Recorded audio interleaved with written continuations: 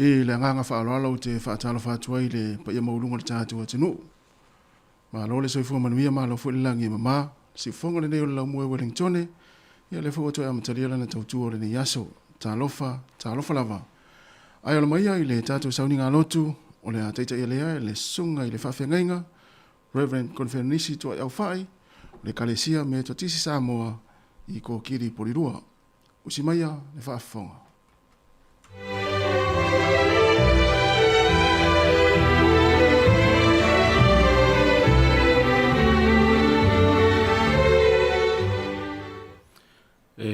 Moa i whaatalo whaatu Samoa, le nei fo i tae au fau le alofa ma le anga le leo le atua.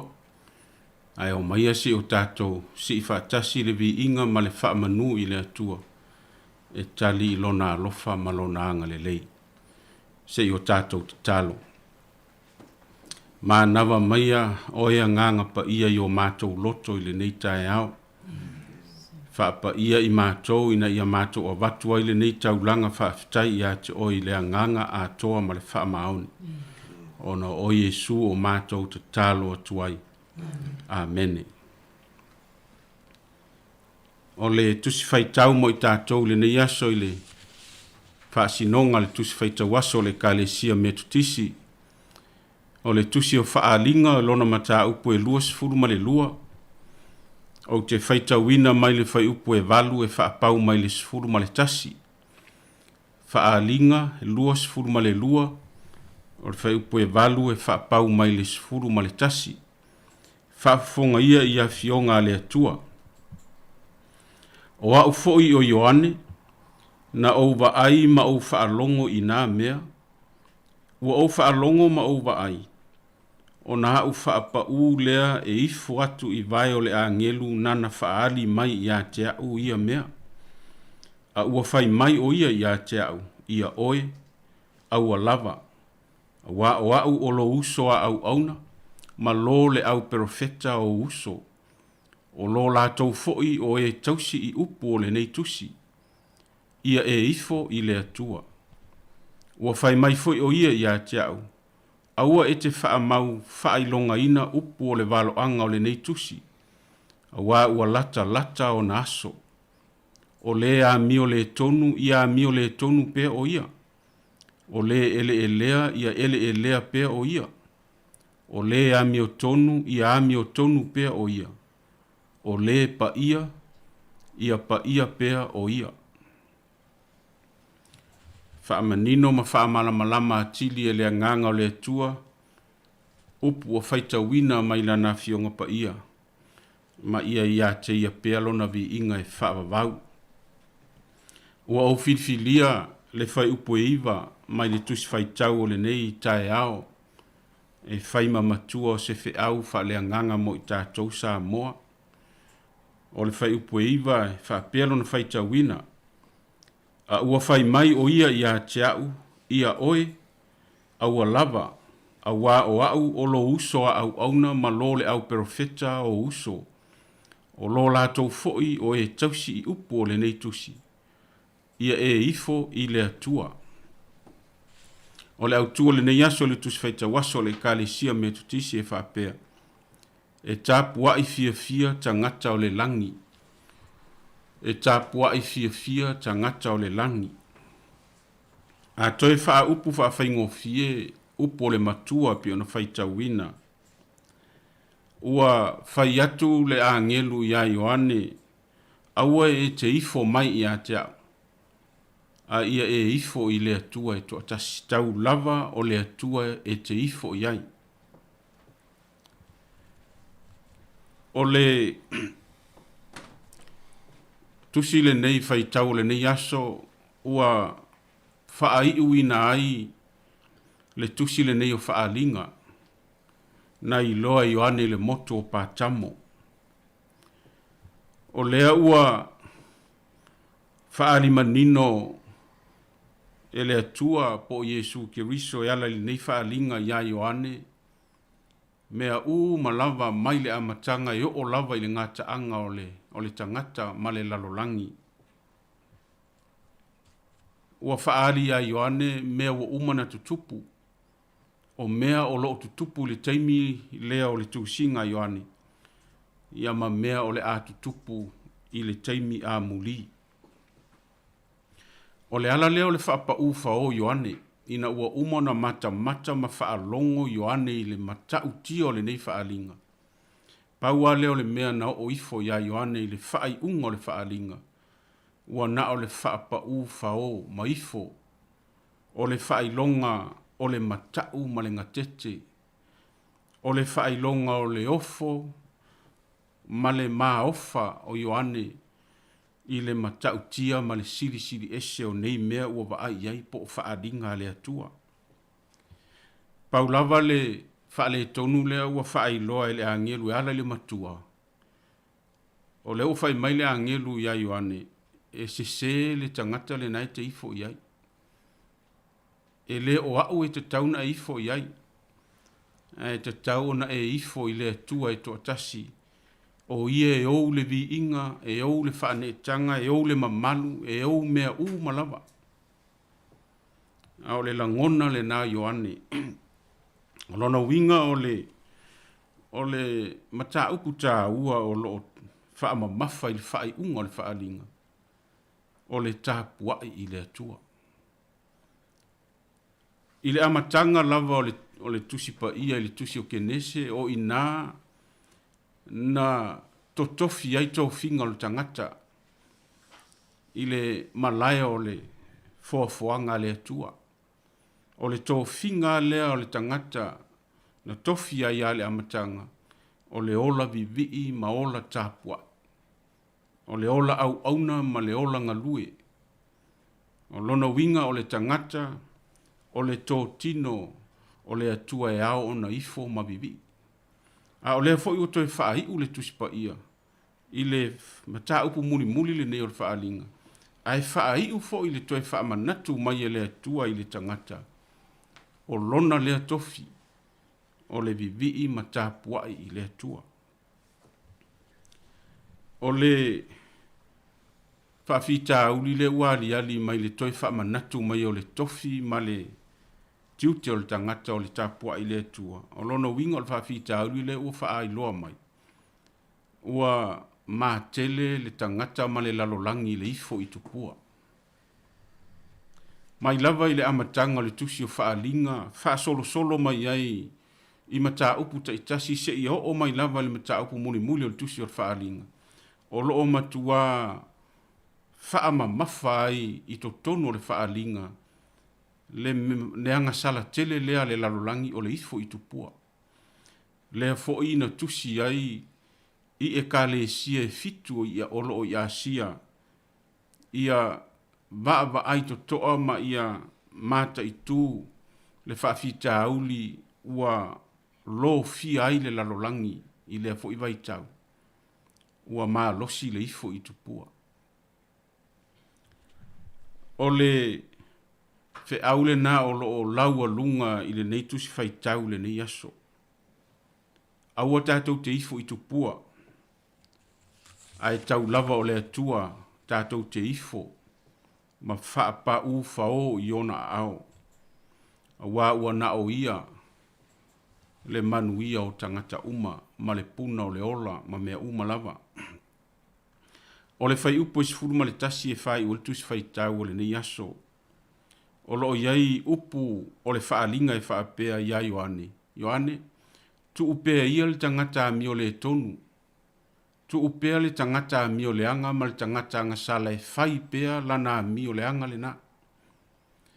Tu ufoi le tangata tali tonu ma le tangata whaatua tua e wha wau pea lona tali tonunga ma lona whaatua tua i le tua. O lona winga ua manino mai i. Tu upea le tangata mi o le anga ma le tangata anga sala e fai lana anga sala. Awa o le ua wha iloa mai le unga o mea uma. O le tangata anga sala ma le tangata mi o le anga. Ia o loo whaatali mai se oli. Le maa lai e whaavavau. Ai tu upea le tangata tali tonu ma le tangata whaatua tua i le atua e fai lana au unanga ma lana tali tonunga i le atua. Ai sea o loo whaatali mai le langi i whaamanu ianga mo ia. O o i tū te tele na e lua o lo whai ua il tusi o whaalinga o le mālaia ma le manuia e whaavavau. Sa mo ai, tā ua ia fo o le whaamanatu mo i tātou le nei aso. O le anga sala tele lea o lo o ali mai pea ma o lo o mafuli iai le laro langi le nei vai tau. O lea fo i wā a fia ai mai tātou. Ua mafuli ma mātele i le ifo i tupua. O le whaalinga le nei na whaali a Ioane i le vai taimi lea o le urua i sentuli po le amatanga le lua sentuli. O le whaafita auli fo le nā o lo tupu e o mai lava i taimi nei o tātou fo i vai taimi. Ua tele tupua ma mātua whaapau o ifo i aita ngata ma le lalolangi. E tele mea ua tātou no nofo a tātou ma whai ma o tātou atua. O le mawae o le poto ua whai le nā mātua i le isi tangata. A tele le tamao a inga ua whai mātua le tupe. A mawae ma matautia le malosi o na whai lea mātua lo malosi. A matango fie se mea o na whai lea mātua. Ua fo i tangata tauta ua le lalolangi, ua whai mātua isi, ua muli iai, ua uma iai le ola le tangata. O lona winga sa mo le whaamanatu. So se mea lava e te fia iai. So se mea e alu iai lo loto ma lo mawhau ma lo anganga. O le mea le na ua whai mātua. A le ua whaamanatu ma le whaalinga. E le ai e le o se tangata. E le o se isi lava mea o le lalolangi tātou te ifo ma tāpua iai. Tasi lava le tau iai le vi inga ma le tāpua inga. Ua na o le tua moni e tō tasi. A whai e tātou te wa ai wha maunga le nei lalolangi. O loo iai wha maunga la ta mai i suenga. E le aise atu nu o le lalolangi e le tupu ai le wha maunga le nei. Ua maa fuli ina o ese tangata mai le lotu. Ua wha solo ina to tele tangata ua le tali tonu i le atua. Ua tia i tāpua inga. Ua o ese ma le atua. A ua o lava e whaile lalolangi. Ese le te leo le whaafita au di sa moa. A o le whaamanatu tā ua le nā mo i tātou. O lo iai le whai upa se fulo le tusi whai tau. Le ava noa o lo tu mai. E ui lava o le ua whaai loa mai le unga o mea. Ai o lo iai pea le ava noa. Nai ei le whai upo se fulu. Ua whai mai o ia te au. Aua e te wha mau whai longa ina upo le nei wha linga. O lono winga. Aua ne i tāpu nia le tusi. Ai ta tala pea le ava noa. Sa moa. E le o tuai lo tātou ava noa. O lo ta tala e le atua le ava noa mo oe maa. Paulava le whaamanatu e tātou te lei loa lo tātou teimi. Tātou te lei loa le me tupu nā nei, tātou te lei loa ta e au, tātou te lei loa le lumanai, le teimi o le atua i lo soifua mano uola. A o le awa no ua maua. Tātou o ese ia ma tua whaapau ma le ifo i tupua. Ai tātou ifo i le atua moni e tō tasi. O le a o onga tā ua lea Ioane o lo wha mafa. O le mā lo le atua ma le ola e whaavavau e le o tae au, e le o le luma nai, e le o le taimi amuli, o le taimi le nei. O lona winga o le mā lo le atua ma le ola e whaavavau sa mua o le nā yo a ao. O lea yo tātou lima o le taimi le nei, e le o se isi taimi. Tu le ifo i tupua. Ai o tātou wifo ma puno nou ma tō tutuli, wha manu, ma ave le vi inga i le atua e wha o ngā ai, lo wola ma lo malosi, wa au mai e le atua. E tātou te whai ai lona vi inga. O le tusi fo ile neo wha alinga, o lo iai le amatanga upu o le wha alinga e wha pea, o au o le a lefa ma le o meka. O le ale wingo ia o matai tusi ia o le alfabeti wha e leni. O le a lefa o le amatanga le na. O le o meka o le wha i unga le na. o lona winga, o le atua, o le amatanga, ma le whaaiunga o mea uma lava. Ia leo tātou whaalongolongo i le sau o le COVID. O le awa uma le isi mata i tusi o le alfabeti, leni o le delta. Ia leo sau vo i le isi mata i tusi fou, o le omicron. O mea uma nā i tutupu le vā o le alefa ma le omeka, o mea nā i tutupu le lalolangi.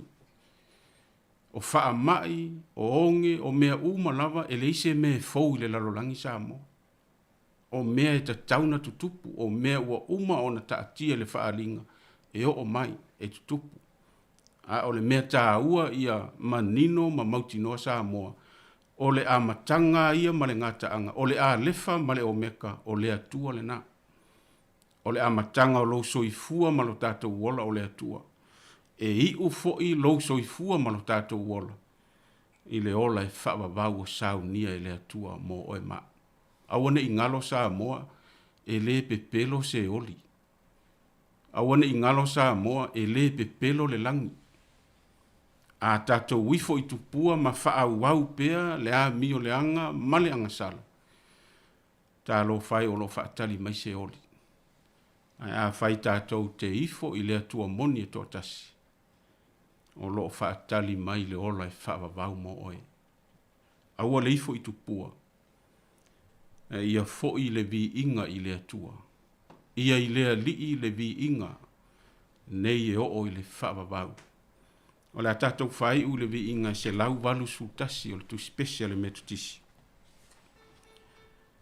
Ia i lea li le vi inga i le asole le i le nei.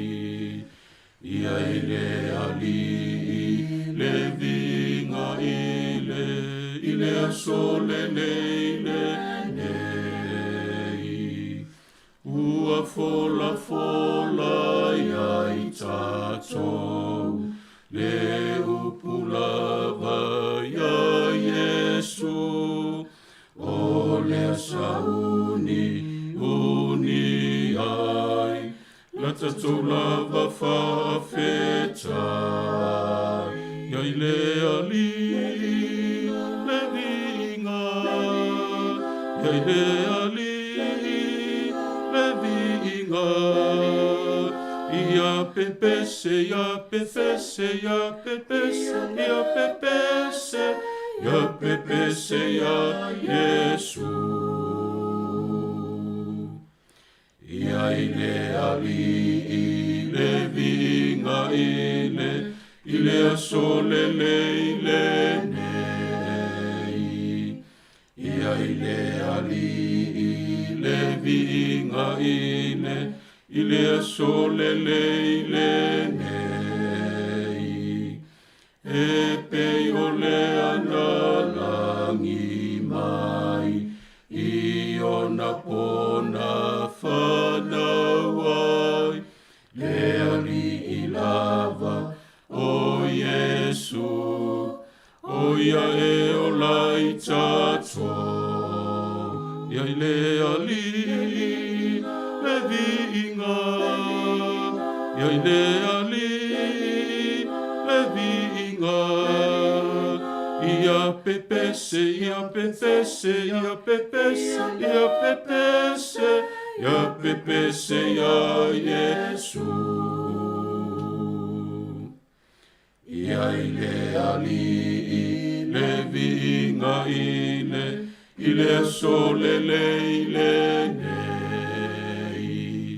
Ia i le ali i le vinga i le asole le i le nei. E fia sau ma le mu ma awa i le pese fo ua langi lava i lunga i le na maliu tinga ia i le ali le vinga ia i le ali le vinga ia pepese, ia pepese, ia pepese, pepese, ia pepese, ia Yesu. Tātou whai ul te talo. Ia fo ile vi inga ia te oe lo mātou atua. Ia mātou wha manuina lo suafa mamalu ma lo suafa pa ia e le au noa. A wao oe ta tau ia ile vi inga ma le wha ne tanga. Ai au lava ne ia te i mātou. Mātou mata iau ngaluenga ma manalo mātou atua. Le pongi sao o mawai le tele o mala ma wha la vela. A o le neua toi whangua lo atu nuu mai mātou le mala ma lama o lo wola ma lo file mu ke wiso. Whawhetai tele lo mātou atua. Manuia lo atu nuu mai mātou uma. Manuia tiute ma whaiva ma ngā ruenga ma nai whanau e maisio le tāpu inga a nei ta māmati nai malu o whale. Whawhetai le whiau ai maisi fo le tala le leie whama natu pea mo i mātou e ala iau o fionga pa ia. Whawhetai le ngā ruenga le nganga pa ia. Siri la mātou whawhetai le taulanga ke riso. Le a lefa ma le o meka o le amatanga ma le taunu unga o mea uma. O lo mātou wola o lo o yo au i le ola i whawawau. Pa ngāle li ie o tangata anga sala i mātou. Mātou te ifo i tupua. Whaia lava o mātou loto, ai mātou te le ifo ma tāpua i ati oe le atua moni e tō tasi. Wha mā ngalo i mātou u ma lava, e ala i lou toto ke riso. Mātou vala au, a lofa maia leli i ele nei asu. Le usua i o lou atu nuu mauta ngata i whi au ma ngā ruenga. Pui ma malutia i ala uma, le lau ele o le sami o le ea, malutia o ta ngata i o au. Anga le leina ia mātou whanau le usu ia o onga. Fia ngai foi masuenga whaai o le nei tausanga. Mau le poto. Māta tau mawa ia te oe. Wha malo lo ie o mawhatia ma mamai. To tonu a inga ma mauta ngase ma sose ngase. Wai o whanau no wha maise loa ngā. Manuia le nei atu nuu mātu nuu o whaima o mātou tofi. Manuia fo isi o mātou atu nuu i Samoa. Manuia au e kalesia ma le whiau fola o le tala le lei. Maua lava nia nganga mo lou mā loe whaavavau. Wha manuia ma whaapa ia ngā ruenga a mata lau le tio wha sala lau. Lele i pule malau au whai ngā ruenga. Wha au penga ina wha le nganga. Maua fo le mā lose wha tino ia lātou tiu te mawhaiva. A wase whiau mo lou atu nuu ma o tangata. Tātou mā futa le nei aso i le amatanga o whiau ma ngā ruenga i o le whai unga. Ma ia fo i le vi inga i ati oe ai le o i mātou. Ono lo suafa ki riso o mātou te talo atuai. Tu mau i o mātou lunga uma, lo lava manuia le atua le tamā le alo le ngang, pa ia nei e o le whaavavau lava. Amen.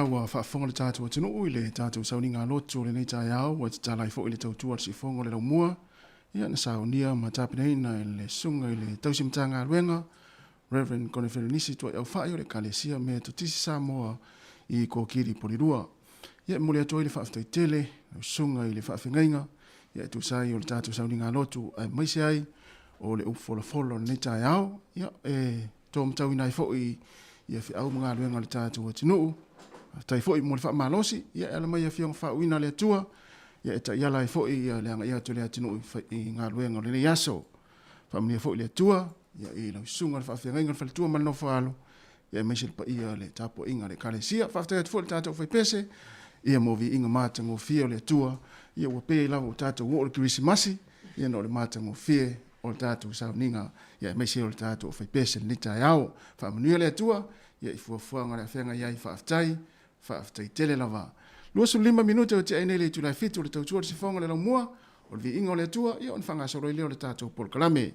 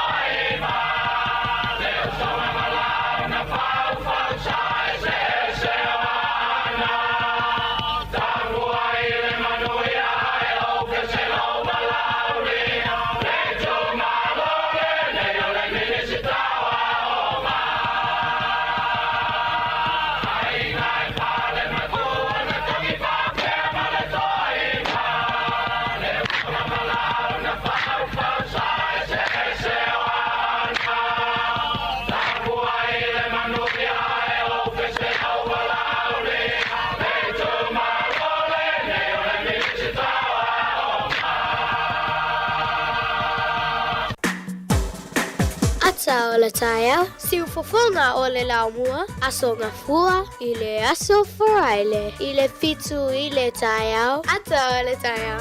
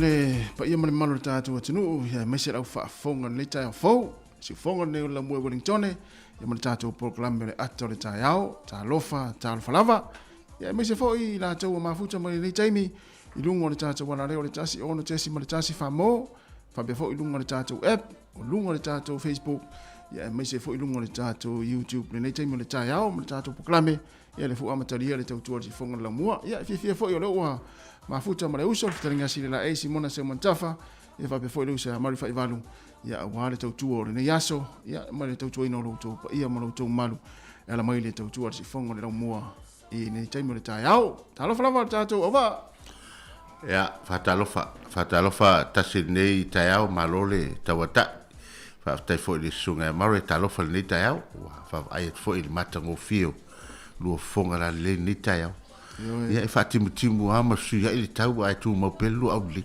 ia na ono ma nei o tatu sauninga loto le tai au ia me se le fola le tai au oka se ma nei e mnatu o ila to umalawan fa fonga mai le tai au tatu sauninga loto ia le mana le upu i tatu watinu nga luenga ia fuanga tanga tala vai ia mama na tua ia fa mai le upu ta ua le nei aso ia au le ifo i tupua o le volele o le winga tala e le fa autu stangata na fa autu ia il jonga volele ia o vole fa pe o tele autu pe silai ia o te fa tu le tele o tupe wa tu pu no me la tasina la langi le ni ala me fa sino mai lo lima la que no tele autu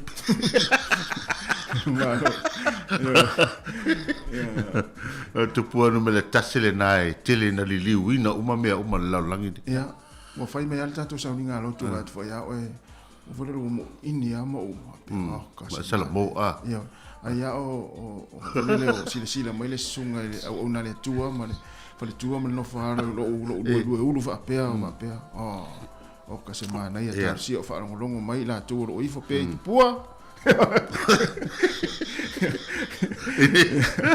ia ele tau na ifo tu pua so tu pua lava e ifo ele nei tai au ia mana tu le tatu sauninga lo tu le opo le nei aso ya mana ya to matonga matonga fil tai au tai yala fo ia ya tato watunu o fenga solo i fo i fia mga luenga masani ya ngata fo i lea ya tapo inga mau na tato matua ya leo wa watu matafa tarofa ile ya tato watunu ile o fenga luenga tofi le tua ma faltua ya feo yo tale leo salvio la to lava ia lo talo le aso ma le aso wale al fai mai tato watunu ile ola mal malos fo ya malos fo manuia ya tama fo mtina matua ya taina ni fo ile lo tato watunu le fo wa ya tu fe amga luenga masani ya fatalo fatu ni tayau nai fa nau ya le fo wa ya tu tau fai uma fo yo ngaluenga ni tau sanga ya malole tawata i malole toa malole on sai ya ton ya wa fai wina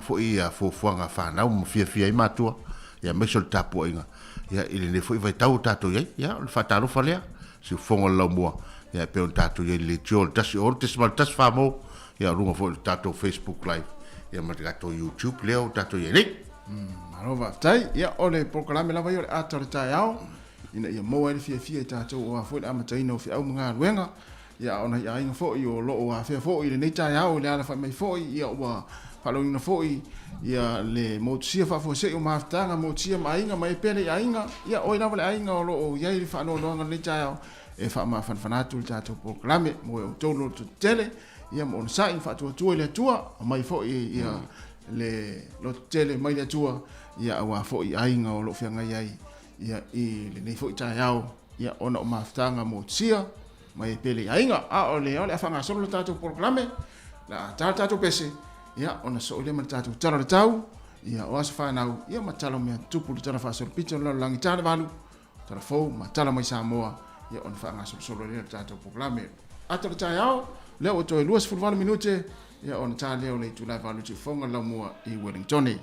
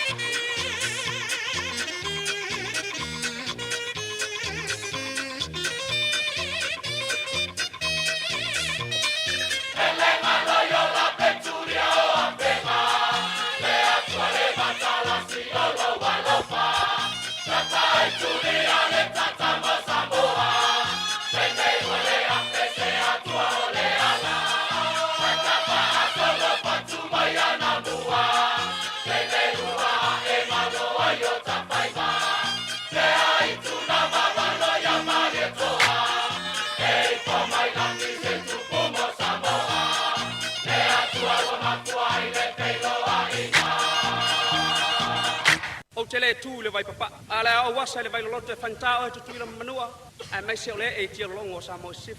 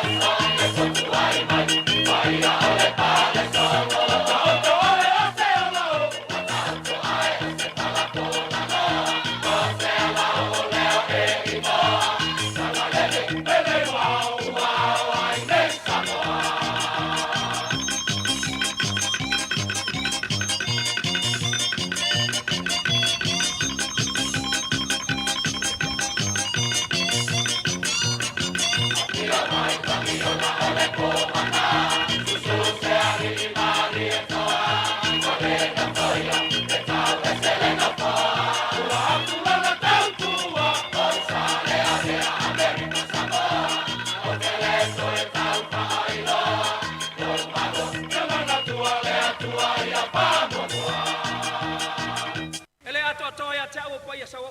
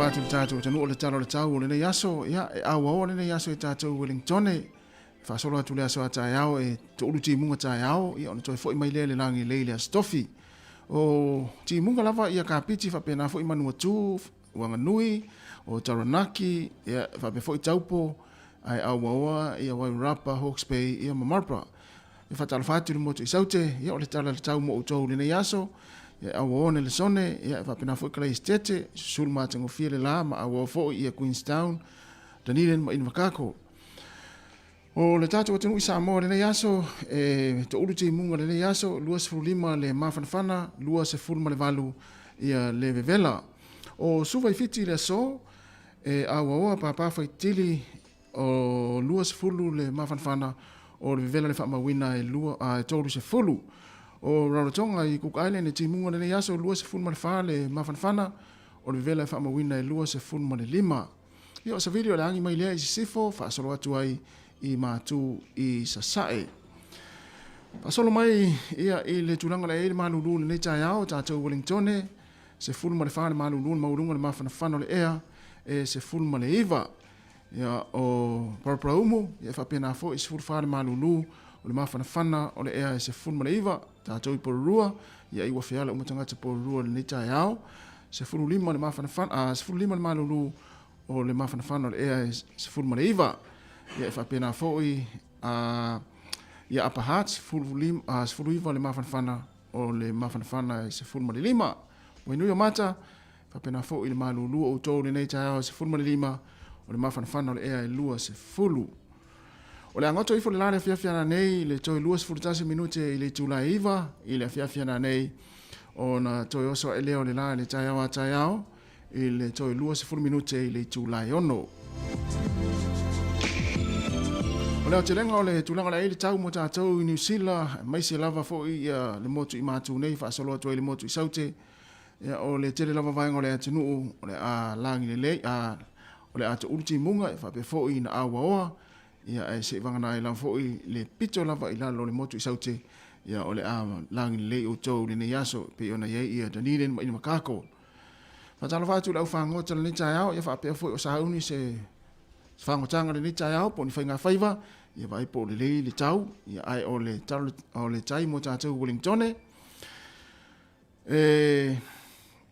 pe le tai le tau nei o lona winga leo wa pe le tai i le toi lua sefulufitu minute le tula valu i le tau nei lona winga o leo pe le tai ona toe sua leo le tai le fiafiana nei toe se fulma le 2 minute i le tula valu ia i le toe se fulma 2 minute i le tula lua i le fiafiana nei e sua i le tai Wellington ia e whapena foi ona toe pe le tai i le poana nei i le toe 5 minute i le tula valu le poana nei ia o le vini ma porirua Foxton sua le tai le tau nei 25 minute te ai le ono ia ona pe le o le tai i le fiafiana nei i le toi luas fulu minuti le tula tasi I le ulia na nei. O le tulanga na o le ayai le taro le tai, mo I tātou Wellington, ia e maisi ai o le tulanga le ayai le tau, ia e fua ia iau fua fuanga o le nei aso.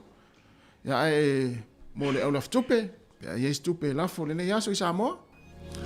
Ia o le swinga le nei o le tātou tupe o wafo le nei aso, ia malowanga le lei nei tātou ainga Samoa.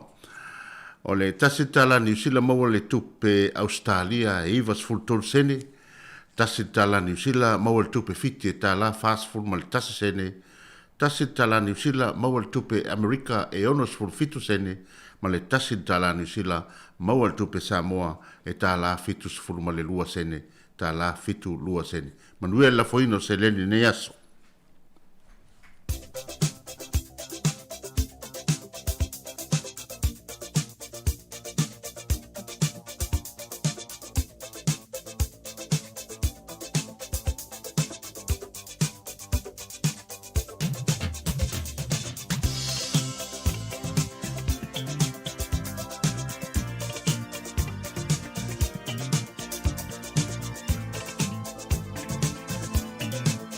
Mlianga sa ifua mas whanau e whaamnato tupel tato imeli o le asa whanau at samoacapitalradio.co.nz ia mo uto umalawa na soifua mai lene yaso le aso tolu se fulu November ma tau te whaamuni ato to wa soifua whaamuni le atua mai atu e whaapopo nisi tau sanga stele mo utou.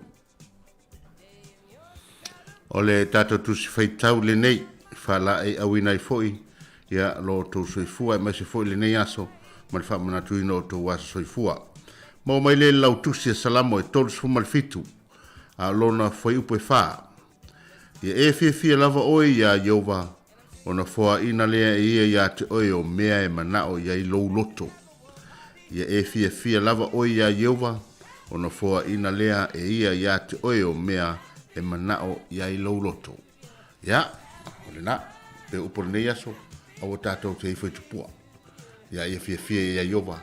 Ia e whamalia ine I o tō loto I mea tō te mana na oai. Manu ia tele o tō wasoifua ale pesele nei tai nātu moto.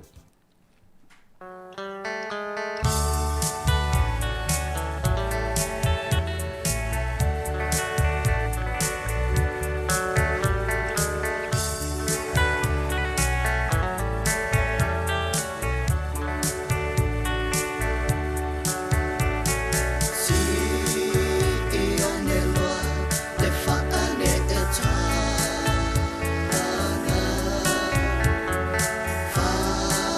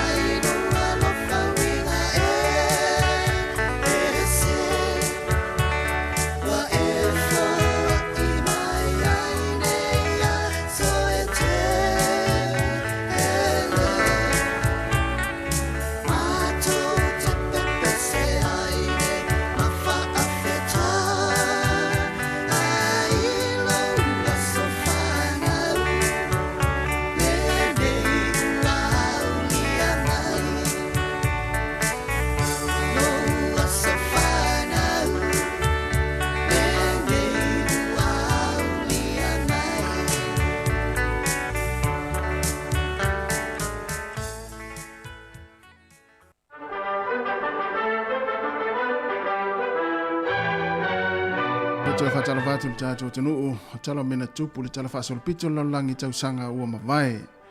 O le aso le tausanga tasi fitu tolu tasi na lulu inai i a Beijing i se mafu e tele mai o atu le se lau wafe tangata na maalili wai. Le aso le tausanga tasi fitu tolu tasi. O tausanga tasi fitu ono ia o Captain James Cook ia po le fo e whasamo ina tātou samo Captain Cookie. O le aso ia na amata ila na malanga lona tolu maala na malanga muli fo ilea ili Pasifika. O tangata sue ia le tangata nei o James Cook.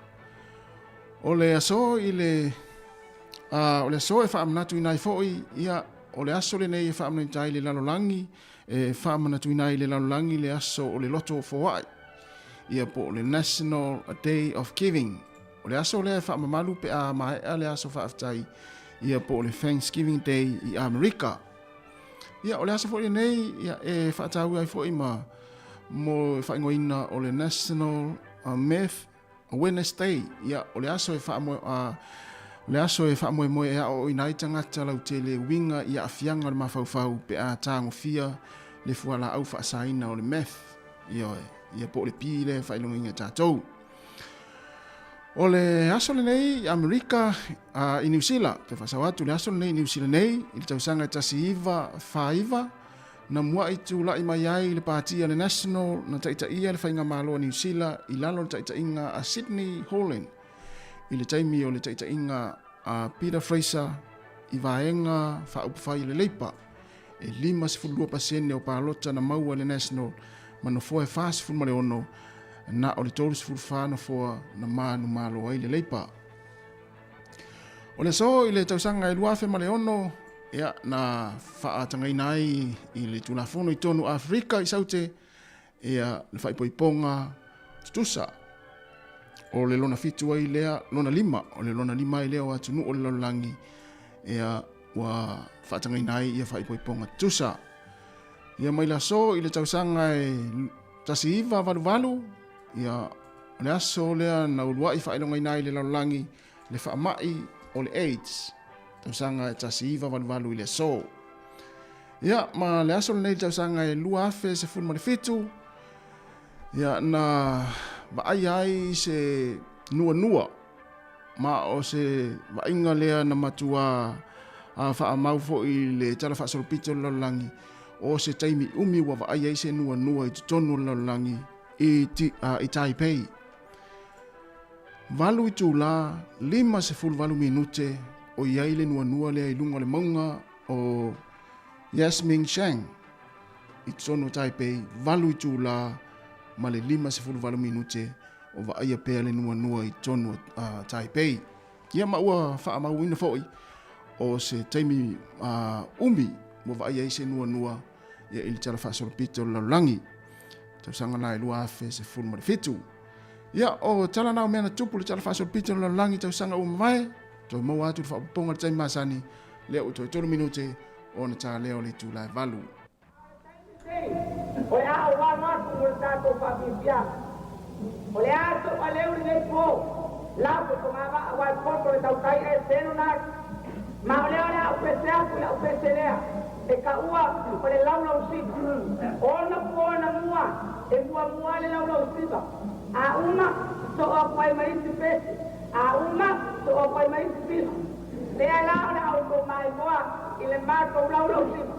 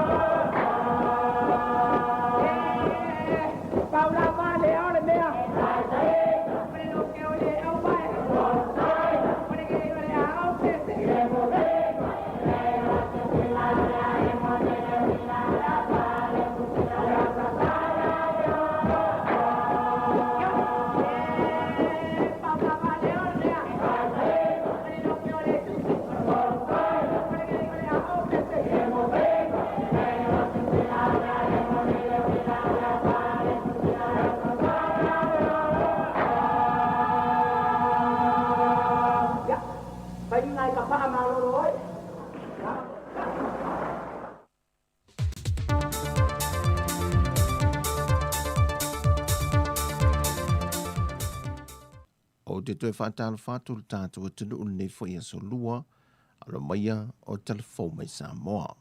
O le malupui puia ma le saunga le mua le antunu. O le vaenga mua le o lo pito I lunga I fuafuanga uma le whainga malo. E pei ona whaailoa mai e le fionga le minister o le soi fua malo loina, le fionga valasi ta fito lo pito whanua sele. Lena ia saunoa. O le mafua anga fo le e alai o na whailoa I pea mai ilo fautuanga e mai le komite o whaamilame tu whaafu se I le New York. E na ia maa walunga pea pui ngau Samoa mai whaama I pepesi. O Samoa o le foi uto e whaao popo I si aso lana polo ingo pui nga. Mai le aso lu se fulma le lua Novema se I au lia le aso se fulwiva o te sema. Peitai wato e tala maa lia isi vaengo ana polo inga. Mai se tasi o fontanga le kapeneta le aso lulu le vai aso nte nei. Ma wha maunia ia teu ngō polo ingo wha la vilavi te tupu whaafu sei. Mol wha mai il covitis fulwiva. E au fie mal tala ina leo ta alonga pinko. Mai aso to na I leono le tae au I le se fulma le tasi le po. Ai o le atala ina foi pa pia faltel malo o fale kalapo. Ma fale ainga mai aso nga fua I aso to nai. I leono le tae au I le se fulma le lua le vai luanga o le po. Na mata wha amaluina I esuinga o le polo inga. Mai le aso lua se fulma le fito Novema le aso whareilin te nei. Se ia to iai se isi wha linga. Ai o isi vaenga umo polo ingo wha lavi tupu whafo se ina tu ina mai mua le kapeneta. O loo wha tu mau ina pea. Ma io fontanga I silsila I kapeneta. Na whaieso na tūlanga whāna tinati. E tu sai ma le vaenga tōtus fu ma le varu pui tasi o le whaavai o le malo tutu o tasi o Samoa. Peitai o le ua amata lia e le isi wha mai fau o le isi fo I tu ai ngai whanau mai lava le covitis fluiva. Le ua wha ingoina le Omicron. Ma wali potia wa a fiai tangata nu o Australia, Beritania, Afrika I saute, ma nisi o antunu, mai na fasiringi aile fiongo le minister soi fua malo nuina, pe wha amata o lo iaise popolinga I ate ia I le wha mai foule nei. Ono o whainga malanga I wato malanga mai eo tātou tangata mai Australia I Samoa. Ai le kaimingei le o iai la se kulanga pe o nga iai le kakoa o le mea kau fo yon kakoa nga I. E makua pui ma va ai mai se lava a fai wa fiang nga ka Australia ia pe o ka ko kwa o nge o ia ka nga e ka lava ka kilo ko au ka ko ngolo ia le ka ko miki fa ko mo fa la fa fose le fiogol minister le soi formalo noina le fionga va la sita fito lo pito fonua sele wa fa ma niel faita winalo ia o fainga pa lo tala I le aso na nafi. Ma watu ina mai ai le tusi wha maonia, mai lana fionga le ama malo le malo tui maleli whano vale toso alo vile lua. Wa wha maonia ele filifili o swafan tau wale whainga palo talai ti moi tu malo e ono. Le na vanola tau na fo le pale mene, ese mai ai le tu malo fale alupo. Le na le aisa na whainga palo ta na whaia, e na o wha maonia lan sui whaipu le wha ai unga le wha masinonga, ili vaiason te nei.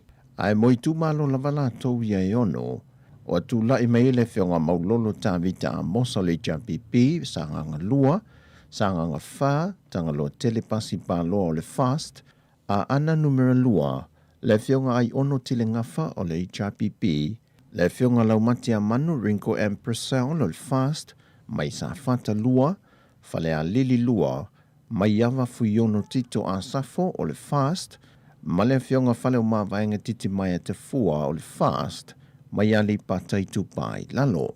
Peitai, ele mai ai o le whainga pānota, ma wale ato ai le fwai numero ti nai le pāle mene to ono, ma whaatu langa ai pasene, ma toeanga vaai ali ma le manu moti mo moe mausu alofa tu au, o le JPP, ma le fionga whaangase li isa po a whangiai, o te maitai o lo mawalunga pasene, mai le whaatulanganga o ti nasa tau vai le whainga pānota, na te whaamalia ina le pasene o ti nai le pāne mene, e pe ona ia ia lalo le whaavai. O ia vaenga, na toe whaamanino mai e le fionga le komisino whainga pānota, whai malo matu mua Matthew le misio. Whai umana le tūlanga whainu pasene tu maita, le ngona te sile vaenga lelo o tūri mtai mai fo le malo tātou o tunu, ia ma teo le fo ila o le ua mai al whainga pānota le titi. I mo wha mausalia lo ana ni. I le mau le whai numero le ono le mana mia le whawai. Le na le toa wha le mau le tatou I ungo whai ngā pālota. Ia le alana whaatino lo le whai ngā fo I leo le toe wa tau loa ona activate le whai ngā whawha. Tasi ina ia mautinoa atoa le ono le ina lo I whanoma. Le mea hoi le ta ua le minimum 10%. Le ala ua iei le tatou whai le maurunga I loka sen le fionga ia rima le manu moti moi mausu ua lofa tu au. I whapea le fionga ia whai ngasi ali sa poa whania. Tu whatasia leo suita whatamatai umalo tau wha. Sau do whai malo matu mua, o le whai unga lava lea tu whatasi ei mal whai ngā pālo te tele ia a perila. Lea o lo whaawa wina mai pēr lava, lea na whaawa wina mai lava, e whainga pālota na se ima vai atu nei. O sui al whainga mālo wa iei nei, le whaatua tue le tuasa mō o watasi, e tōtu se fulmatasi o na sui, ma le lua se fulma le lua, o le vaenga whaapu whaia ngai le mālo, le HRPP. O a whaamau nia mai se tasi o sui o le aingo le fionga, le whaamasina sili o tu mālo, le fionga pātū tia vāsu e whalwhātu maka sa polo, o se ngase ua lewa o na whianga I malana fionga, le foisa sa edi tōng whitia tuai mō teimi e tele e tunu I whafo, mai ua ina toi whaau I tuolo na suafa ma le whainga pālo ta tele lea tunu I a perila, peitai o lea ua mālo no ai. O le tausanga ia whaiva salawiva sa fumalelua, na urua e whilwhili e a vea mwhaamasina sili, se ia retire le tausanga lua fes fulmaliva. O le fionga pātū o se tama whanau le fionga o vaiala, na onga lea o ngā mālisi mulvai, so ai malkolisi o sangato Iosefo, ma whaaua waila na onga le University au Kilani, ma whaau umai e lona wha e longa masters e le vaenga tula whono I le awhiv se lau fetus funmale lima, ma ngā I mai I Samoa. O le fionga pātū tia vāsue whalwhatu ma Kasapolu, o ia le na so atu le ulua I Samoa mō mua na avea mwhamasino sili le whamasinonga, le fionga tu loma Neroni Slade. O talafawia mai Samoa mo le ne yaso, se isi o na whao poponga le tulai sa funmale lua, whaasoi foia.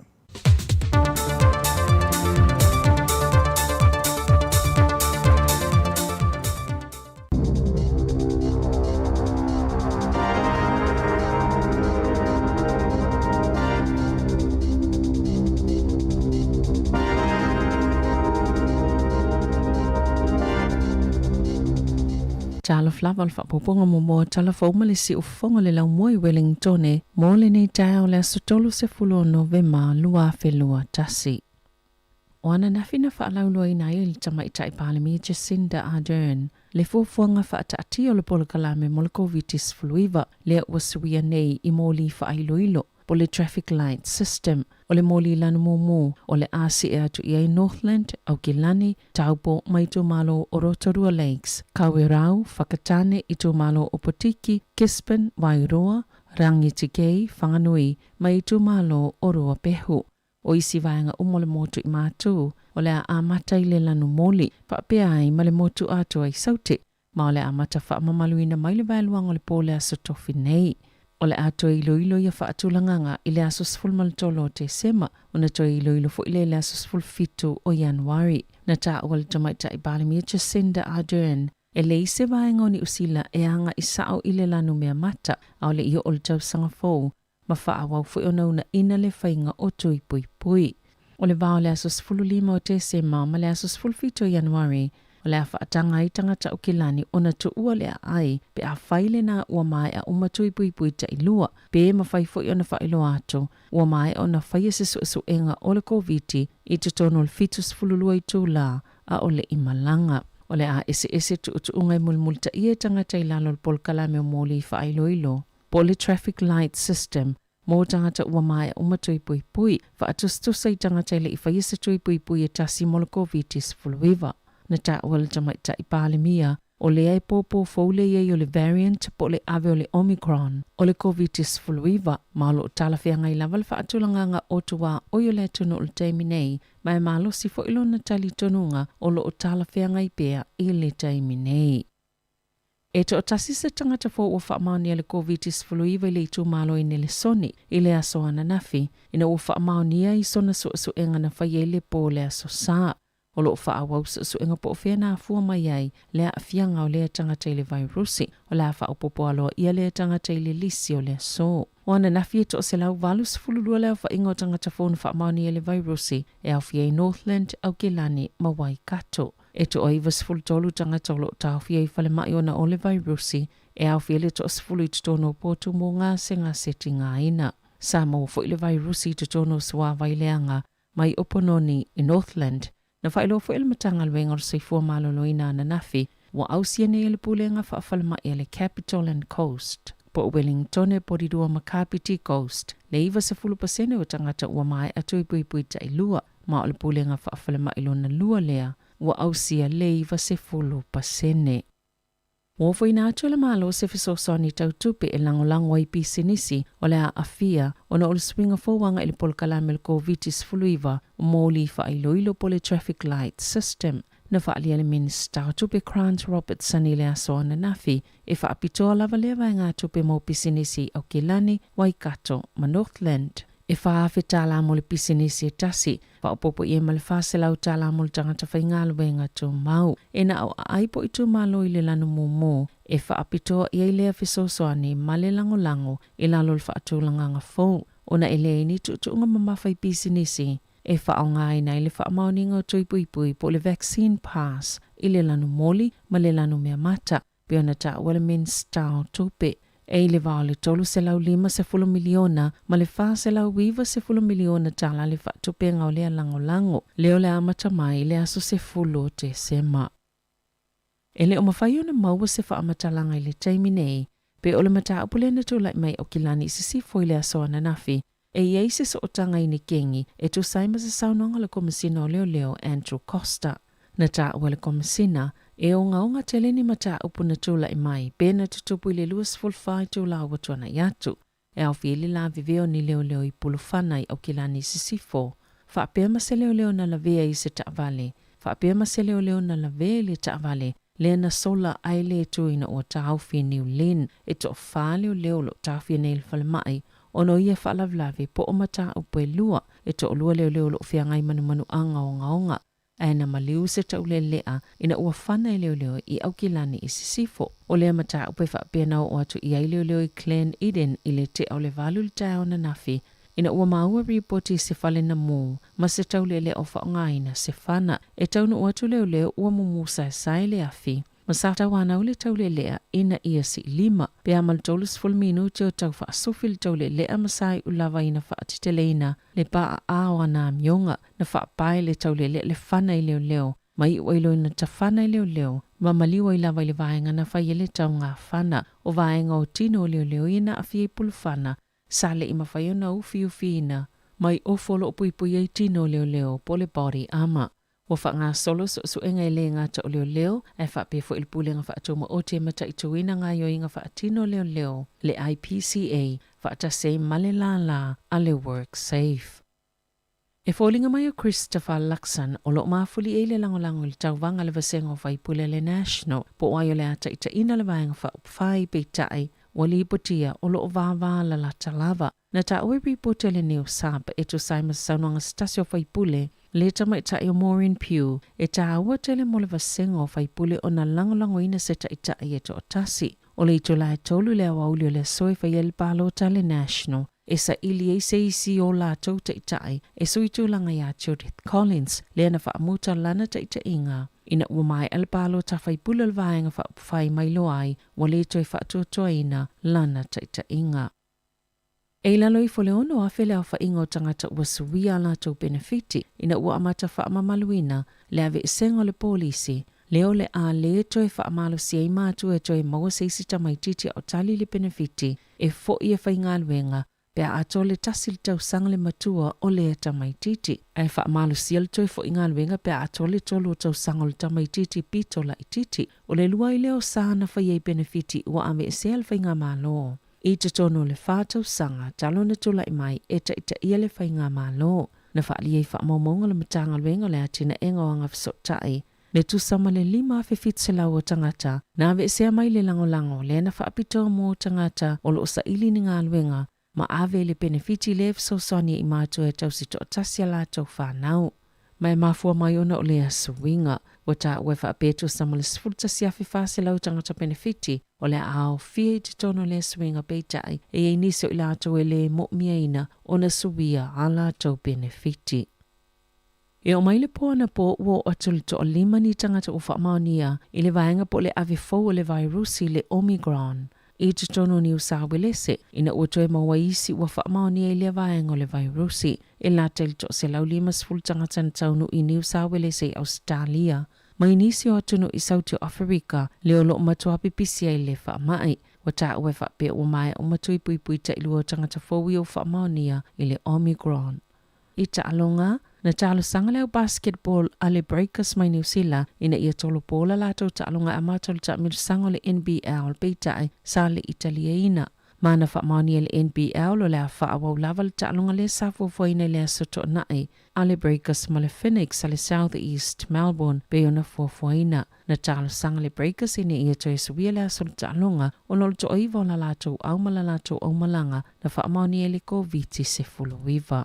Tala fawia ma le si ufonga le lau mua mo le nei vaenga o le tai au.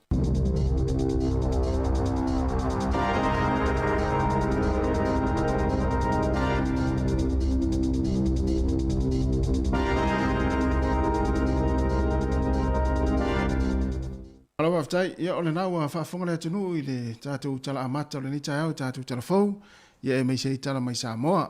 Toi mol whaaponga le tulaiva i le tai au nei, o le ua savalivali atu lava le tātou taimi se 45 minuti e ua te nei le tulai valu, poklame le ata le tai au, le sifonga le lau mua, ia toe whaamalo ma toe whaatalo whaatuai, ia i le tātou atunu, ia meisei o whaafonga le tai au, ia o nei whanau fo ina ua a ngai atu fo i ia mātua e mamori a onga nei aso asili lai, ia ia onga la whengai mautou, mano fo i whaamalo si a onga nei tau sanga. Pe an ta whaatalo whal tai au, ia e le mwhaiana ngalo le tapo inga maua nei mātua, ia o lai tāpua i le aso ma le aso o al whaival whanau la tūtau mwhai.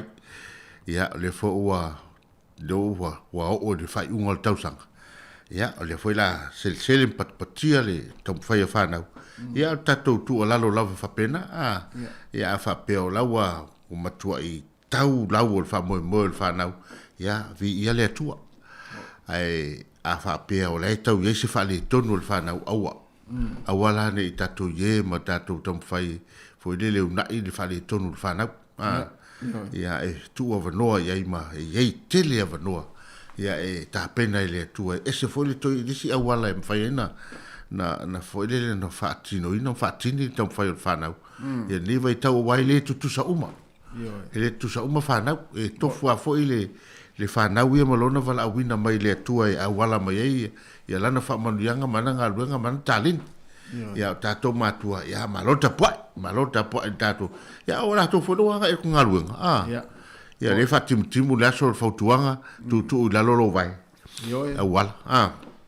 O le masino la fo i whaalamlawe i lungo awala. E le ngata i tātou New Zealand nei, si o tātou tunu i Samoa. Ia manalalangi atoa. Au leo tātou wanga atu fo i ia i le whaiungo le tau sanga maso fia.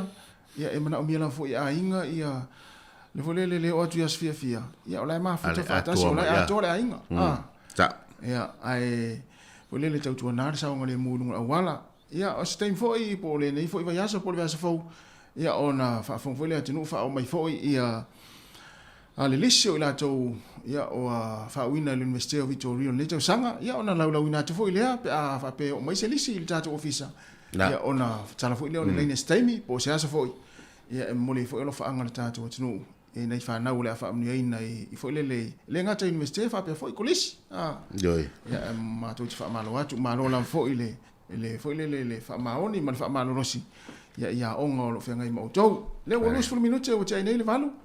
Ia e pe ia nei le tātou whaamalo atu ia wa misi atu tātou whaanau na ia ona o le aswhanau le na lafo mai ai le taimi le i whaia tātou polkalame aswhanau. O le ala na le a le whatoa mau e tā ua whatoa ia o sau le mua i tutono o waial sa wal whawhawale si le whatoa o mai. Ia o le aso whanau po le aso soifua o Peter Clinton Peter for ese. Peter Clinton Peter for ese. Alo faangam fa manianga mo le aso whanau, ia o le nephew, o le aso le nei wa atoa iei lo na tolus fulma le 5 o tausanga, le aso tolus e fulu novema lua afe lua sfumatasi. Ia vi ia le atua ilo na alofa malonanga le lei, pe o la salamo e tolus sfumatasi, ia o vai o te whātua tua lava ia te oe, a wa o oe lava lo papa ma lo olo, a wa o oe lava lo malosi, nei e o le whaavavau. In you, O Lord, I put my trust. You are my rock and my fortress. You are my strength now and forever. Alo whaanga o Whamanu, Katerina, Elia, o nei o Neil, o Teresa, for Ese, Mine, Martin, ma Faith Amosa o Stokes Valley. Whaaftai, manuia lo was soifua.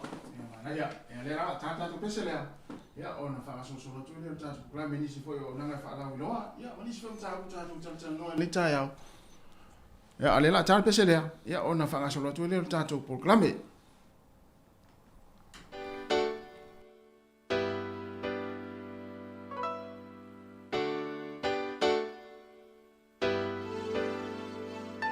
awane imita mita seta si ilona malosi ai ole whaafetai ia mabe ona whaafoki i lena ia au mai ua mafuai mana tua ia tali ole wa ane ingo telefongatai a mele tamau ai nai tupe tele wa ele mana tumai ai isi o samale ai na pele so ani ole ai fo italo fa se ifa amalo mai no ita wala vale ilo taona awane mita setas ilo na malosi ai ngalo ai ole fa afetai ia vabe ona fa afoki ile na ia au mai wa mafuai mana tua ia tali ane ingo telefongatai pe se ta amiloi tu e fa ke lope awana ingalo o lau telefoni mili mai fa amole mole le ai se manu elela e tau ile langi na ole mamosina elele mawaluma atali lana sua ile sani awana mita setas ilo na malosi ai ngalo ai ole whaafetai ia mabe ona whaafoki i lena ia au mai ua mafuai mana tua ia tali ole wa ane ingo telefongatai o ole ala ole poto ia te oe le tala le tusi ole vale inu so ani ile uamana omia ifelo fani tato mama wale ola fia owane mita setas ilo na malosi ai ngalo ai ole faafetai ia mabe ona faafoki ile na ia au mai ua mafuai mana tua ia tali ole wa ane ingo telefongatai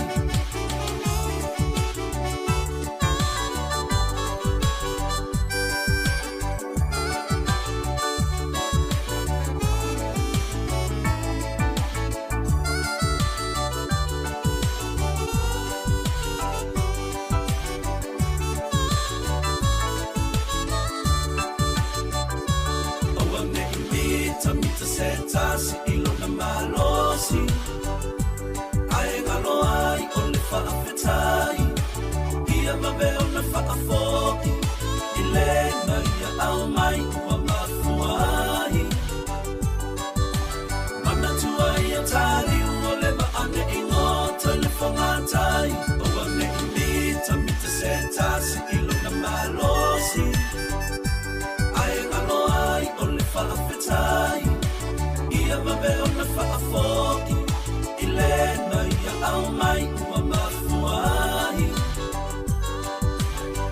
tua ia tali ua le maane ingota le whangatai.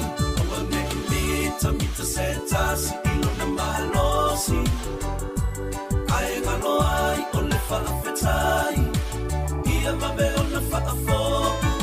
Ilena ia au mai ua mafuai. Mana tua ia tali ua le maane ingota le whangatai. Awa ne mita se tasi ilo na malosi. O le whaasisilanga tā ua, e whaamanatu atu i le mamalo le tātou au whaafonga, e iaila wa ia te tau i lalo le tulafono o le Broadcasting Act tasiiwa valuiwa, e whai eisau whaasea po se whai tionga i mata upu, tau i whaasalalau ngai lunga le Samoa Capital Radio. O lo au ili lalo le upenga o sota inga le pūlenga o whaasalalaunga, po le Broadcasting Standards Authority, bsa.gov.nz. A inga mo le whai o sau whaasea i se polkala me whaamanu ali ai lau whaafonga anga. O lo au fia ai vaenga nei, o le ale te me mawhaiona whai se whaasea, o ai tu ainga polkala me mawhaiona o whaasea ai, o ai e whao o iai la o whaasea mō le taimi mō mua, whaftai. Malo whaftai, 25 minute o te nei le tu lai valu, le tai au le nei o le aso lua, tolu se fulu le maasina nove malua afe lua se fulu maletasi. E le whasilanga nei fi au natu, le whasilanga le maftanga whai fi au so whaatasi Wellingtone, pori rua ma le Hutt Valley. Mapone ia i ni afane ma le taula i malolo e pei o le fitalinga i le vaa o le manu o le sanga lala.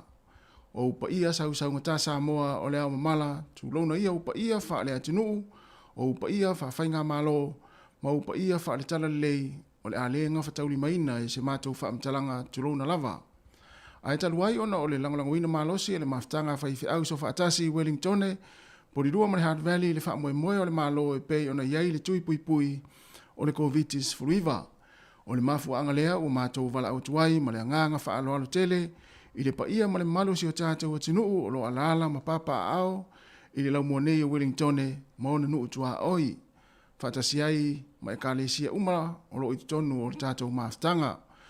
O le a whatau nuina, le whaia o le tui pui pui, mo so se tasi e le i whaia sona tui mua mua ma le tui lona lua, whatasi ai ma le tui wha malosi a tui whamalosi a tiri ai pui pui ngore whamai ia po le pusta i le asto na inei, le aso whao te sema, i le tūlai se fulu i le tai au, e o atu i le tolu i le afiafi, i le nofanga o le Belarus Sports, a Trust House i Hutt Park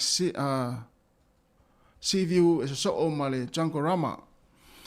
Ia por kalame o le aso e amataina i le sauninga lotu pupu e tapeneina lava i le maftanga whaifi au so whaatasi o na whaanga sorolo lea o tuinga. O le aia i fo i whaafia fianga, ma ta alonga o saunia mo tātou whanau, ma e telefo inisi o whaamnianga o le a whaapea o na tufa ina i le aso. O le nei whamoe moe o lo ngā lue whaipaanga i le maftanga whaifi au, ma le Pacific Health Service, Hutt Valley, i manisi o nanga a le soifua malolo ina, e pei o le CCDHP. A mailo wa inga tātou fia ai, i le aso a maise lava le tātou tutu whaatasi, e te atu le nei whaamai, a wā lava le saunga le mua tātou tangata Pasifika i Aotearoa nei, a o tātou anga i atu le Krisimasi ma le tausanga fau. Whaafetai tene lava, lo sainia, e le maftanga, whaifi au so whaatasi, Wellingtone, Porirua ma le Hutt Valley. Ia, o le whaasiranga na, ia mo le whaamoe o le stona i nei, ia mo i lātou e le i whaia tui, mua, ia ma tui lo na lua. Ia stein fwoi to e unati whaasiranga na, whaamnatu atu pea, ia le whaamoe o le stona i nei, o lo langolango ino malosi, e le maftanga whaifi au so whaatasi, Wellingtone, Porirua ma le Hutt Valley. Ia, pau nā le whaasiranga nei taimi, au lea ua aftonu lava le tūlai valu. O le a foi le wa fai ni lo fasisi langa le na wa le tau na ina pe otui. Ia e pe o le tala foi le fai atu dato tunu. O ne i fiu pe pe au matal tato fa longo tu langa pe ona wa o telefo i tangata le wa matana fesili ma pe ye tu langa o toyo o mai o le si le foli le ele yo mai ni usila. A la foli le o lawa i tato nutua o le Omicron na ya ele tawala tato wala o le ni me tu o me tu pul lang ya e o fia o me lang ya al fengo le tui ia wale o te va atu nei fo i talai sa ne sa valina tasi keisi lo i Nelsoni se lava lua na nafi i New Zealand atoa ia lo no winga le lava la o sa o solo atoa le le turanga le o vai et fo i turanga le wa ile fe vai na mai den sa o nafia o e ma o family ina lo vai vai no le orange mal red ia tunu Jamie amata na fa ilo mai ai le malo ia le traffic light ia matuane ne fualo o vole lo ma fa tulo ia le wa fa matala mai ia ma tau mal mai ia le o ma ia o le mal le fo ia e vis time ia ona wai fo ia manatu ia ni sol tatu tinu o lo fa ele o mal telefo i fa ngai na molina malanu na e pe fōringa mai le la wa matauna le wa matua i pau ala le to matua i marosi ala le vaenga le tamale o le pass o le vaccine pass e le fa tu sape fe me o mon fa lo tui ai le el mo vaccine pass e te le alu fa lo e te le alu tonu o fa la putonga te le alu tonu lotu te le alu tonu isi me night club o le fa le inga ia pe o le winga na lena na fai mai ele vai lenta pena mai ia o le fai ai lo ia o le fai ai lo fa nawe e fai sau email ia wa no va tu mo fo fa malo fai ngorua pas ma tu fu ma le wole vanta ti ai lu mo telefoni jamana na wa tu fc mai fa toli tos felo pas ia ti no le ki al telefoni ale o sungale Anton wa ngai fa pena la fai ngal Runga ele tanga vole le security le farsa na ro sorry fellow pas ya on fa e mo telefoni fa ilo yai mai le tau fasili mai ya oil pass ai to se fulu mita o wole van tau ta pena na ro tu ale tu mai tanta fa ali lo yai ele fa pela na fa ali ya e tau na se o tilo va ai le tangata le tu mai faito ya po o e sa o le o lo wingoa le wa ele te mitel o lo ngo o lo po o lo sua faia tastolova le tatu lo tatu ala pete la tu le po ti lai da lo la tu le pa e no le so le tati le io fa pe e fai fete ga inga va nga na wa fa pe o e te wa tu le te tu mai fa to tatu farsa tatu kalesia no lo tu fc mai o tas falau fa il fa lau pas e no vetu no le se i fonga mo la pasi wa ta uno fesili atu volta ngata le tu fetu sa o le se i fonga la pasi po fe so tui i te wa matel tele ma tu le o tu falsa ne le so mo ya le fe so tu ta foi ona sia kil ngata le la silineta tu tui e o fe fiau mo no fa tu sia ki uma tu sape fa pe wa isi ta tu fa pe io fe fiau mo no fa tu ta tonuina na le fa le ai se i fa fo le pasi fa ali le ia ona afto ave lo le fa a fa pela la tu fa le se pasi ale la amata lotu ta o fi ale lotu se i longa to ya fa mai la fa pela te la tu fa le mo ele fa stu le fa e no musu lo le ia le ona le tua ia maria la sunga le ona le tua ia pe faina e ala la tatu no fore ale la ola tu fa tau tatu le mo sa uni ma tu spaia sorry ele que le pico ia ai manatu ia ua mai a uma ona fai tui pui ona le tua ele ona sfata tainga ele fa o le fai tainga ta o fai ngole me tu sol tu linga foi le fa maoni tangata le tu fai to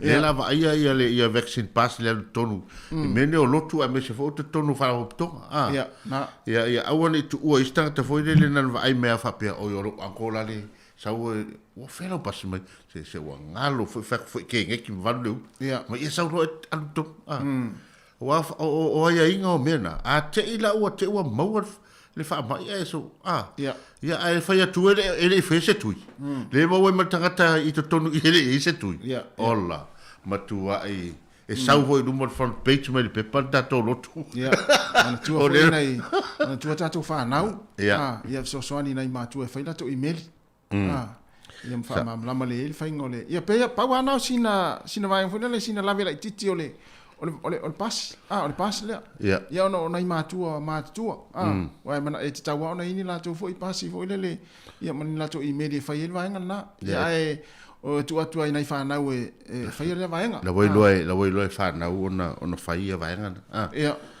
ia te loi no wa fa tu nei au fa pe fa te ingo o lo to ina o se lo fa mai san sa se fa mi tai mi no la tu lo fa sole fa tu te lo sful fa tu la il telefoni sole ana tele si fa le email ale alu o lima le Facebook ali allo ia langa o telefoni le o ke ka fa pe lenga porque foi eu que foi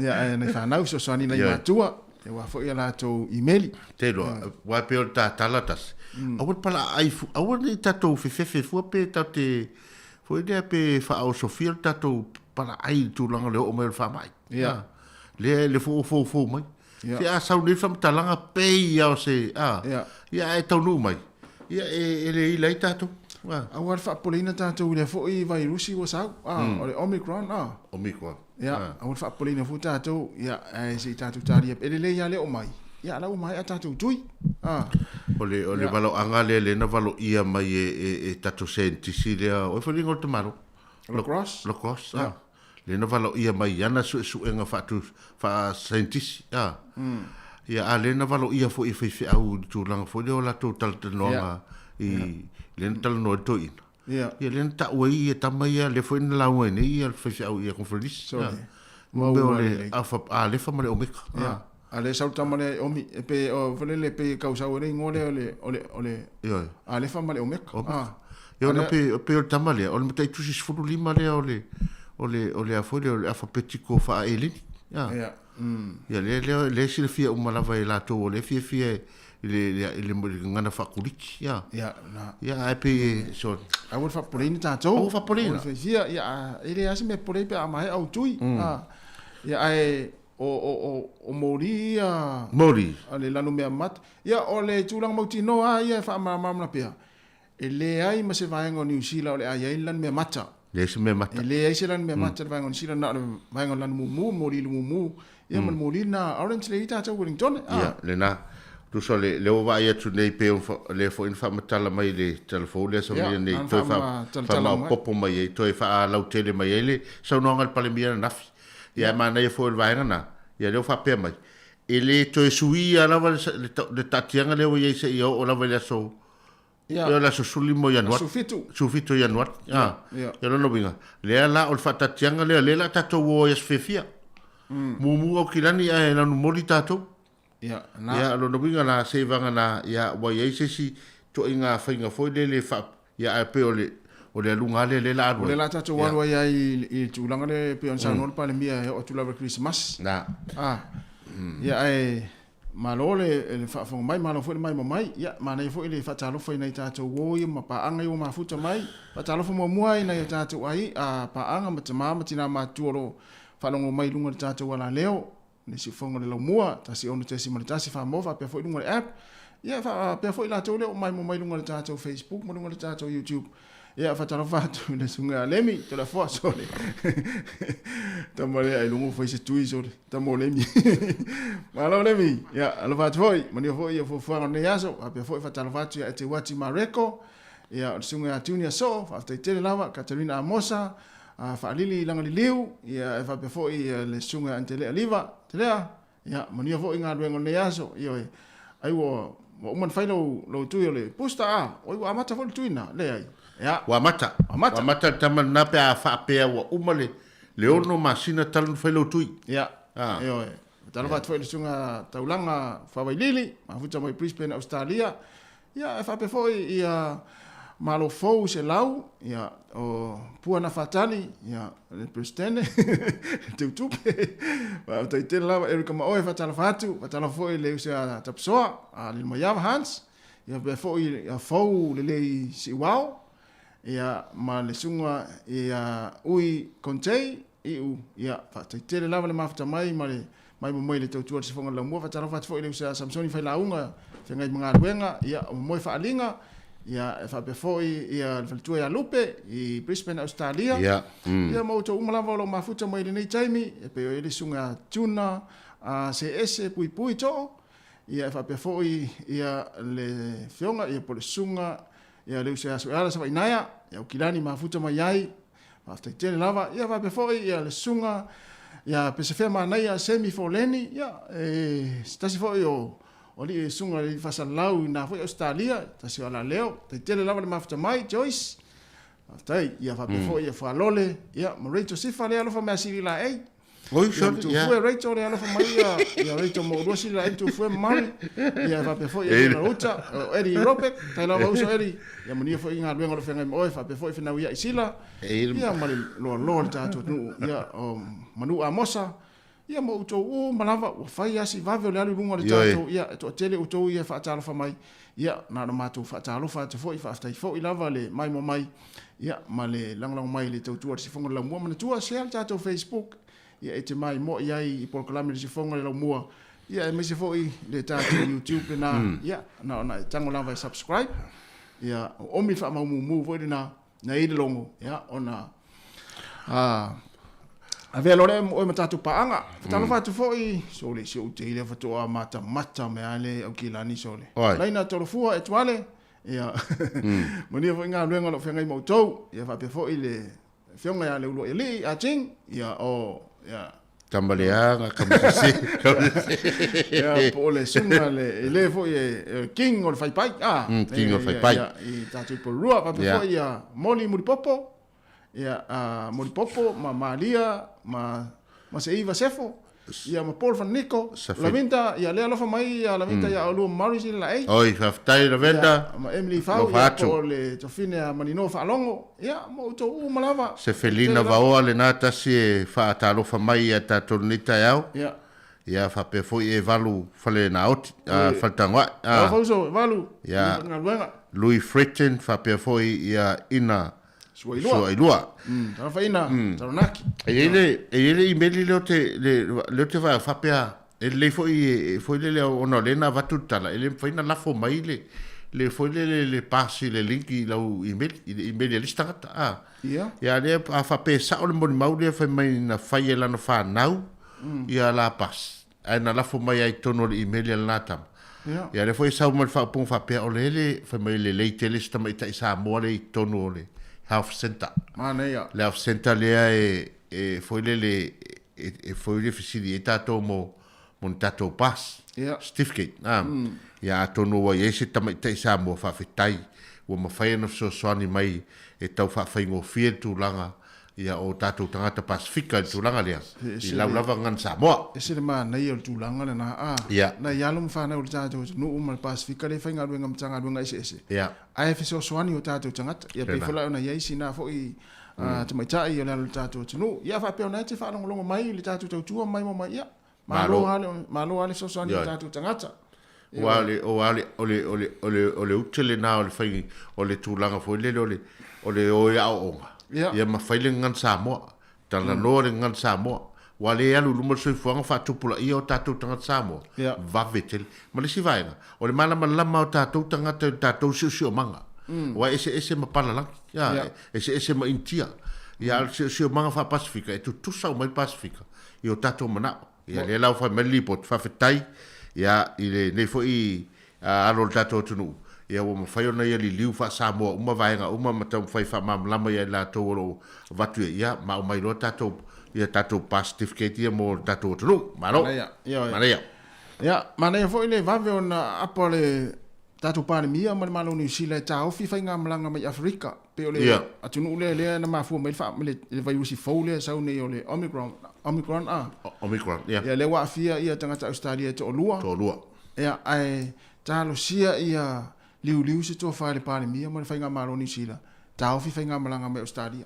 por time nei o nei vai aso se i fai pola tu langa le fa mai langa ole vai rusi le sa time nei vai rusi foule e fai asi sa ta male o la sa u tau lo fa sentisi o le malo le so solo fa mai e va ve pe ole talta pe e to lima e tanga tasile lima a tamale pe tasile valu le alunga lunga e lunga fai asi va ve ona solo tamale o ina maua oe mo tino wa mo to ile sto valu ye o ta mo uma ta ofisa fa san lau sa ya la foi na maua ma to le sau e ma va i va le ia e whataua na mask. Whataua na mask. Lesi vanga taua na ia e taua pe o na matu o vatu le telo taini. Ia whamasani na e alu matu le mask tono lau ta vale. Tu le pusa mask wa wha na ngai whanau. Awai ai si foi le e toi alu whaloloa. Ai toi foi mai ale whale e vatu le mask. Na pe o e lau mele masina whale. O le ta mo e atu ma le mask. Po le tongi atu lai se whale mask. Ea pe ati. Ia tu sau e tasi le aso ai lima mask le tatu ofisa te whangai. Ia langa o le tu lafono. A uman whaongana mask mo tongi lafi. Ia, whaftai wafonga le tatu tunu nei tai au. Ia sen tatu pese tasi se va vai ai fai vol nei aso. Ia wafon tapo ingal tatu tunu.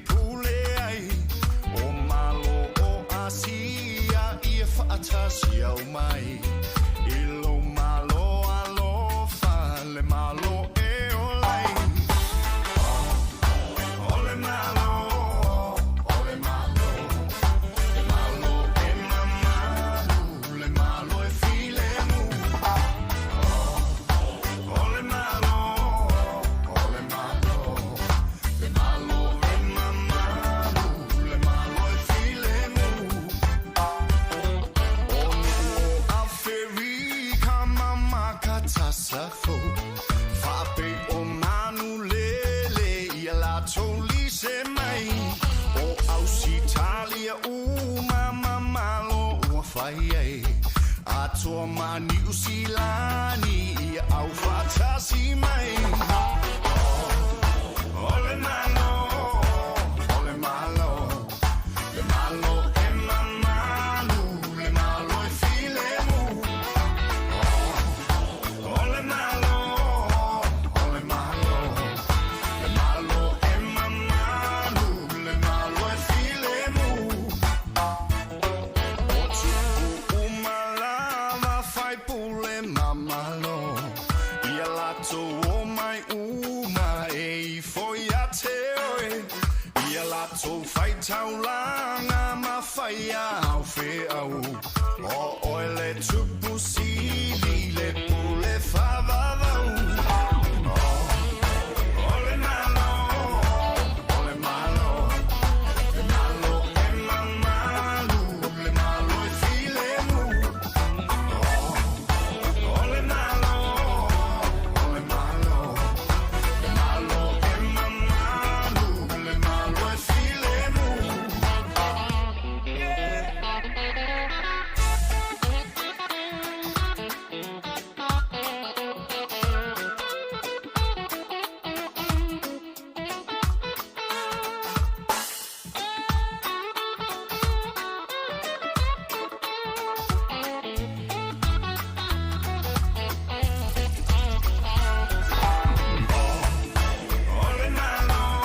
Ole malo Le malo e mamalu Le malo e filemu Ole malo Ole malo Le malo e mamalu Le malo e filemu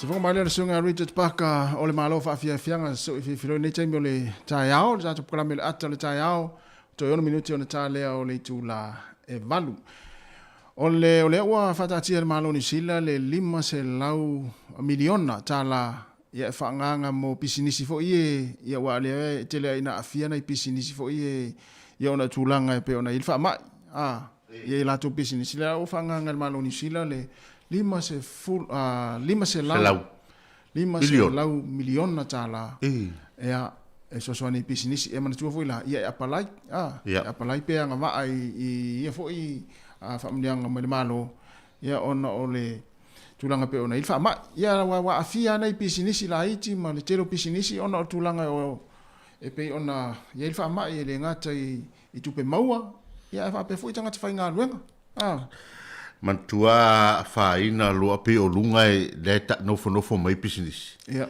E a faina lo pisinisi a faina tang whainga luenga a fainga lo ainga. A fainga ainga, sa o le lei. E pe e sau stepu fa pena. Ia wa a fua i el wha mai ua matua i te le lona e le ngata i tangata ua maliriu. Ia. Au tangata ua la ver wha mai. Au tangata fo i ua vae manga luenga talu wha mai. Ia. E ma fua le whaion tui. Ia ale la wo 5 miliona tala e tele ma ne telefofuanga ia ono le tunu u lava o le ele mo ia o le lava e le leilo na fa ngai ngoinga e la to fo wata mai o le economy o le tatu tunu ne niusil ia le lava e le o alu ata to fia aipe ia le lava e fa so mai lava e ta milo le tupe ia pe o le winga le na pe o le winga na le tala fo le se a onga fo le wa o mai i mo tatu tanga tatu wola lo fa lo wa mai le COVID-19 le to inga so fuanga e taunta to wola a to ya lu wa la e to sol le a lo mai fa va le tatu wola to i lo le oranga le fa fa ngo fie me uma ia isi lau fa fa ngo fie le tulanga o lau fa soa ma lau paketi o so na fo le tangoli mai vanga ai e fai ai ai lo le to inga limite fai ai ai le fai fo le to inga fai fo le motu ai yalu ai ia na umalola ia le tango tulitanga wali se mea Ia ma fu ona tulanga fu lele ia ona o le fu tupua. Pe o le tatu la o le ta ona unau le e tango Kisa le tango se isa o palaka se isa tango o palaka se isa o palaka e lo wata to le tatu matu le ya so le tatu la uma ona ona le fu tupua ona me funa mana onga loto mana loto song fai so na fai o langa ma vai nga pena ya ai o le mea wa mai le tua ya Faso solele. Wai e taimi ia o si vaenga foile ia ma si vaenga foile tu sefe. Wai le loa lava le alunga e tu fa tu pele tu. I te wa lu fa pe mai si palmia. Ia fa malulu atu. E lua e tolu vai aso le ale tato pe fiti man tato to. Si to sa i mai tu. O le ala le sim. Ia e tango loa lava la i se tama i mele fa putu pe loi. Ja. Le fa mai. To yo ai lo ya. Wa va ye le te leo tangata fa tu sa nei mai lo. Ja. E lo ye te leo le lo le titi lo ye te leo fa ya. Ja. Ma nei el vaenga le wa te lo tasi. Se vaenga ma nei te. Yo. Ja. Wa te lo o el tangata fa putu le ye. E se lo fa putu. E mo waso le anga. Me foi na le te va ai tu ai e po ferme te lo tomo muli mai lo pu ai nga ye te oi. Mo to fa putu. Fa putu tang pakeka ia male male tanga nyang ia wa so le anga le fa ikuka. Ole wa ai atu le. Mo la to le fia e fe wa ile valia. Le latu i nei Wellington na ila loi Nelson ma ile ferry Picton ile ferry. O e foringa mai o le fo wa fai mel fasi silanga le ale ferry. O le ala to o mai le tu la fono fo le ma le ia inga le New Zealand. Ia e lau te whao ngā ina le wāwheo inga ia ono ringa matua i pui mai lava i le ferry e tūranga le otor whamai. Ia o ia inga la nei. Mai le sifururua tau sanga ngā i runga whae te aru. Ia show lau vaccine pass. Ia show fo i le tolu fitu lua i tū la talun whai lau test. Ia e te negative. Ia ma le tūranga na fitu lua i tū la. E tauna show. Ia e le whai lono inga ale ai. Te le anu le wha. Tu sape o ma. Ia whamalanga inga wha lele la iai. Ia na.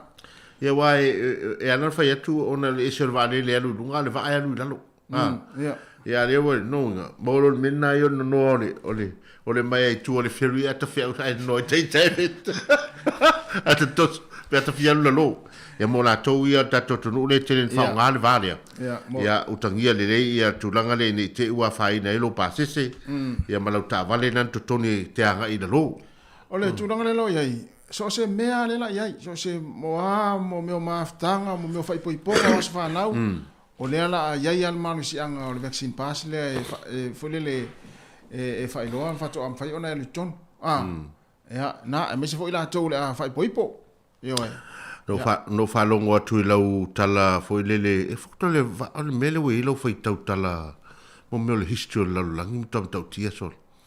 Ia whai ato angai la onga yaso la le se mea la. O atu i tau sanga le tasi fitu, tasi valu le nae lava e le lei e lo ma fau whai tau ngau tala. O le mea na tawhia mai le. Leo le tala na whalongo tu malona James Cook. Ia wa tasi na tangata lena fo lau mai tonu, foi le tonu dato Pacific. Ai ana fai lau tala. Mantua foi o inei porua le haparea, porua haparea. E peo i le na mua taunu mai le wa atoina. O i ole sau le alu tei, e sau mi milo mai i le haparea. Ia lea lai na sau ila, ia lea tasi fitu ono iwa. Tasi fitu ono iwa, peo nau whana ono ku lau tala na. Lea lai le pitonu le Whitby. Whitby le i lua tu tātou. Ai alu la tasi nana i le Main Street na e tau James Cook. James Cook's Drive. Ia ai off umai ia Tamai Street. E ngoa umai le au wa a James Cook. Ia ma le ngoa le wa. E fo tangata lea o le tangata fo le sue. Ia. Tangata lea. Ia, taimi ho tato o ngai Samoa. Ia le mai mai le tu. Tato fa alonga le ngoa tangata lea tangata sue lea na. E fai ngoa fa Samoa tato Captain Cookie. Captain Cookie. Captain Cookie. James Cook. Yep. E lo po na le ma foi fale tali malo. Tali malo le mtafa. Ya. Le ma sanina ai mtafa ma ya ma matasi. Ya la warina le teli ai telo. O le matautia ai ngala warina pia o ne tala ko lanchol. Yo. Mole ai fua sole Ya. Ai sai to sta tala si lai. No le wa tele va. Ya, mana. Tatu telefon ya ai me se fo ya o tatu tala ya mai sa mo. Ya wis mai fa fonga.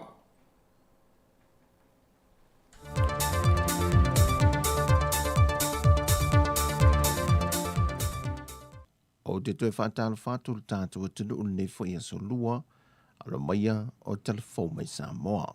O le malupui puia ma le saunga le mua le atunu. O le vaenga mua le o lo pito I lunga I fuafuanga uma le whainga malo.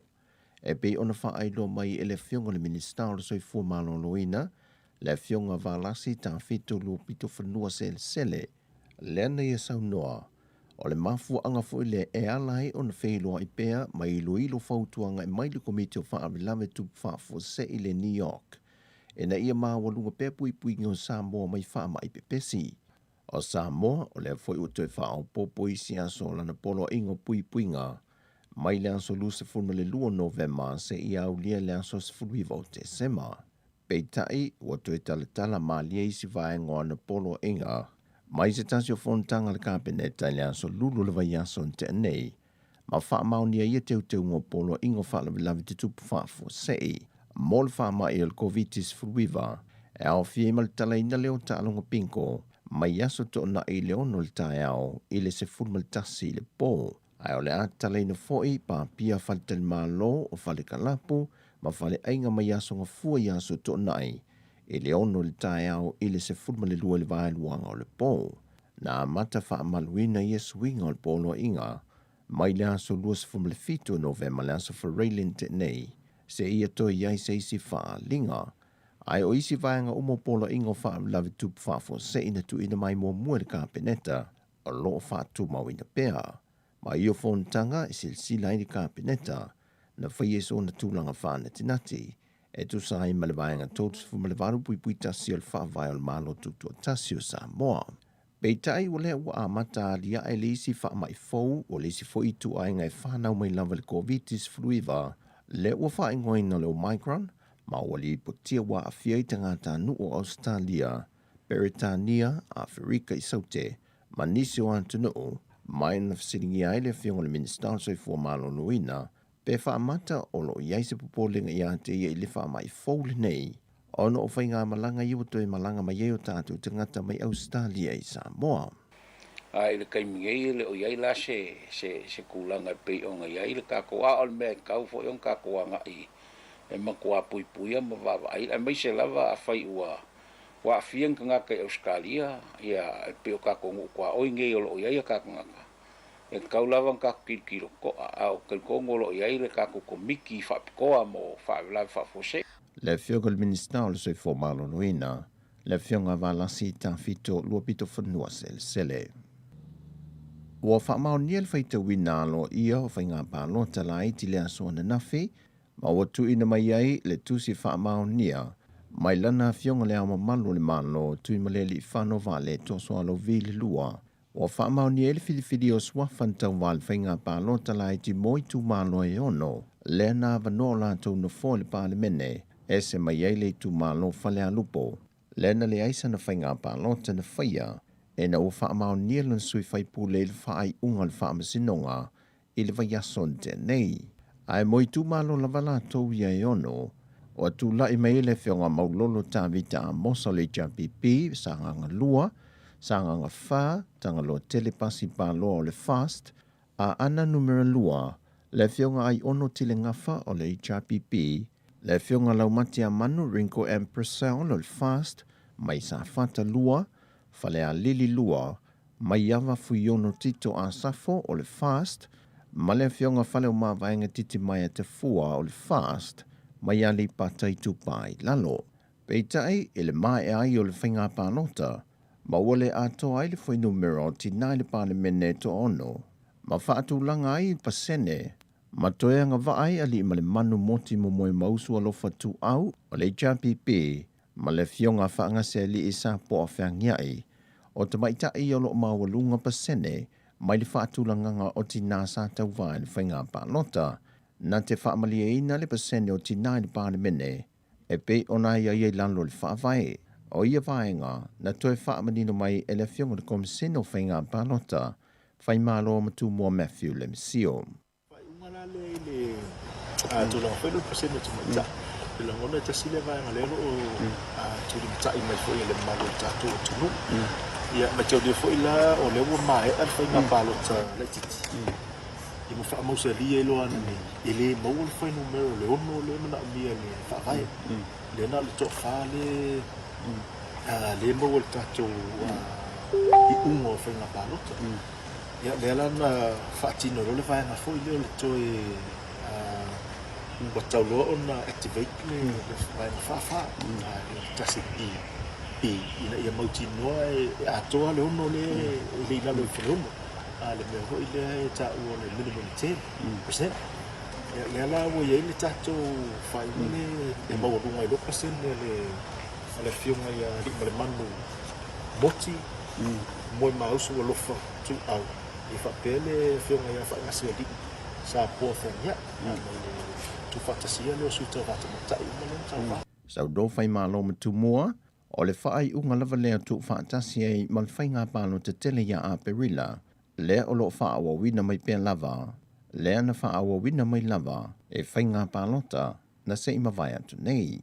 O sui le whainga malo wa iei nei, le whaatua tue le tuasa mo o watasi, e tolu se fulmatasi o na sui, ma le lua se fulma le lua, o le vaenga whaaupu whaia ngai le malo, le HRPP.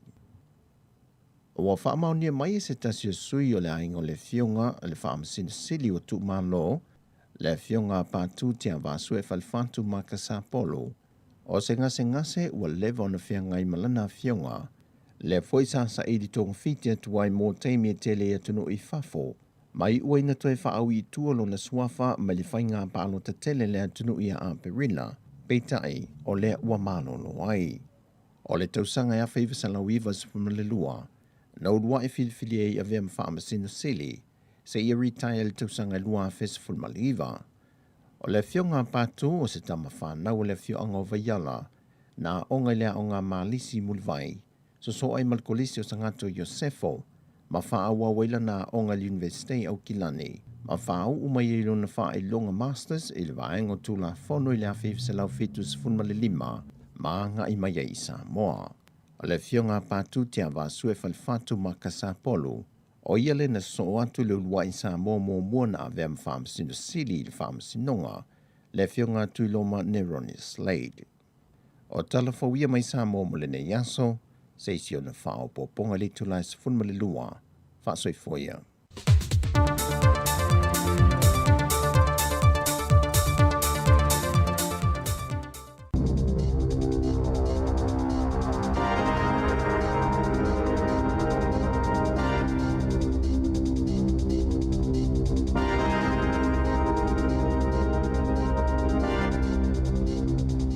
E tau whaatala whātol whaapoponga o talafo ma le si ufonga le lau mua mo le nei vaenga o le tae au. Wa amata whaamalusia nei le tau lafono e whaasaio na tau laula tapa ai tutono ta avale a o iai mawhana witi na pāsia i le pāle mene le tau sangatalwai. Le whaitaunga whaatolo o le toe teu ngole bilioni si manga e saoloto mai le tapaa o le tau lafono fau. Wa whaasai nei le ulaula po le vaping i tutono se ta avale a o iai ni tamaiti po o tupulanga i lalo i folta isfulvalu tausanga le mātutua. Ma e leo le pule tu ina atua i le whaasalanga i 5 tāla i le vaenga e wa aia pe ma waisa tangata o whaia le atolanga po le whaasino fo i anga i ini au nanga fisoa swani. Na ta awal whaatona silo le smoke free lua whilua 5 Deborah Hart. O se fuafonga ua talia ina le lei peitai e te le lavalngaluenga moni usila e whaia e whaatatau i le ulaula ta paa. Sa whaalia le whaululungo le taliato au kilani mo le COVID, le tu maupeolo na popole e whaatatau i whaafitauli i le polo kalame, o le whaanuno fo eseo tangata i o lātou a inga, o na o leiloilonga lea na whaia na maawai. Sa le tatau na tupu le tōlanga, lea na maaliliweni taule le asita olua na whaanuno fo esea, i tutono la a inga mai le COVID-19 fuluiva. E io e machi apa i le whainga tau le polkalame o na ole to tele o tangata fawea a fia le wha mai i le taimina mali li wai a tau le lea. Sa whaia se iloilonga ma maa wai, se manu e soifua lava i a tangata e to alua, pe ana wha apea sa tala whea ngai le polkalame. O le whaanonofo e se ai i a inga, sa wha ato e se apa e whai masui al pulenga wha awhalama e Countess Manukau, o nei le o le tūlanga lea sa mana na o iai, o ia fo i leo lo wa ai al tali ato le Northern Region i le COVID, o le tangata lea na malio mua. Sa whaanofo e se ai se whale i Manukau, ma o whatala noanga sa whaia malisoi maloloina, e le i whaia ni tangata i eito mai whaafo mai, sa le ima whai fo i le tau le lea, o na wha wau le tala noanga o na o le onga o na tinga peitai. Sa le imata i tuina le leia le soifua maloloina, mai lima fo iaso na wha atuwai o na wha awhiso ta i le Healthline, lea tau le lea. Mai lea i fo isa tasina toi vili le ainga, ina wale mawhaina wha awhiso ta i tutonu o i aso, o le isi tau le ana maleo, a o wha anu fo isa ilo na ainga i Mount Eden,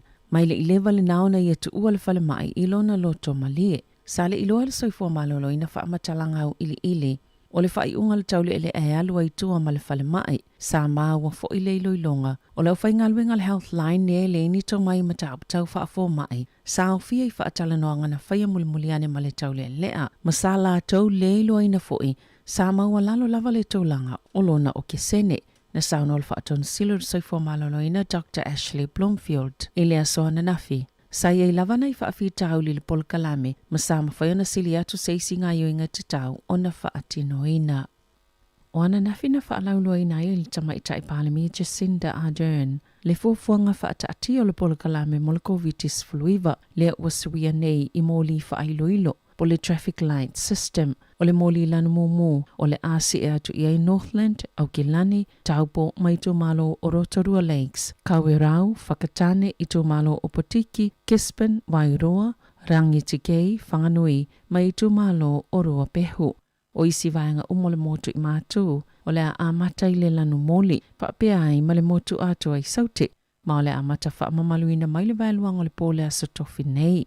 O le ato iloilo ia whaatulanganga i le aso sfulmal tolo te sema, o na toi iloilo fo i le aso sfulfitu o Januari. Na ta o le tamaita i Palemi Jacinda Ardern, e le ise vaenga o ni usila e anga i sao i le lanu mea mata, a o le ia o le tau sanga fōu, ma whaawau fo i ona una ina le whainga o tui pui pui.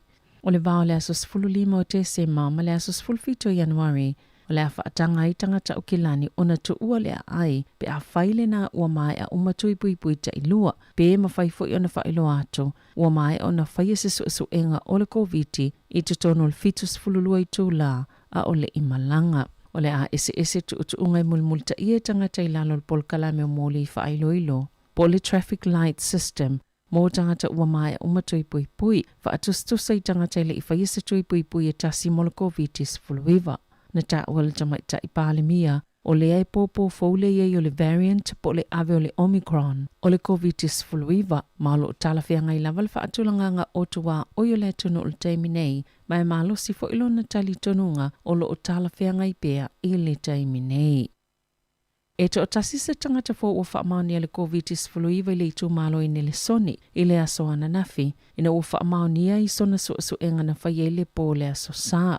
O lo whaawau su enga po whiana fua mai ai, lea a fianga o lea tangata i le vairusi, o lea wha upopo aloa ia lea tangata i le lisi o lea so. O ana nafi e to o se lau valu sifululua lea wha ingo tangata fōna wha mauni i le vairusi, e au fia i Northland, Aukilani, ma Waikato. E to o iwa sifulu tolu tangata o lo tau fia i whale mai o na o le vairusi, e au fia le to o sifulu i tutono potu mō ngā se ngā seti ngā ina. Sa mo fo i le vairusi i tutono sua vaileanga, mai opononi i Northland, na whailo fo ilmatanga luenga o seifua maloloina na nafi, wa ausia ne ele pulenga whaafalama i ele Capital and Coast. Po Wellington e porirua Makapiti Coast, le iwa sa 10% o tangata ua mai atu i pui ta i lua, ma o le pulenga whaafalama i lona lua lea, wa ausia le iwa se 10%.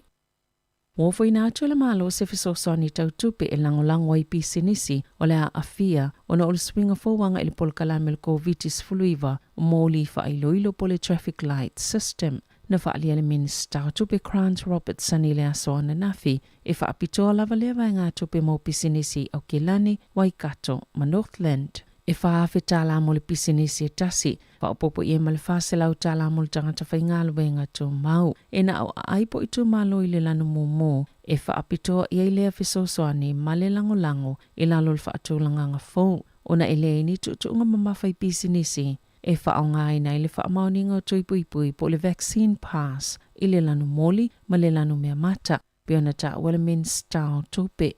E le vao le tolu se lau 5 miliona, ma le wha se lau 7 miliona tala le whaatupenga o lea lango, leo le amata mai le aso se fulu te sema. E ta alonga, o la le mawhaiona waile tamai ta Jane Watson o le aune tupolo New Zealand, e ta alonga a maalo le tau pulenga, ona o lea ua maua le maitanga, e 5 lua na ta alonga mo le Silver Ferns ma ua tolu tasi o na tausanga. O le whaiunga iu lai a matainai ta alonga maalo le tau pulenga i Birmingham, ma le alem whaifu na awal ta amirsanga ni tipolo, ale ANC i le tausanga a sao. I le kelikiti na tutusal ta alonga le vao le Black Caps sa New Zealand ma le awa intia le ta alonga whaitaulia mua le e ta i 5 aso, e ta i wha aina maua e awe lua ina ututusal ta alonga, e le ta amirsanga o le World Test Championship, o le ta alonga whaitaulia lo na lua e amatai le asofa Riley i Mumbai. Na talo sanga leo basketball ale Breakers mai New Zealand ina ia tolo pola lato ta alonga amata le ta amirsanga le NBL peitai sa le Italiana. Mana whaamani le NBL o le a whaawau lava le ta alonga le safuafuaina le asoto nai ale Breakers ma le Phoenix ale South East Melbourne pe ona fuafuaina. Na talo sanga le Breakers ina ia to esuia le aso le ta alonga o lolo to oiva o la lato au malalato au malanga na whaamani le COVID-19. Tala whawia ma le si ufonga le lau mua mo le nei vaenga o le tae au.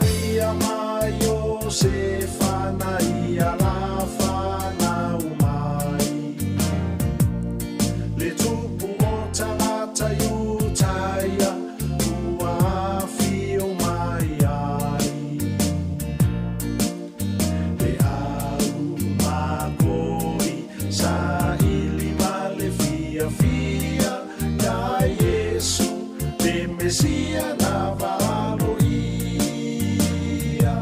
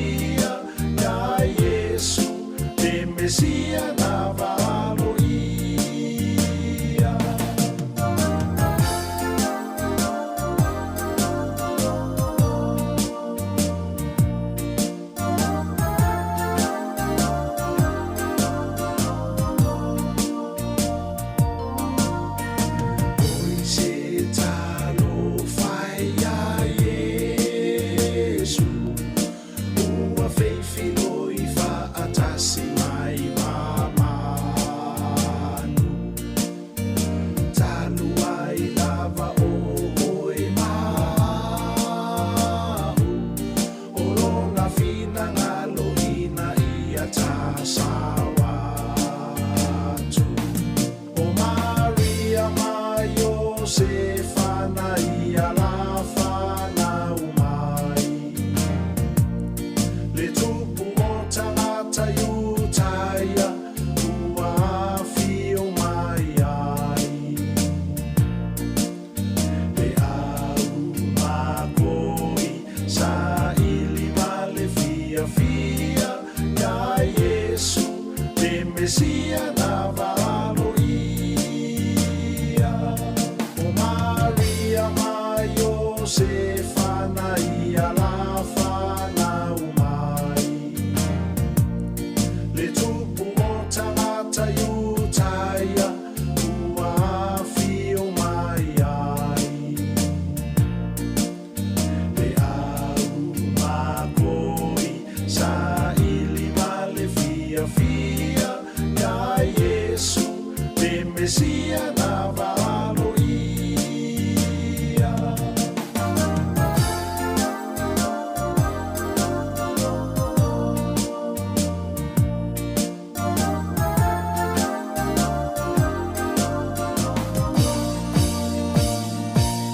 Pafianga marisunga misile kisua e na ua peso Krismasi ia ole ua tato wanga toi foi ia ua foi le Krismasi ia ele masina fou le ua toi fava yaso ia ona tato tau no role iai ai ole ua lusu tolu minuti uti ene le tula eva tau tuani se fonga la mua tato por kalame ole ato le tai hao ia ele manatu lo amata fia foi nga luenga tato watunu ia mai se foi la to lo fio ilunga la wala o le tau le nei aso ia tātou Wellington e wha malu nei aso. Melea, ia te la fo ina ti munga isi vahenga o le atino. Ia o whiala fo isi vahenga nai te whelua ia ta vale nei teimere tai au. Wha mna tuatu te saunga le mu. Ia oe, tautua nā le saunga le mu nunga le awala. Ia oe, au tātou anga iatu le wha ingo le tau sanga. Ta ua te lele vahenga lewa watu ta fautuanga i lunga wale te le vave se le mana ia se me fa peo le o tu o sauni to sfia ia ai tupu mai ni fa le fa fo se ia fia se o soifua po se o lo se ia ai o foi le foi fa no mai tanga uma me so le ainga ia fai maria o to sama vai le fa mo meu mai la fatula ina ta me le pese le a la te ma fa wa le Krismasi. Ia o leo tato o tuari Krismasi ma le umatu fo. Ai ma fo Krismasi no tato pese. Foi dele ese foi falongona ma ai ono o le vai tau ma sani tato o tunu e fio fo tai ai ainga ma. Ma foi le ma futai ia fea sesiai ia ma vatu ai fa manuanga ia o fa pena o me alofa le tele o me tupu le nei vai tau. Ia o le soifuanga pe on tato ia. Ia le ala o tato pila e a tutupu maini vaenga whapea. Ia ona pele ia leo tato mi milo ia i tutono ole foi leo ole whamai. Ia tato mai foi tausanga tenei whawhetai foi le atua. Na vevela whamai lo ngā tono le tausanga lua whelu sifuru ai o mai le Krismasi. Ia o montua mana ia foi le alo atu le tunu Krismasi. Ia le foi toi o ni tausanga. Ia ese foi lava ia whainga le atua ia tato. E tau mate a tato me whai. Au uma le leon fata o ton fa por kala mele tua me uma nga i elan tata fa fia tata na se tu langa le we lo tan no ni ta la ai fa no o mana tu alo tala listo ina o matonu o mali un silo matu o silo matu la sua fa ya solo ya lo to ina la to tala le to ina fa mai yo le saua o le fa ma vai lo matu matang fa mai to ina mama no foi lunga na fo mai na ia wo tala to ina ia o mai fa na o to ina o mai fa na fa ma vai lo matu ma tangi fa mai le to ina mama ia no foi lunga na fo mai lo fa na fa longa ta sa ro le silo matu na le wo mama le al to ina e no la ya ma singa le ngolo matu fa mai le o vai to ina o matele mai o sa wala ma singa tang mai e solo ai alu lei foi se fai matala ma fa mai lo matu ina mama no foi na sa ia singa ia singa na te ro atu o lo mai mama ai la tang matu ai me la to eta e un tau silo matu solo ai pe tasin masina atu no foi ina ma se Malona mama yo silo matua no wano. Ano mo sui mama. Sa taula na sui le tangil to ina. Sa taula pia. Mama. Nala ya lu ale mana ya pece yo mai la manu fo masai. Wala. Ma taula na sui le tangil. Tapi ole, tapi yo ta mo feo maftanga. Maftanga. Mo sio no ye pele ya o tu sai la mal tangil si. Esi lo matua fo na wa. Lo mo sia fo maftanga misionari. Tangi fo wo umo no mai fa na fa ma vai. Ya to ro si lo matua. Tu asilo matua tangi la e alu. Ese lo paso esa mal ta maftanga. Fa ngalo ngatao e fa ya la mo ini. Fa ngalo ngatao winga o ta ma. Pangale ya aluia sa unia le se no fanga mo o fa tali mai mo ya tangiala lo matua matango su e lunga le mo mevele o le leise le fole kavai le tino to ina ya tangwala fole le milimili le ta wolto ina mai la ya lua tia ya mo se fana ala mo inia no na tangwa tu lo matua su e lunga le ta o limo le ofulto ina o pai ya tangi mai ava tutto ina Ore aeto wele tata wole to ina. Non tangi ya lo matua mai. Ona pula ne fa mai. Oh, vai la na aeto. Malo, na lua sul mal minute o te ai le tu na eva. Le tau tua di fonga la mo le taimi o le tai ao. Yo, mo ta tau fia. Yo, mo le. Yo. Tato fai me fatasima. Ngalu fatasima. So soni le chi les. Telo o leve vela le fa mai le ata te pispiso fa mai ya le fo io so le fo le lo pole omicron le wo so itono le national o ne fa ilo ai la fa ilo ai po ai le ata tai ya ile tato vai fa le national ia mo meu va henga fo ile o lai ai mo meu fa vai mo meu o fo ile le limite tai nai la to fa le tonu al tai ave ese mo ya ai suisi tai to tom finga le la to sa wali si finga parot ya le puta va to le pita fiva mai el to inda le na le po le sai i le national bank o bank po el PNC pe o in New Zealand en New Zealand le sai tamale o laxte ya pe so ese meta tia le me o le foto sa tono pe inga te o sa tai va fa fa ya ata dia ya po ai fo se la te ia sa ya o tato van fa le ma lo si le national ya wa fo le si finga parota le lumnai ya na o le tale na mai nei tala fa po se le nei le tao le na ta o mai ai ia le tamasta pa ma le fa nga le vaping o le vai ta vale ya o le a fa tu la fonoina ma fa sala ina o e a mau o leo o e ula i tono ta vale ia pe te whaonga ina fo i lisi vahenga lisi i tu ainga me fa penale whaonga ina tupulanga tamana pe sole e la po atu le peni le asu la ia ata vai atu mai oiso tia vai langa le tau pe pesi fa ma ia telo e sili atu le asu tamana na i lol tapa o le matua aso wata te vai ai a fai o festula no va pe a vai ani moto we e po le kiu foi al lol center e tate vai atu e fa mala mota vale le pupusa i fota vale lum ia ai ma fuala le tamana o te o ta le tangol vai ngale tapa e o te le lopo le ale ta o le vai nga pe o le vai pe po le vape po le taunga e lato ia ai o le foi e mo se suena ia foi le nicotine ko kongo o le vai nga na sui el flavor ia ai te le nga ia ai sa e le tau a fa pela le inta miti tonu mal pasese a sorry ai asu mo vai ne fa fonga le tu ole tulanga na le wa foi le wa pe ona mai tatu telefo ni taiao ia ole fa salaina ole foi la tu malosi le leo tanga luengo leo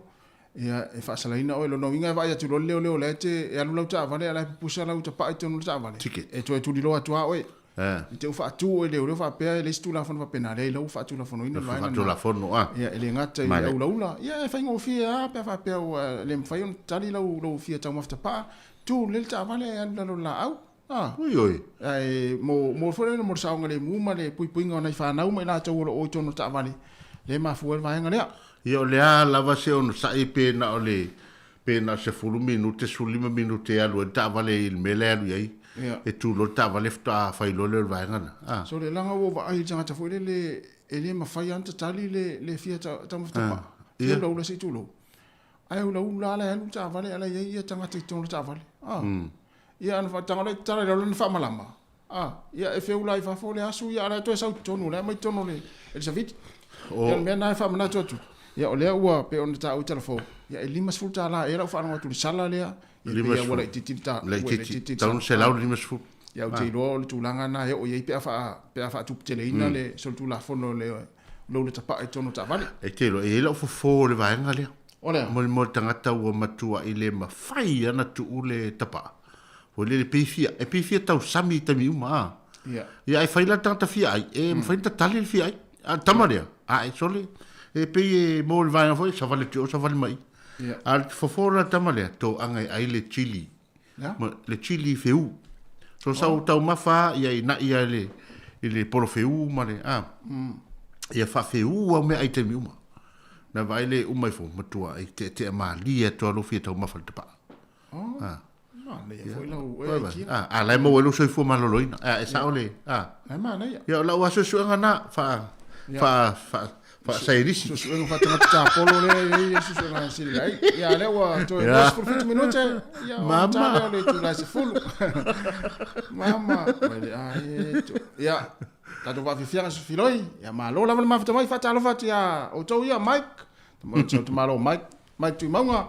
Ia va be fo ia Kevin Walker, ia oile silea, sele new, ia te tele whaingata tele o tō suafa, wha malulu atu, ia le sunga tali vui, ia tasi lea whai a heto le nei porurua tali vui, ia wha befo i le sunga sekuini, FM radio, na, FM video, ia wha te tele lava, taili mafuta mai, ia lela a watu nei wha fianga ia, wha talo watu i le sunga a wavenga nei maia, ma lo lava le mafuta mai le tautua le sifonga la mua, ni te mo le taiao po kalamen ata le taiao to e 2 minuti ona ta leo se fu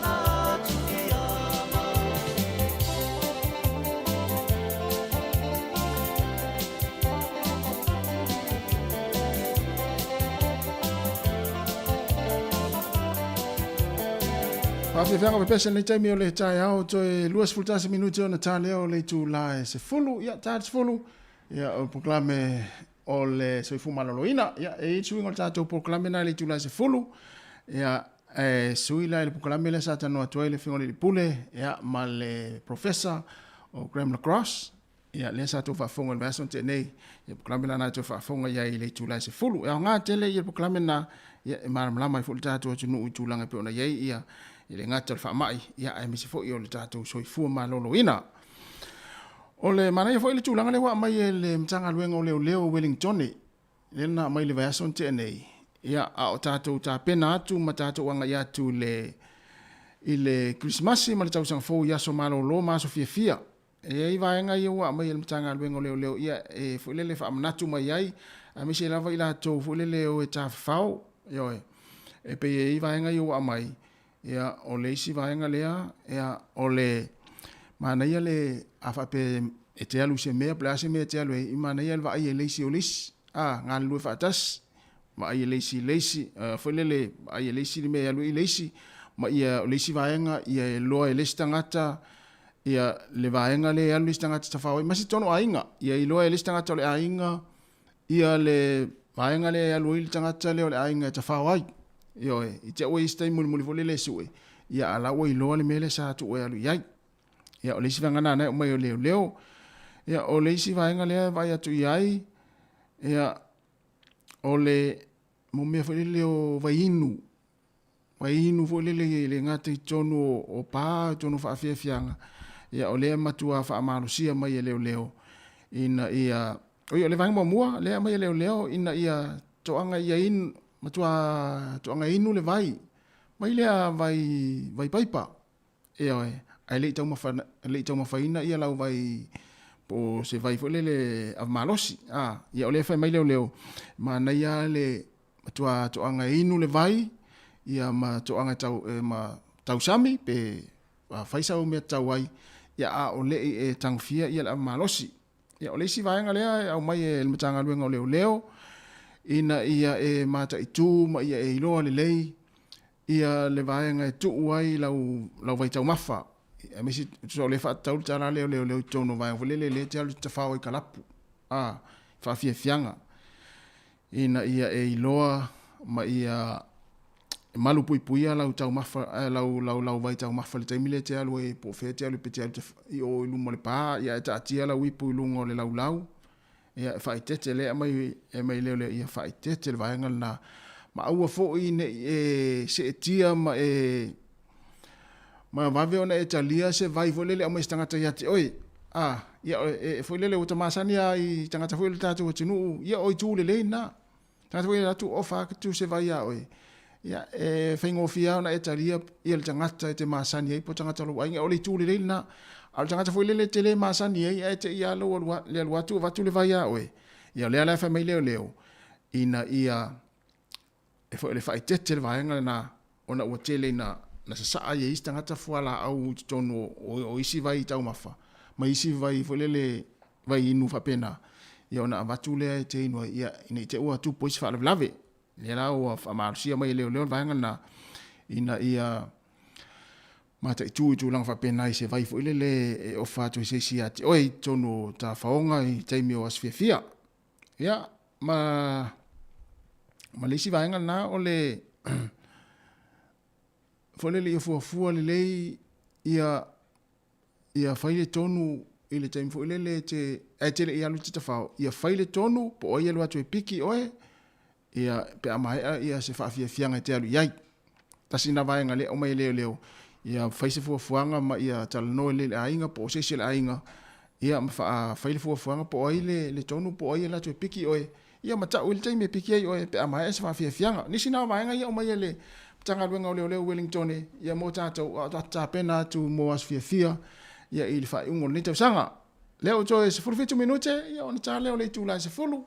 Fa fianga i le taimi o le taia ia to fa malo atu. Pa talo fa fo i le tunga fuau malo sui sala ono fia fa pe foi ia nisi o mai ia fa ia sto tele le tatu tunu ia e malo la le mafta mai le totua ale si fonga le moa el manatu ia o manuia foi ia fuanga manga luenga lo fenga ma utou ia ele ngata i tono fa fa nga luenga fa pe fo i lunga le wala ile wa ta vale ia mata i tu wane le saunga le mu ia i lunga o wala fa fo isi mase se le taimi ia ile lo wa il tau nisi o vai ngole atunu ia tato fo Wellington le ma wa tu tara le tau ne yaso ia a wa ne yaso fa malu sfuro minuto na tale o le tu la se fulu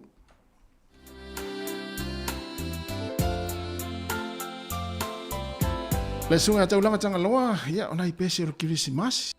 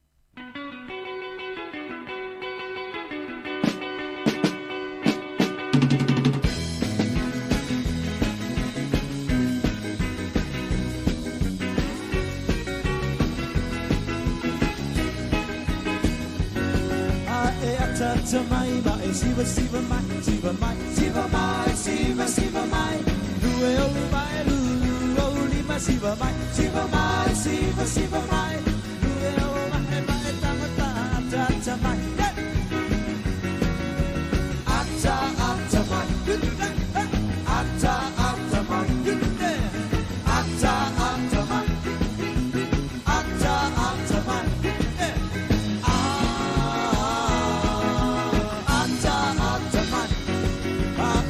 ata mai mai lue lue mai lue mai lue mai lue lue mai no mai lu lu o li ma siva mai siva mai siva siva mai pusi lau panga mai tang pa ata ata mai ata ata mai ata ata mai tik tik tik ata ata mai ata ata mai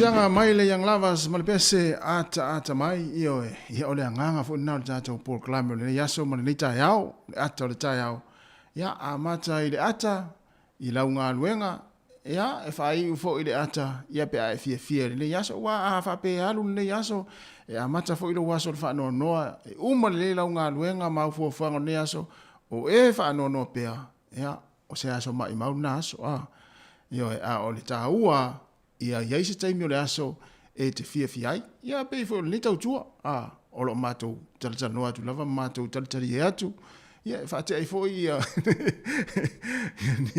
ni si fo la ngona ia ai mo pe fia pe fo tatu maftanga ni aso me tatu tu afta et fo ile tatu tu ia mai mo mai lunga tatu Facebook matali e mai ia ole nganga na tatu tal e fatasi tatu nga lu fatasi ia ngā lue mai o tau mātou ngā lue atu, whesosoani mai o tau mātou whesosoani atu, ia o na maua leo le tātou, ia o le tasi whealwhani, ia nā, ia ma le whai me fia, ia manuia foi, ia fuafuanga nei aso, ia pia whapea o leo, o whia ngai o tau i whiau mga luenga, ia Ai, o lea ua toi ono minute, ia o na tale o le tula se fulu le tautua ni si fonga lau mua. Ia ata mai, ia mai fia mai, ia toi ngape se vapea. Afa peo na te malili, ia na tuang ia ilunga, ave se li afu se tulo, ia so mal toi ngape se vapea. Tama vave ia, vai ia fa mal toi lo matua. Sole. Ia na siva le tape na alunga afu. Ia na vapea te o le ale taimi te fa fonga mai ai le tautua si fonga lau mua o aluatu nu pese te fia ai. Te fia siva ia tu lunga le tau fia ai se siva mai ai e mawai o le fia.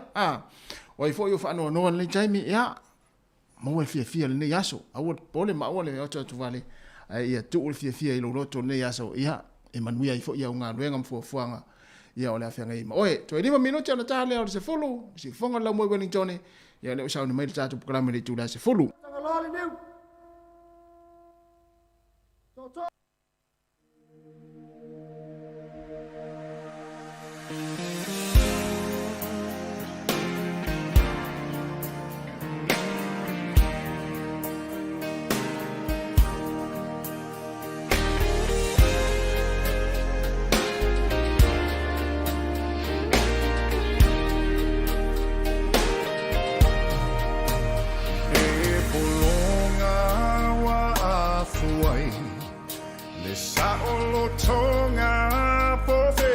ia lo fatu mo le tatu tunu ile pese na manuia fuanga le tai au sa o mo suai wa o mai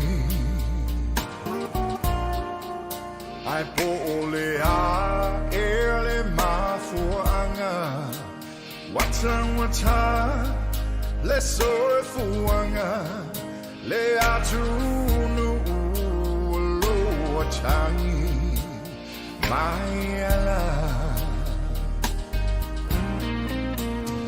Tai usio tamalo chalinga fear follow so si ufonga say ma puai lo vai alawa ete fateme ba ai mama le lao chile olo o tau fatso alota la wele ele sil tau fear samor au tau mafa ne isolo o la wala wilo so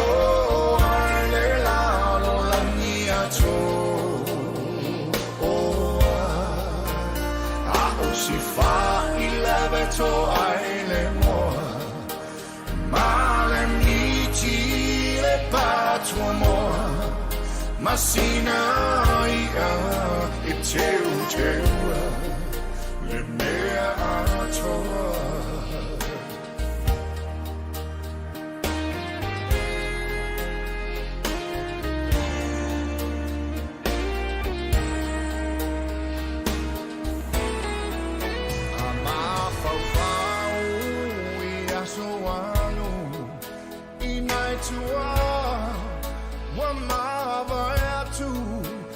tau mafainga pela ea e lava singanu le filinga malea lofa ia samoa ne I polonga va ai lofa vai o le suafa oh yeah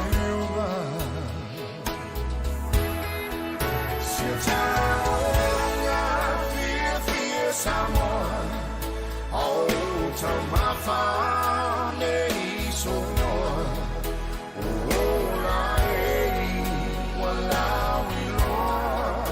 so I le la mia to oh ako si fa il levato ai le mo ma le miti le patro mo Masina ia e te utenua le mea atoa.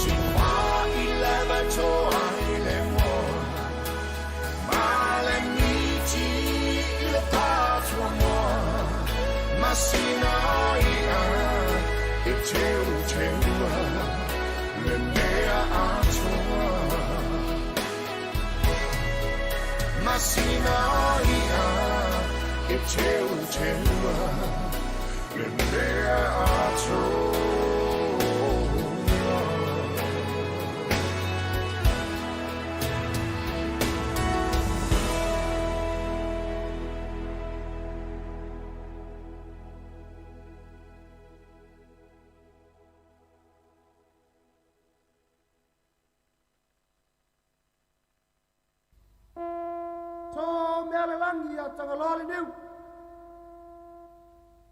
Toto. Tapo inga o le launga. Fue. Oti po le ola. Ia mamaoni toto fatalolo. Mani fue lafo. Awane solo le fue. Pe ngau le toto i fale polo. Le toto o le amale fue le na.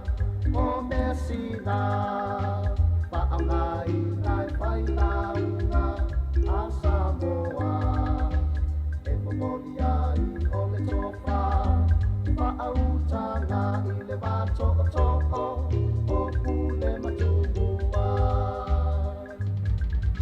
a pia watu nei o tanga loa i lona langi tua i va tau luku fai lona na malelenga o ana tofina tofia i tanga loa le ni e pai moia le ati o miu ma le upenga launga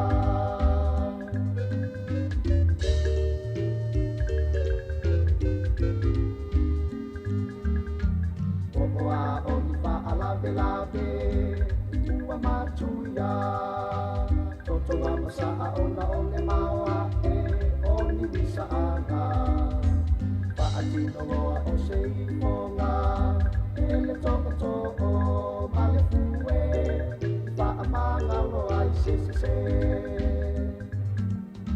Paia o pule matua Mai tu au ala taua ai na i le tai Paa o fono Mau pea i le pea lo fani Me tau pato o e esele mamalu Ai te la foa i o tau manatu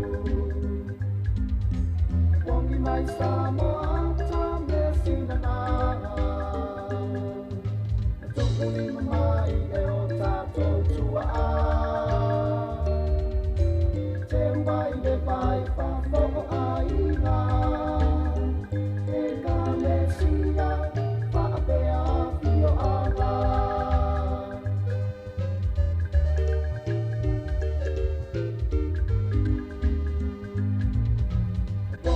Samoa ta me sina na Tu uli mamai e o tato tua Te wai le mai pa foko ai na E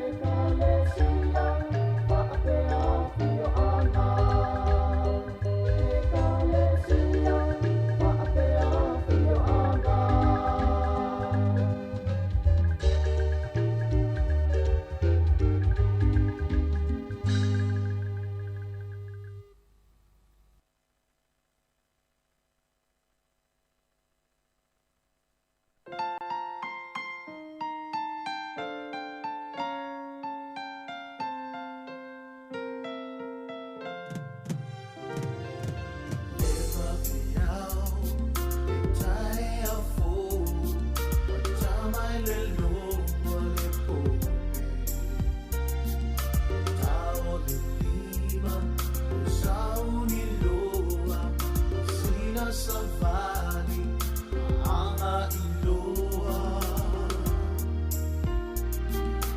mai tawina fatumulia au sama vali ia pia metalungalu watumule au faafu ia tato sabavan fama male tausa ema isu atino puta faala lo pauna kapista matku kama fala waina uma tato ora soifu manuia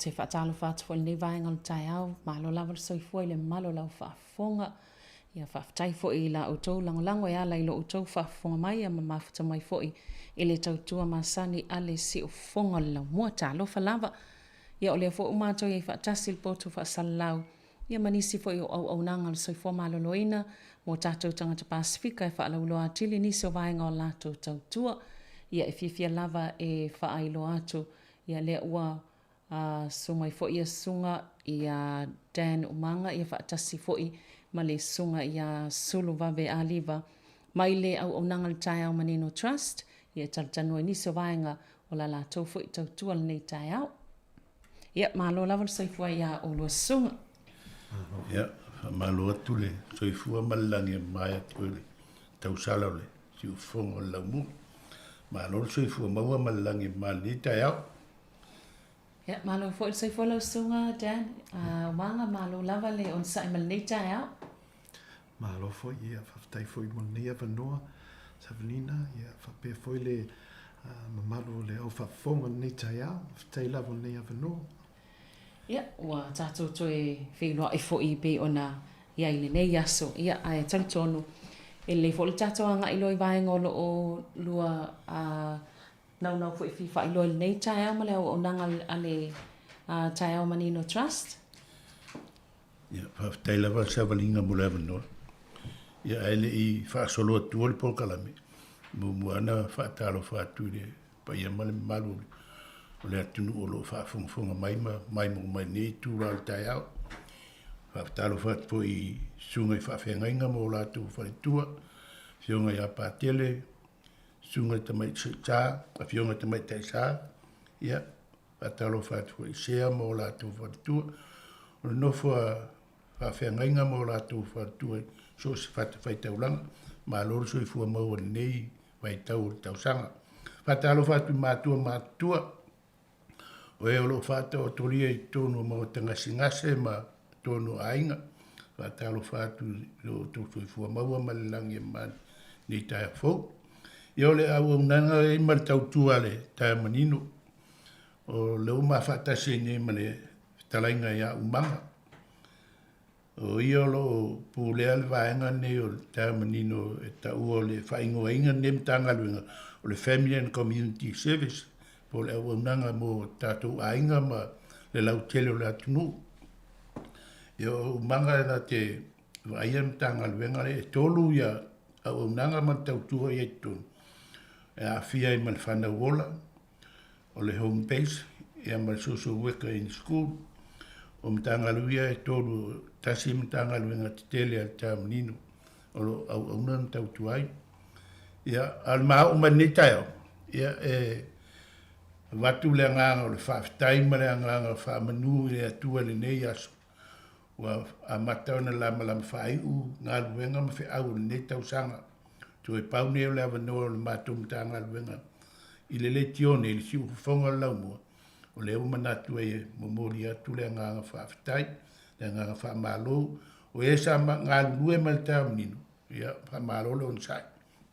Whaamalo fo le le tau atia e ino tātou ainga te tonu ni nei atu.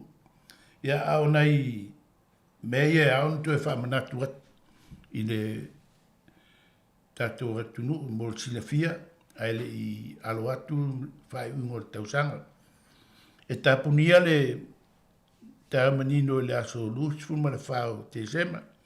Ia na toi fo i le ingaluenga i le aso limo o ianu wali lua afe lua sifuma le lua pe a pure alofa le li e aulia. O le la asa unua ia umanga e whapulatu nisi o vaenga o le maa sa wali. Ai lela o tango e a matatuna i mea la itia. Ia mo le silafia o lo i ai pele awa noa o le COVID vouchers. O lo i ai le awa noa. Ai a whapea na e maua le vouchers ngai mai au kusu se tema o ki topa te o mea novema. Ia na e maliela ia le whaina e toi sau iei whanua. Vanga na wa iei o ni mea matu iau e mana o bia ai. Le vanga nei. Pa langona umawhatia ma lele ngā whatia. Ia e iei au wala e whatara noa ai. Ia ale mea moni ma le mea sa. Ia unam whaile o so soaniat. A mo i la tau ele i lau te rei sila fiaina ne me. Le mo le wanoa taimin nei. Wala au atu i le tā manini o walu se lau. Tōru whalima. Ai wala au i le taimin nei. Ia whaion tali mai a oe ma mo so soani i le COVID vouchers le whaasolo. Ia e watu fo ele matu tu alalo le mamalo le atunu. Ia whamanatu atu le o tātou tui. O le tūlanga leo e le tāmanino. Ua titilo le tāmanino e whaonga. Ia le certificate whele le tā whai au tui. A whape e le whai au tui. Ia e le mwhaena tue wheloa i mare au nanga le tāmanino. Ia pe ale whai au tui o na lewa whaasole mamafa pui puinga. O le tui nei. Pamana totu i alum whanau sulua tausanga. Anga ilunga. Ia tātou matua ia alofangia e pui tātou. A pui tātou ia o mwhaifoi o na pui a tātou whanau. O le polkalame le o le o ino o le au tamaiti. Ia lo maua le avanua le tāmanino e tau sanga ai. E maua atu sosoani e te tongi ele le o ino le tamaiti e alu e whaile swimming, whaile au. Ina ia inoa ma mautinoa. O ni malemo le whanau pe a... O le ale matua o tamaiti le e au fi tono po kalame na le a au. O le tose matua. O le matua le fitu tausanga, 5 tausanga uono ave le po kalame e whai. Ia lai mo ta menino le sosoani mai ia mane. Pa wala au whapito atu i mea tau au ino le whanau. Ia. Pero si le fio ta menino le atu tiri vaina le whanau ola. Ia a whaifo e mana mia sosoani e tau wala mai le whanau ola.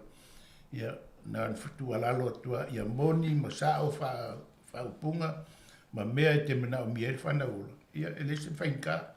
No maua noa mo tātou malu tātou atunu. Ia lela tau tisi awa noa ia mo umanga e. Ia whaftai muli awa noa. Ia pe ina sau noa mai ia sulvawe. Ia o le mele o le COVID injection le tau mawhai fo le tau promote fo le ia o tangata ele umana whai lato tui mo le COVID ia let go encourage fo ila to ia whai lato tui whapupui eita a hinga ma ai mese tatu whanau mātutua. O lesi foi mea le fia mai luma le tatu le au whafonga o immunization mo tamaiti o maua le tala foi lea le fo le immunization o tamaiti le teimi nei le lope o le koviki pe le alme o tupu teimi nei o pa u lalo tato immunization mo tamaiti ai tawana encourage fo ile o lisi fo mea protect tail tato whanau mo isi maina so o le tau mawhai fo ile ia encourage mātua fai umatui tamaiti mo immunization program ai mesele rheumatic fever for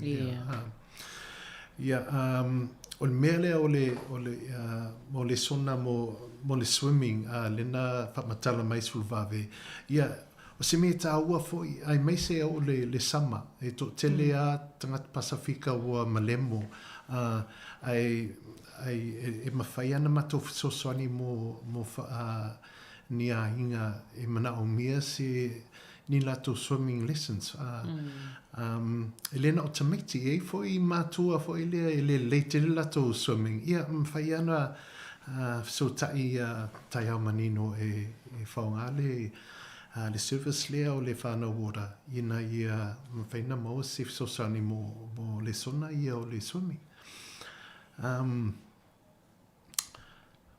o le foi il mako website na mawhai na maua nisi au nanga sosani ia te o teimi nei tapuni ele mato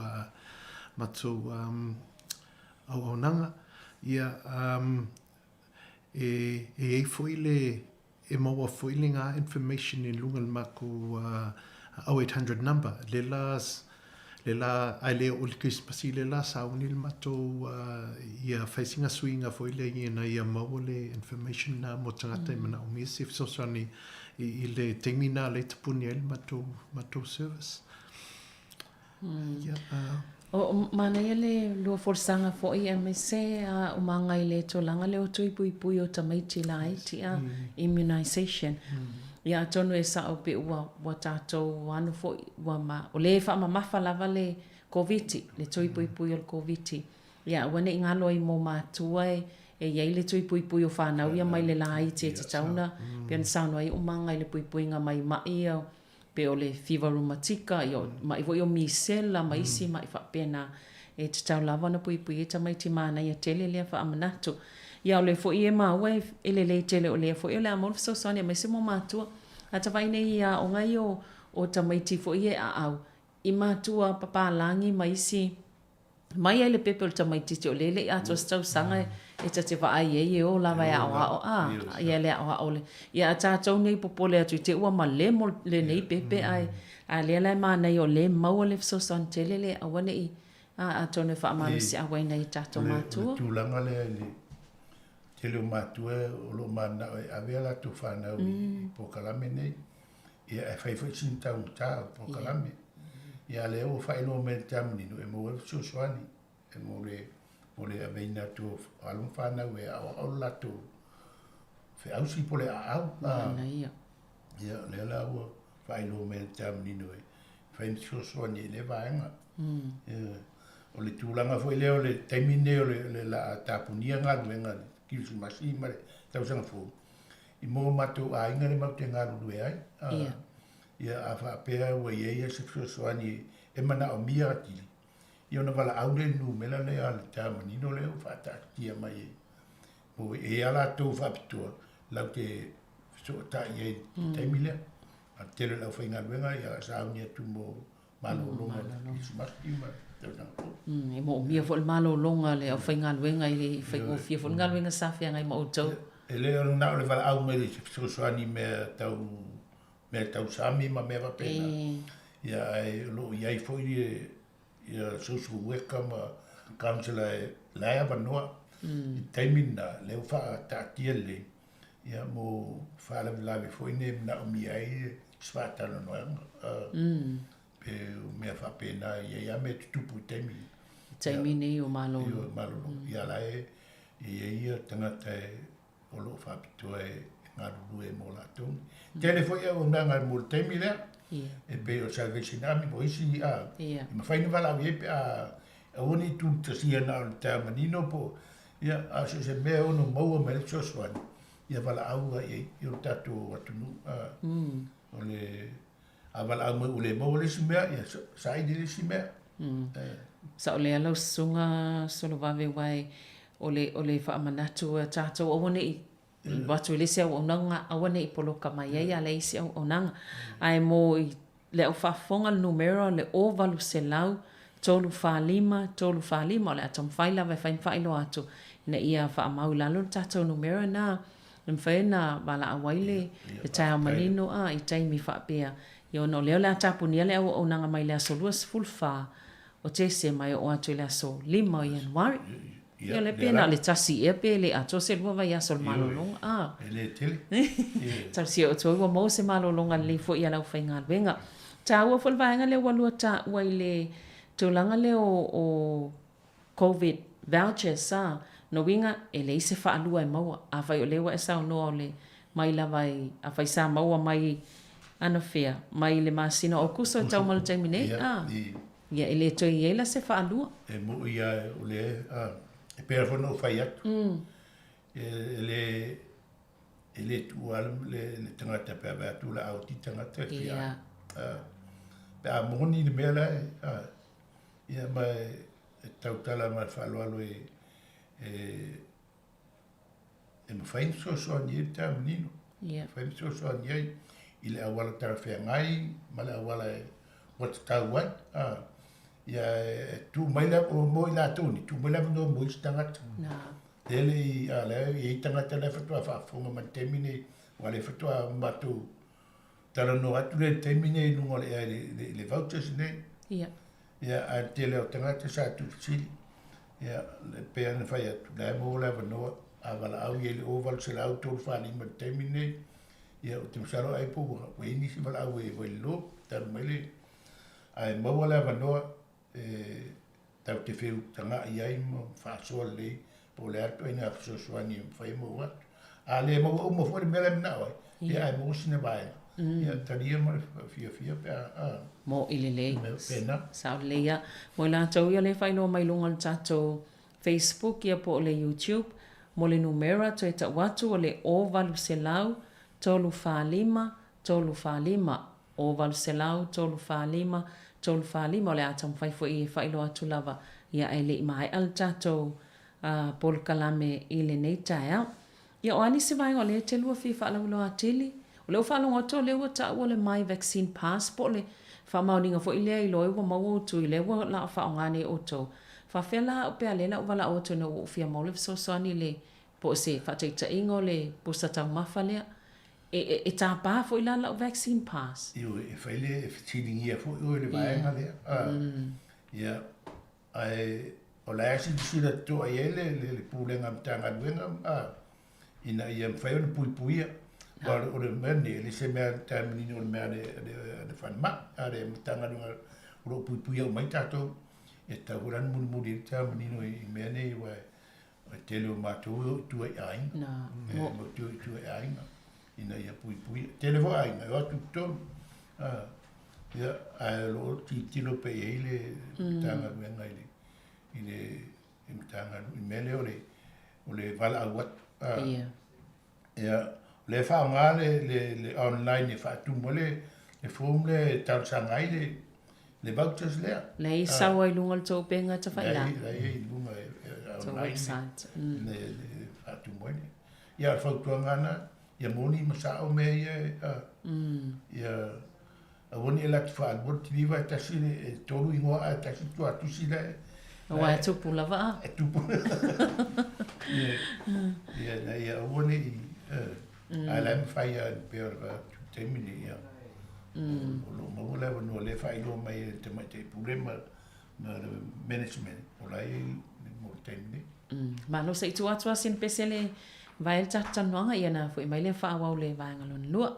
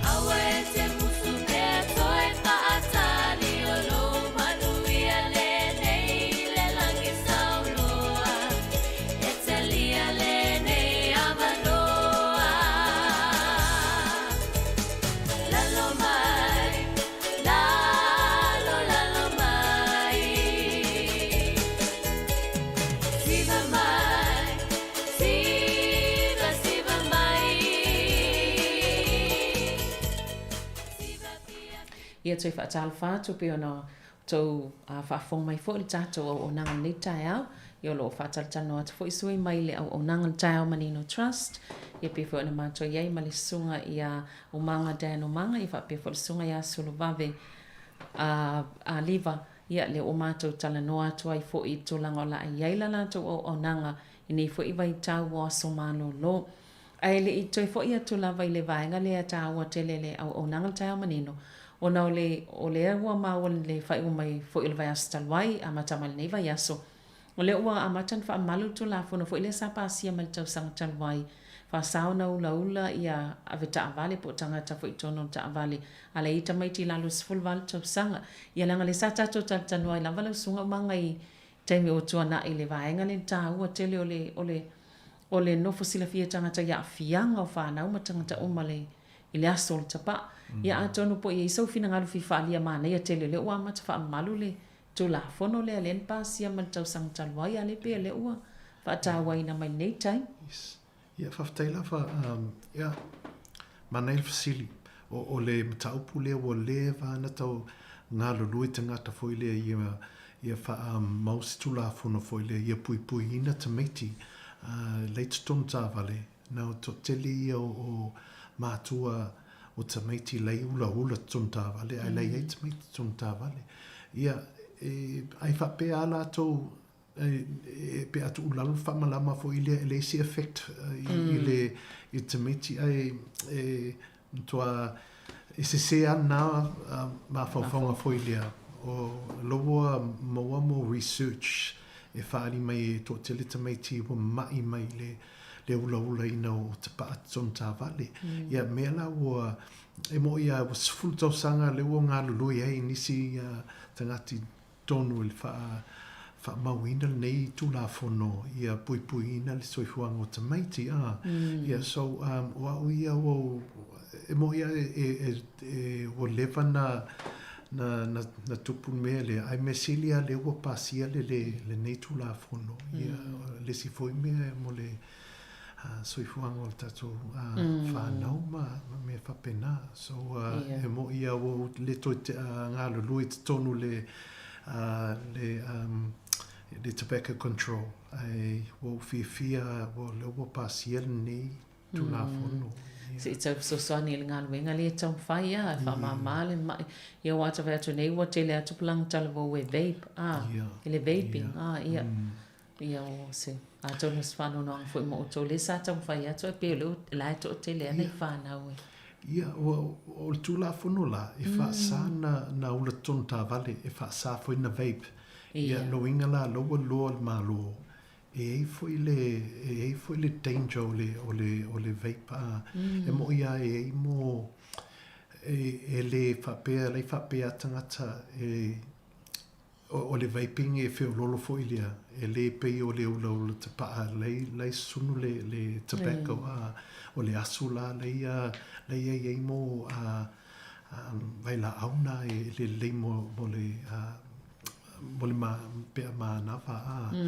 ia o leo tau lua nei o le vaping e tusa fo e mo chemicals late tonu mai la au late tonu le vaping fo ia e mo ia e le lafia tu le information le lava le information because it hasn't been around for long but you know the one that lo tangata so se mea tu tonu lo ele i design tato tino mo ia vai tino mo mea mo vai la au me fa pena na ole me na design tato ia ai pe it's a good start for ilia temi nei ia malo tu vi fa po to le piona e moni o le pio lau tu o le asu le awhaine o whanau sao le e awhaine e le ngata wai whanau o tātou hui mātua i le asu a o le tua e tele ina vai ai o whai asinu taunga tā o le sikareti ia o le ua whare tonu e whai maratupi whasoa la aina o e pea fita fua ne tangata na te uraina pe pai lua le vai asu ia ua o te lere tupe anu ese atu Ia no whamadia ina leo tangata matua ma tangata le. Ia e whale tonu le whanau le peo tasi ngai tu e tau e te le sauno atu ia fitai umanga. Ia le leo pone ngā ruenga umanga malanga vaenga le ua. Pasia whatuputu pema. Amana ia. Le la wadu se umanga ma le vaenga le. Ia le ua stara fia ia umanga mtato umanga. Na le ua mau mai le sa ole. Ia ma lo whaftai. Ia e tātou toi fo e mai lai I isi vaenga I o nangal tā manino. I ini si vaenga I fia whapula tili. Ia whaftai lava sa valinga. O leo whaasoro na whae uraturia por kalame e mea. Ia. A toi whamanatu atu hafu nei. O leo mau lewa no e tau sanga I le COVID vouchers. Ia whamanatu atu fo ia tui o whanau. Ia le ngata I tui o COVID. Ia e whanau iti lei pe un saunua ia sefari. Ia o mea na titilo sisira lei e tato atunu. Ia o le por kalame le o le awina o le whiausi. Por kalame e mol saunga le mu. O le sama safety le taranoa iai. O I la tofo e fio ta elem whamota. Ia whaunga ia mea umanta pena ina e palani e fiosoani a tatou. Pe o life jacket ma mea whapena na ia pui puia mai a tatou taimi o whainga malolonga. Ia o le whana wola, ia pe on whamtalatu taimi o whana. O le o whawhitau le tupu. O lo maua pele awanoa e wala au el tāmanino. Pe on whatale maua le awanoa tāmanino. La e isi whalapapitonga e mawhai o na whiosoani o tatou tangata. Ia o pe o le pau o na isi me tuatu. Ia mara le tua lalo lava e le whatunu e no matu whatau wale atunu. O le pui puinga o tātou mai le taimi o whainga malolonga ma taimi fia. Ia sisila toa i ei tātou. E le ngata I a tātou whanau. Mai se fo I tātou o mātua. Wā o hunu ngali. E wā taimi e whaefe misa inga. Taimi o lata el Krismasi. Pāti mwhai fia ia e un tau e fusu ma misa ia. Ala e ti tiro tamaiti. Wa e tupu na mea na sa waringa. Ia. E rau se mea le whapeo e lo tupu. O la e tupu na mea e olo taimi nei. Ia mea taimi nei wa mata na ola mo li mo. Ia ma pese me fo ila au. Ia o le fo mata na ma whanwhana. Ia a e tupu mai mea na. O le whemi sa inga o a inga. O le ewa toi le whautuanga. Ia lo whangi e whaasao nei lua a whiru futas. Le ua tātou tūlanga o le whainga tā o le soifuanga o le whamai o le COVID. Tau te le mai loa. E le si whamai fau leo o pipi mai. Ia te ia tātou o toi lockdown a te le whaere Krismasi. Taole. Ia tā pena o tātou a inga. Ia lava mea I tōnu mauta malawa e tua I ai taimi o lo whaingtala. Ia ia va pe musuma no se va tu matolo fanga I o matu. Ia velo le vai masui o le tamai tai pule ma le management le tamanino ma la whainga nunga. Mori a toi o matolo fanga I matua matua uma o sio tato nu e o fata o toria I tonu mo tanga se ngase tonu mo tamalawa ia o talo mo to ia lo fangia le tuolo to fata o toria I ngase o tino ia fa pe fo ia o tato matua o lo I tonu so se mea ma wale maftianga ia lo fangia le tua ia le file mu ia te o to a inga e ngalu e tamanino ia ma au paanga ia mori atu alo whaanga ia te utou o whātua whamanu ia tu le Krismasi ma le tausanga fōu o e me ia mori e ula wha ia e isi o sola e whāta o tori e whalemai o pio atoa ia pio atoa te alo whatele atu mo e no whangia le tualo whatawhanga singase ia wa in maro silitino ia o nei o ainga ia watu ia nei taime wha manuia tuele ki se masi mai tau sanga fōu. O sio matou nu pele o tau manu reo whalewha. Oiso, mānei. E watu alo whaanga i nai o a inga o mai tonu whalewha, ia mai sio nu o whalewha. Ia ma le whono fo le matou nu. Ia lo whatu i le te whono ma le malu le whono le tatou nu. Whale tuam tausi te mai taim sa au. Ia o le male au manga. Ia mori atoro whaanga mo o tau. Ia le whai o ni o lo whaanga li whaanga mai tatai. Ia,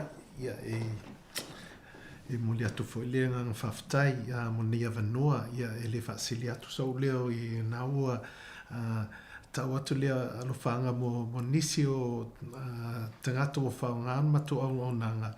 Ia ma nisi o tatu whanau leina le au whafonga. Ia manuia lava le Christmas. Ai ma tau sanga fau. Ia tau sia matuto e fo i mai le lofanga le tope matuto e fo i mai le asolimo Januari e fai pelp mato au nanga o sosani mutangata mo le il mato au nanga e whaftai te le lava Sablina mo le fonga lau mua mo nei avanoa tai lava. Ni la whaftai Sablina, ne la whai masui ma malanga. E ma te mora tulenga whaftai e le whionga fo te maitai o le fonga lau mua. O le mau atuere i mi moko se matai mi ai whaftai tele a mula avanoa mo whaavanoa mai mo maua. Mori a fo le whaftai le whionga le li pure o le fonga lau mua ma la whai ngā ruenga. Wa malo whaftai, tai ngā ruenga matango fie. O le tero teimi mau te whaangolongo e tila o le tio sa moa ni mato o visa. Ia e le se tapeala o le tio tere ana o le ala le tio. Ia mo le tuele ngā whaftai o tō ngā ruenga whitalo tau tuainga ai mo tau nong longo le mamaru o tātua tinu.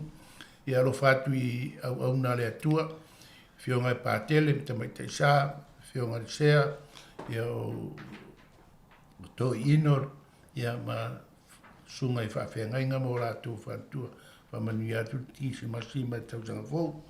Ia, ai alo whare tua whamanu i a fōu, tisi masi mai tau sanga fōu i ati o e ngā ruenga. Ia, te manatu o se paula se upu mwhaiona mo le tuele ngā whawhitai le neas, ia whaasoi fōu ia Samoa. Ia, malo whawhitai lava e mule atu whawhitai tele ia lua sunga ia ona o pokalame nei taia.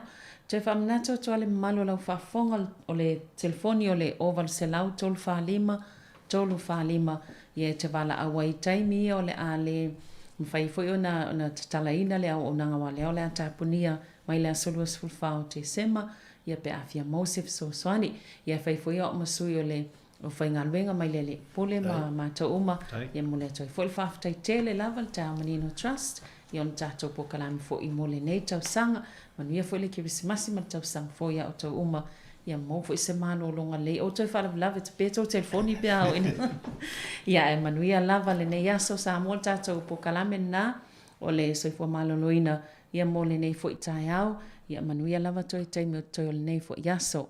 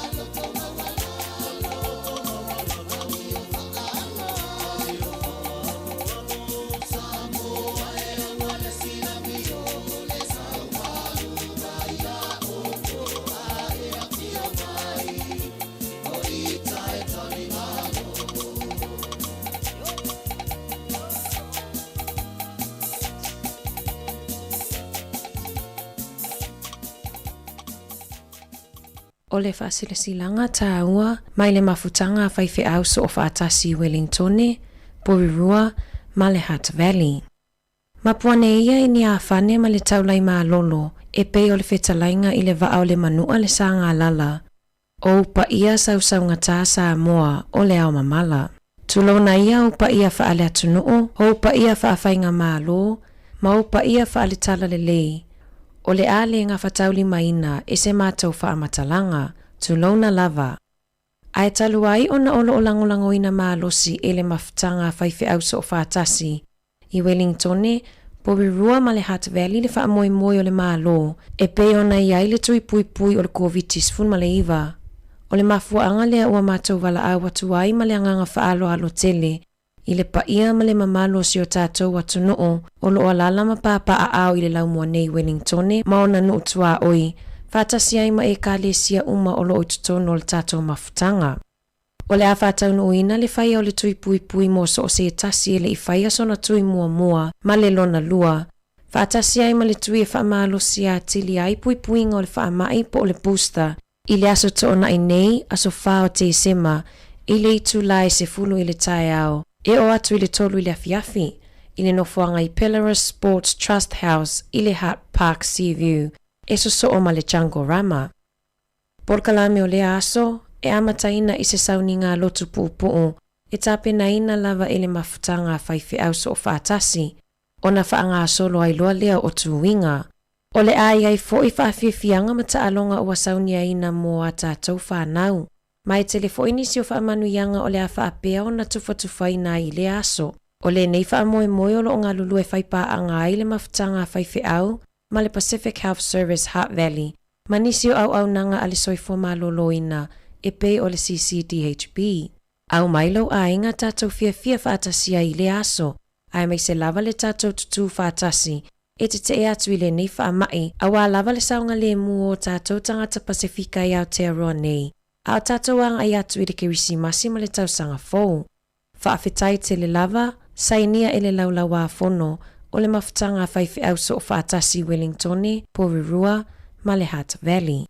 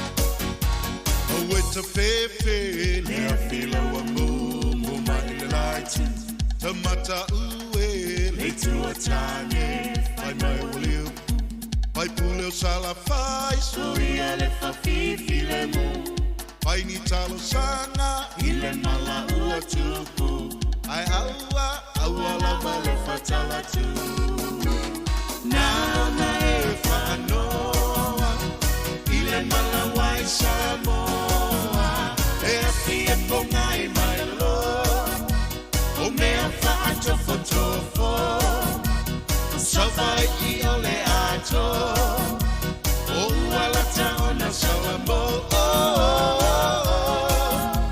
Samoa lo tumalo.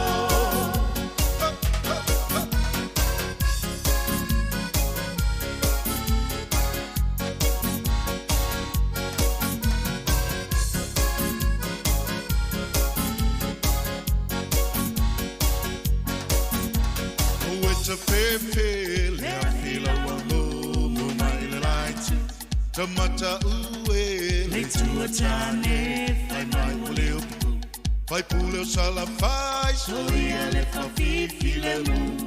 Vai ni talo sanga, ile mala ua tupu.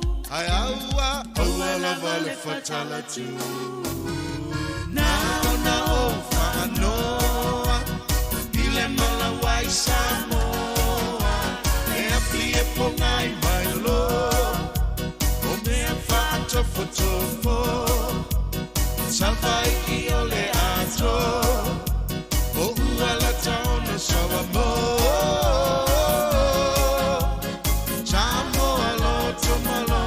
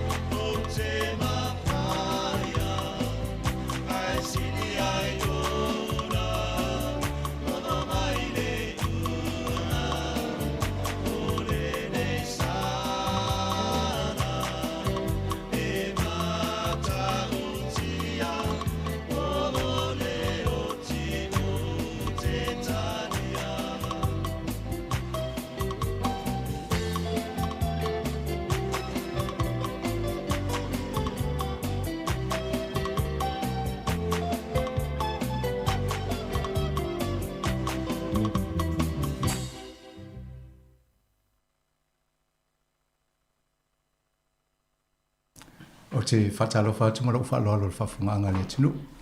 O le tato Paul Kalami te au ni ma whatasi ma le tato malo o Franka Ron Casey. Ma tatanoa tunu ta upune o le allergy. Ni a fie tato tangata to te lu tato e ngate le pa o le tinu. Ia tato tonu fo o tato mama I to nganga ngase ni. Talofa, welcome to Samoa Capital Radio, Franka. Talofa Famasaga, Talofa Samoa Capital Radio listeners. I'm really happy to be here today. Thank you. I like your shirt. Oh, very Pacific. I like it too. I should get one of those shirts next time we have a pair. If we're sitting on doing the program on Franka. No, thank you very much for coming in. Let me say this in Samoan. O Franka o le Professor Franka Ron Casey.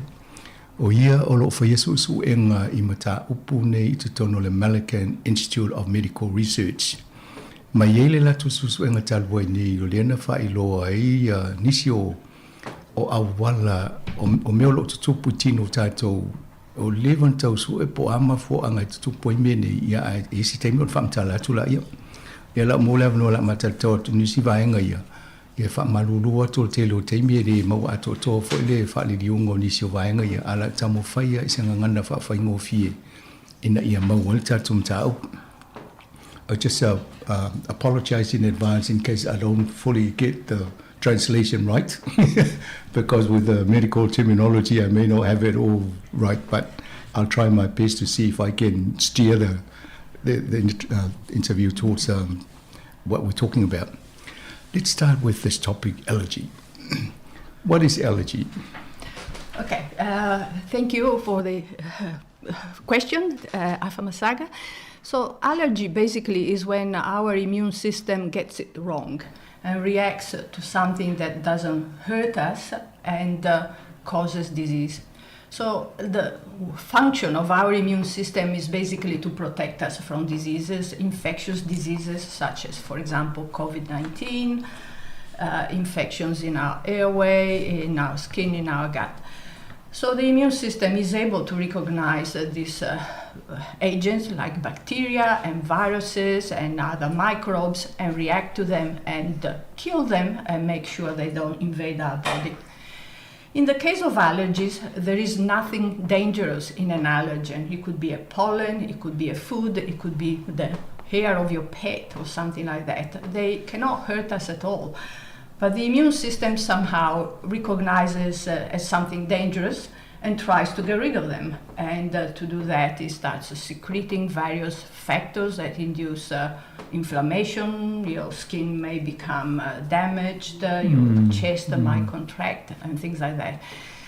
And this is really a problem of the immune system. If our immune system did not react to these allergens, we would be healthy. We would have no disease at all. So it's just a mistake that our immune system does reacting to something that doesn't hurt us. So the immune system is not the same for everybody. Why is it behaving differently from yours to others that get this allergy? That's an excellent question, and it's a question we have not been able to answer yet, and where we need to do a lot of research to try to understand, because you are exactly correct. Our immune system is varies from person to person, but it works with the same building blocks, if you want. Right. However, in some individuals, either because of a genetic background or because of the environment where they live, sometimes this goes wrong, and perhaps they have been exposed to an allergen when they were very young, or in a way that has caused this exaggerated reaction. But we don't know exactly what is going on yet. And that's part of what you've been working on all this time, trying to find exactly what's happening. That's what we're trying to understand. Because the other reason why it is important to try to study this a little bit more is also the fact that we know that allergies have always existed. They existed 50, 100 years ago, but they were very uncommon. They were rare diseases that now are starting to instead be much more frequent in people. For example, diseases like atopic dermatitis can affect up to 20% of little children. And this didn't used to be the case years ago. And so why is that so now, and why wasn't it years ago, is something that we don't understand, and we need to study in more detail. Is there any indication of, or some kind of, you're suspecting something has changed? Is it the diet, or is it the environment that caused some of? Absolutely, it could be any of these, and because there are so many different factors, it's very difficult to predict what is going to happen. So you mentioned the diet is correct.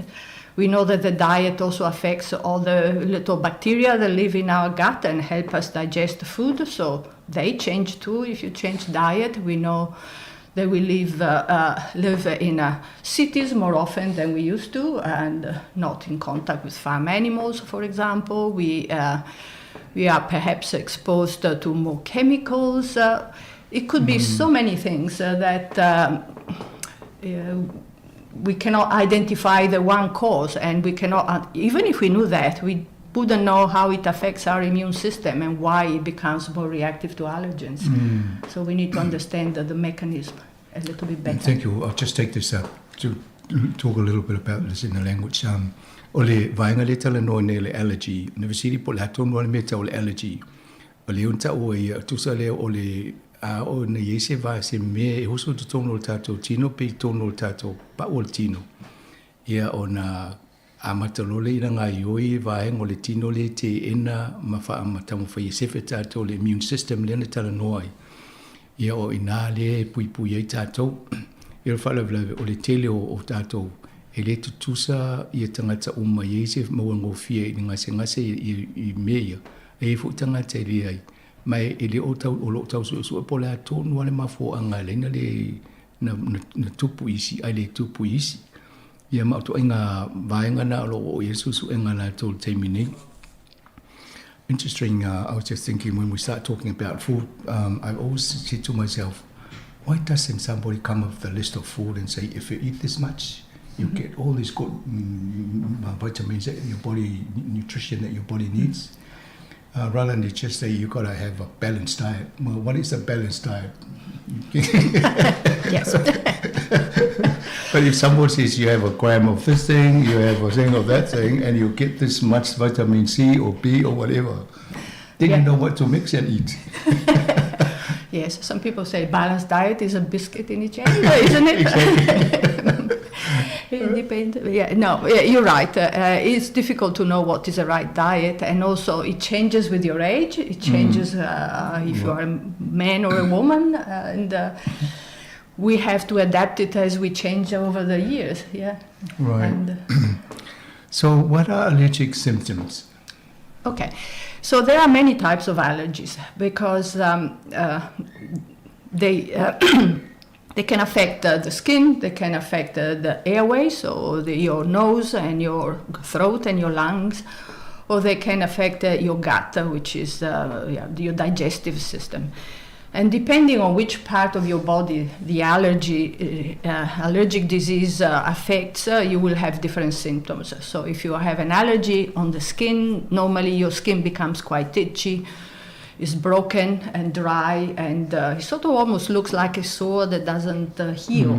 And this is because there is either allergen from the environment or from your diet, from the diet that affects the skin. And there are immune cells in that side of the skin that start secreting factors and calling more cells in that cause this inflammation.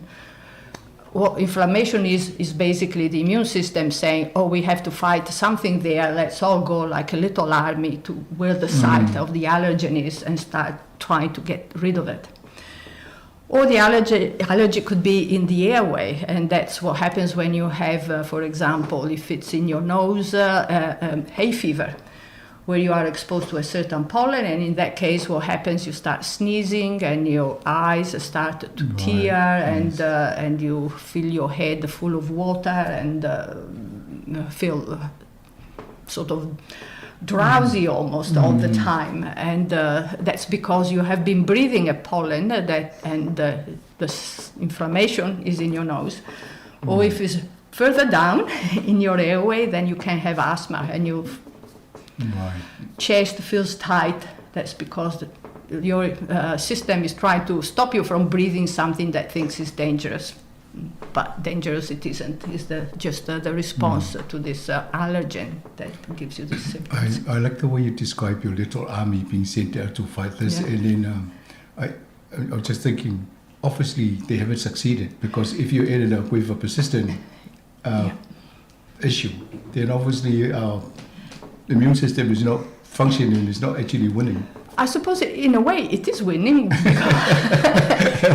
It's winning the battle, but it's not winning the war, because maybe you will manage to sneeze out the pollen that you have breathed now, and the next breath there is another lungful of pollen because it's in the air, and then the fight continues, and that is what is also so dangerous and affects your lifestyle so much. The fact that we are exposed to these allergens, we cannot control them easily, especially if they are in the air or around us all the time. And so the allergy symptoms persist for a long time. Well, we into summer now, and this is a bad time for some people who suffer from hay fever.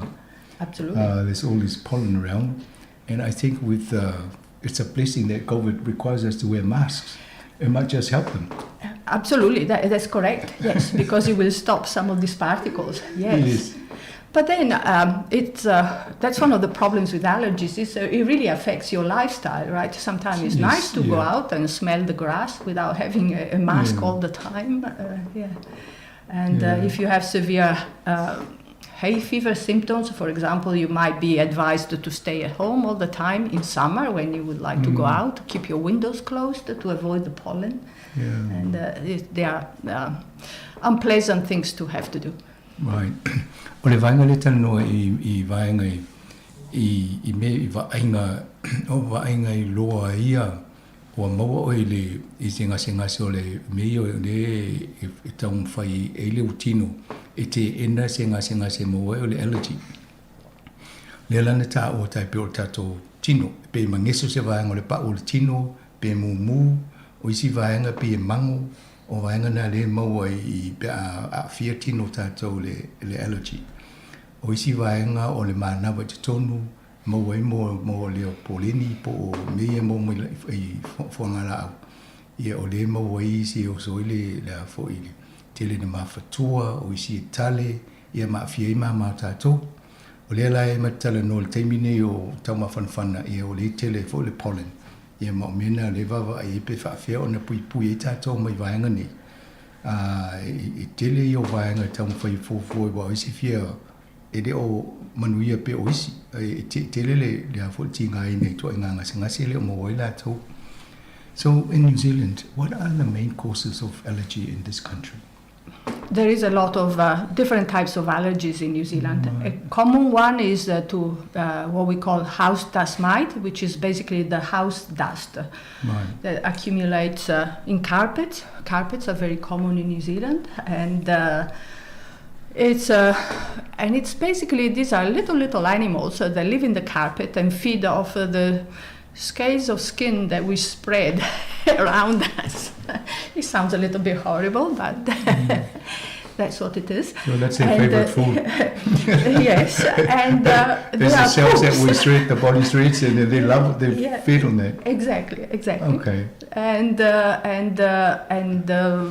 they live around it, and they spread the little particles, which are actually their poops. And when we breathe them, this is a very common airway allergy, asthma, cause of asthma and so on.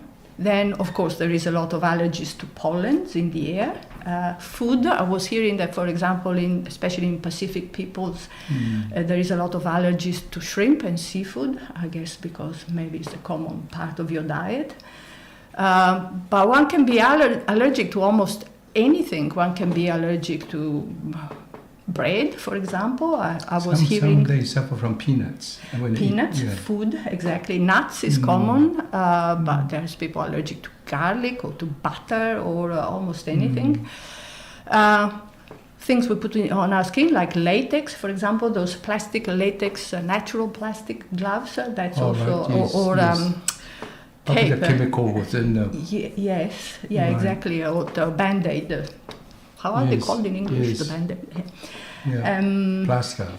Some kind. Plaster. Yeah. Thank you. Yes. And skin products, for example, lotions. They can also give you allergies. Well, if you go to some of these supermarkets now, they got all these type of perfume, different. And I've always wondered what are the chemicals in that perfume. And you will not find out by reading the label because it's always so long. It is always difficult to know what's in there. Yes. So actually, it checks whether they're safe, whatever they put into this. Yes, but because there are allergies that are not very frequent. Sometimes something that doesn't cause allergies in many people is still causing an allergy in someone else. Yeah. Excuse me.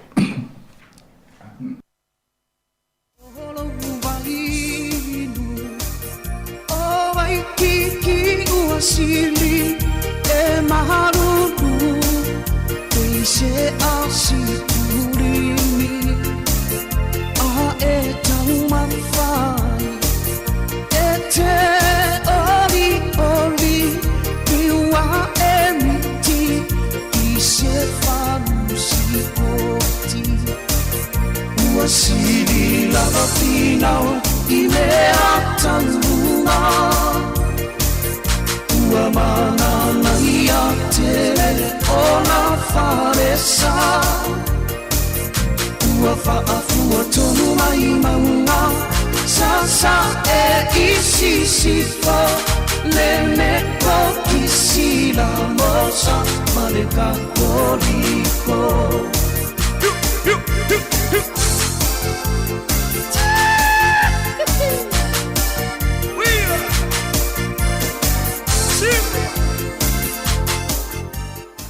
Pamalulu atu wa tau whale tonu le tanoanga le tai au nei ona.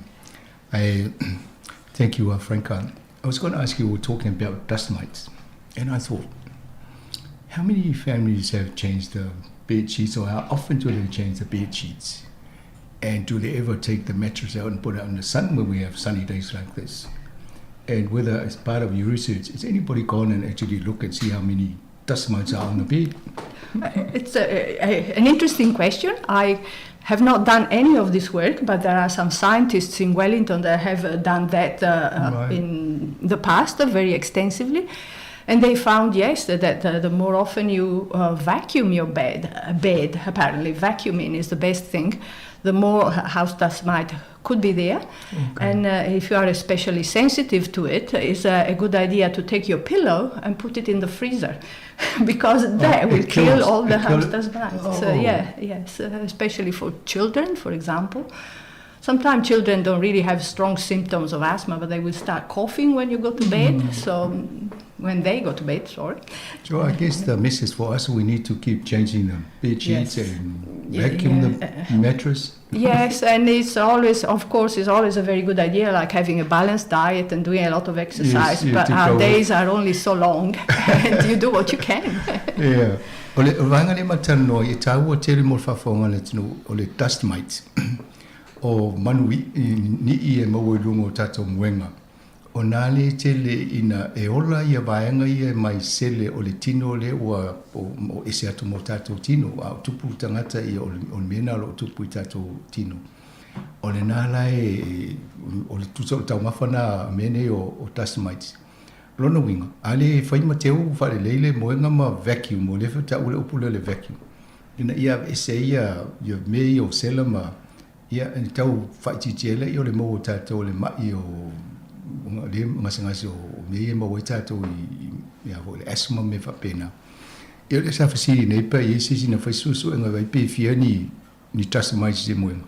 Ia e whamai sao e scientist na whaisusu enga ia maa vaenga tonua ne le tau ai atam whai ai whai. O le si mea nenta no mai Franca. E ave le mune lunga tonu wha malulu pusa isa. Ia na pepe I lole I o dust mites. We better not encourage them to take the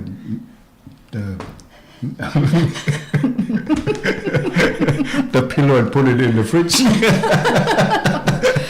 I have not tried myself, but That was the advice. But that's a cure. No, I think... but let it warm up after. We're going to challenge some people, our listeners. Let's do an experiment.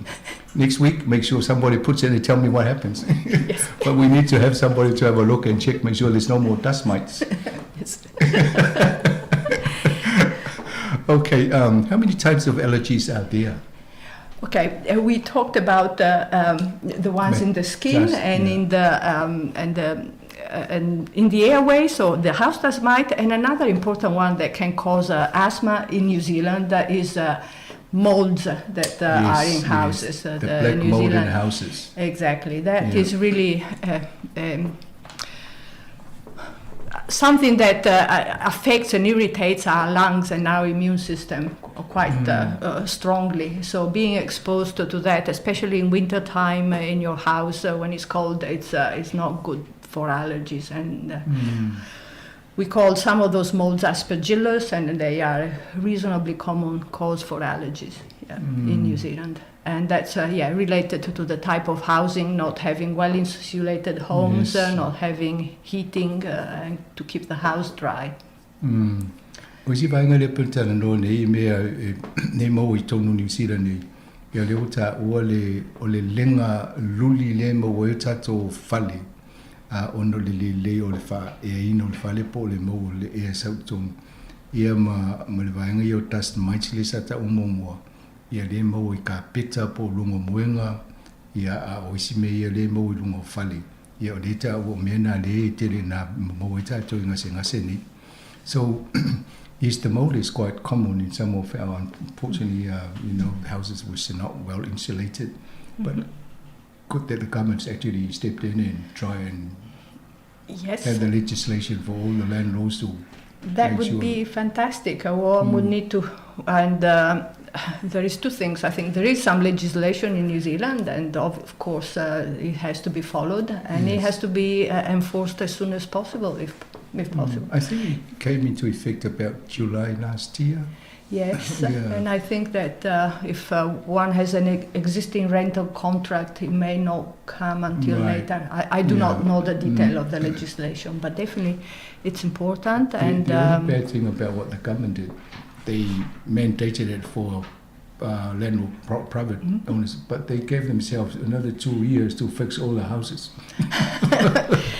That's not good. And then you end up all these sick people with exactly what we're talking about, the mold and that. Yeah, and on top of that, I think there should be also, how can I say, a standard, a minimum level where the house, the house has to comply with to be inhabited by people.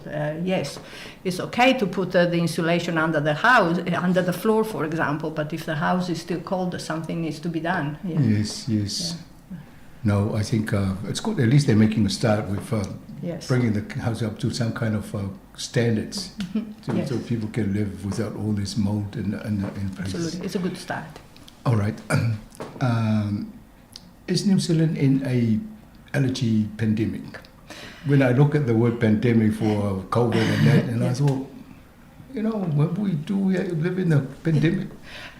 It's not only New Zealand. The frequency of, we call it incidence, how many people develop allergies, is increasing in many different countries. It's not only New Zealand. And it tends to be countries like New Zealand or Australia or United States are normally a good, wealthy country, but it tends to affect more the people in those countries that are not so wealthy. To explain. And why that is, we don't understand this. Well, we were talking a little bit earlier about that we don't know why there are so many more allergies now than there used to be 30, 40 years ago. But that seems to be a fact. That there is more frequently children that have skin conditions like atopic dermatitis, so their allergy affects the skin. More people that have food allergies. Food allergies were very rare. Now they become more common, especially with peanuts and nuts, like you mentioned, Afama Katsaga. And asthma. of course. And why that is, we don't know. It's obviously is not specific to New Zealand because it happens also in other countries, and it's probably something to do with the change in lifestyle. Yes, yes. I was going to say we didn't have fast food. For example. Now we have fast food in Samoa as well. Oh, okay. In the islands. Even in Italy. I'm from McDonald's. Italy, they try to not have fast food because Italians like to eat well. Yes, but yes. they have it too now. All right. So is there a growth in allergies and this Absolutely, type of... yeah, Oh, yes, right. yes. It was, for example, a little bit later than other countries, but now it's exactly the same in Italy as well. So part of the research, do you actually try and also identify exactly what causes the increase? Yes, these kind of studies are done usually by a different type of scientist from the science I do. I do science in a lab, and instead there are people who do what we call epidemiology. They look at populations. So they go, they ask people to fill questionnaires about their health, what do they eat, how many house dust mites are in their bed, they go in their house Yes. and measure them, all these kind of things, and then try to understand what is changing. And it's this is the type of research that has shown that there is more allergies in wealthier countries and in some part of the population and so on. And it tells you that something is happening and what it correlates with, but doesn't tell you why it's happening, cannot put the finger on this is the exact thing that changes. Because normally if you move from the country to a city, there is a lot of things that change in your life. Your accommodation, what you eat, the air, the pollution from the traffic, and so on. And then some people sort of start asking questions about the materials that you built your house with, whether they're actually giving out any...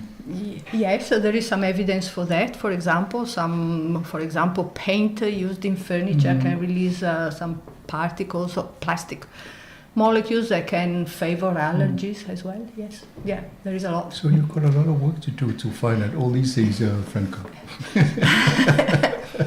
What I do, I'm an immunologist. I just look at what happens, what affects the immune system, right, yes. and let my colleagues look at all the rest that happens outside the body. Yeah. So is there some kind of cooperation between your type of science and all these other sciences in try and find exactly some... Oh, we definitely read what each other does and try to understand what new things come up. For example, there is a big study in Wellington where they try to understand, does it matter where your house is, whether you become allergic or not? Is it important to be near a park or near a motorway, near an industrial site and so on? How does that affect your chance of developing allergies? And what they do, of course, is important to me because it makes me think about what is going on. I don't know if you had by chance watched the Fairgo. There was this community down south that complaining about this ongoing sound from a factory. Yes. So I thought they're allergic to sound. I think that's a very common allergy, yes. Ole, wangani matatanoa nei inisio o to ainga ole upule whaanga o le pandemic mo le allergy.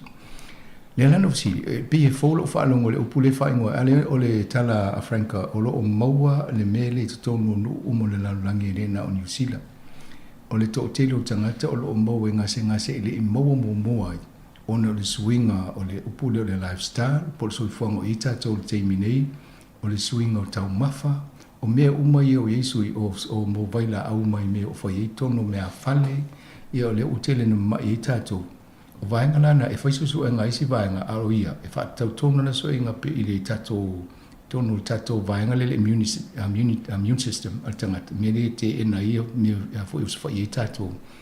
Ia o na he tau whaanga i la tonga alwenga. We'll just take a little break here. I'll ask Anna to play us a piece of music and then we'll come back and do the second part. Okay.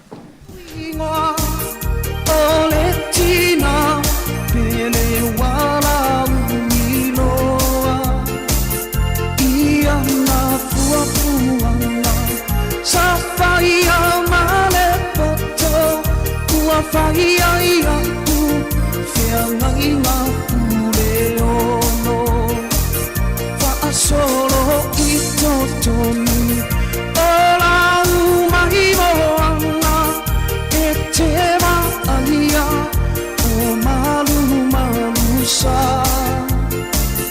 O fale longo Ua fai mata pasa Iwa alo I alo fala Ua siri na matinau I mea taurunga Ua manana I a tere o na wharesa Ua whaafua tonu mai mauna Sasa e isi sifo Le meto isi la mosa Maleka kodiko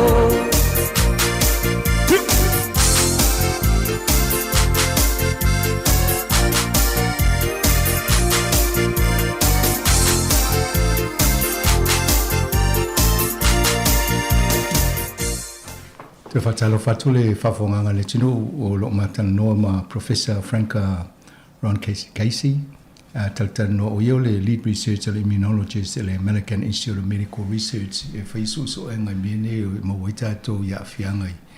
I mea o so wha i e tātou tino e ana tu le pa o le tino po tono tātou ma le mawai si le wha mai leo le sela e o isi o me o tino e pala ma pe wha pena e mu. Yeah, should you get COVID-19 vaccine if you have allergies? Depends. So Right. if you are allergic to vaccine components, something that is in the COVID-19 vaccine, you shouldn't, but there are very, very, very few people that react to that vaccine. There is a little molecule called PEG that some people are reactive to. And it's normally only found in some medicines, and that is the reason why when you go to get vaccinated, they ask you to sit around and wait for 15 minutes to make sure you don't react. Apart from that, there is no reason not to have the vaccine. What may happen is sometimes if you have severe allergies, you may take a medication called steroids that really shut down your immune system so you don't react to allergens. These make your immune system slow, so you may need 3 doses of vaccine. So there is reasons to have more vaccine rather than less. Right. Otherwise, there is no contraindication that I have that has been observed. So if somebody has a severe bout of asthma, yes. So do they need to just consult the GP and say whether they're clear? It's always good to check with your GP, but so far, as far as I know, even people who contracted COVID-19 and have an allergy, airway allergy, have not been more sick than others. Right. So there doesn't seem to be a problem in that sense. But it's always better to get the vaccine, not let the virus. We better tell the community about we're in the process of getting vaccinated.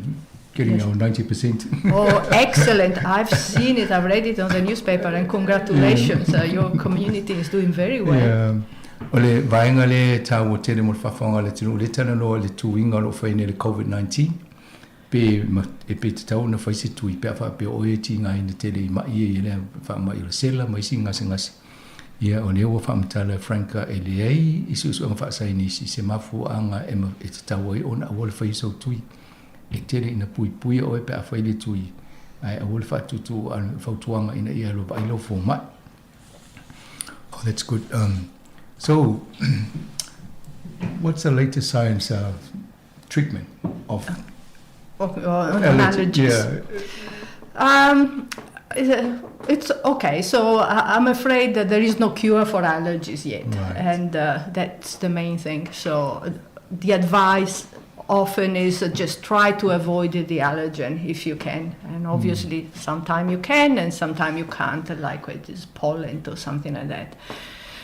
And why is that the case? One reason is because, of course, this makes you feel sicker. If you have, say, hay fever, you start sneezing and you don't feel well if you are exposed to breathe all this pollen that is making you sick. but also because it's a little bit like with the COVID vaccines, right? You need 2 or 3 injections for really getting your immune system very reactive to it, and the same happens with allergens. The more you are exposed, the more your immune system becomes reactive. So if you can avoid it, try to do that. Then there are treatments like, for example, antihistamine. Often you have this eyes watering or itchiness and so on, and they will stop that. They will not cure the disease, they will just eliminate the symptoms for a few hours. And the same with the steroids. Steroids is even a stronger medication that really suppresses your immune system, but suppresses all immune system reactions to the allergens and also to infections and other things. So they are used if necessary, if the allergy is very severe and the benefit is more than the risk of having an impaired immune system. So when it suppresses your immune system, it comes back, it recovers and gets back to normal. Is that right? Once you stop, yes. Yeah. So you may have a few immune cells in your blood, for example, few immune cells in your skin and so on, but after you suspend the treatment, they will return. Okay.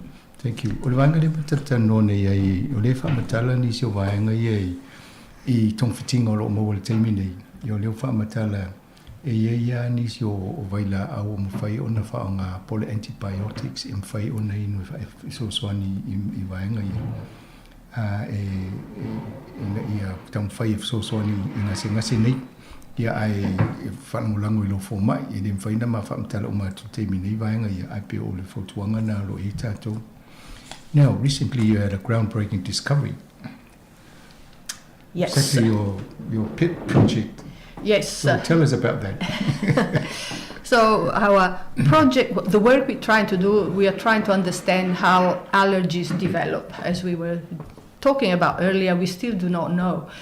Now, allergies is your immune system getting it wrong. We don't even understand for this type of immune response how the immune system gets it right. We really don't know. It's a big unknown. And what we have found studying this is that the skin seems to be a little bit special and different from our parts of our body, and is more predisposed to allergies.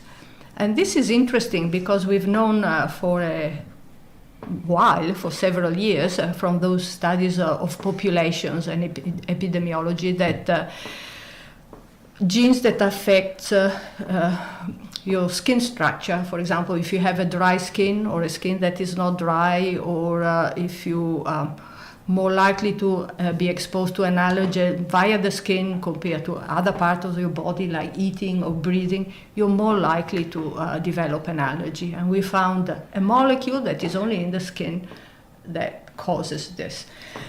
So we think it's important because one can study populations and say something is going on that makes the skin more sensitive, and that's important information, and doctors have already been saying this to patients. But unless you find the culprit in all those various cells you have in the skin, who is doing the wrong thing or something that makes us more susceptible to allergies, there is no way that we can start trying to stop it. So we are pleased we found that. Makes a lot of sense, but we still have a lot of work to do to understand why is it made only in the skin, and is it possible to change it? And if we change it, is it going to have another side effect? Right. Yeah.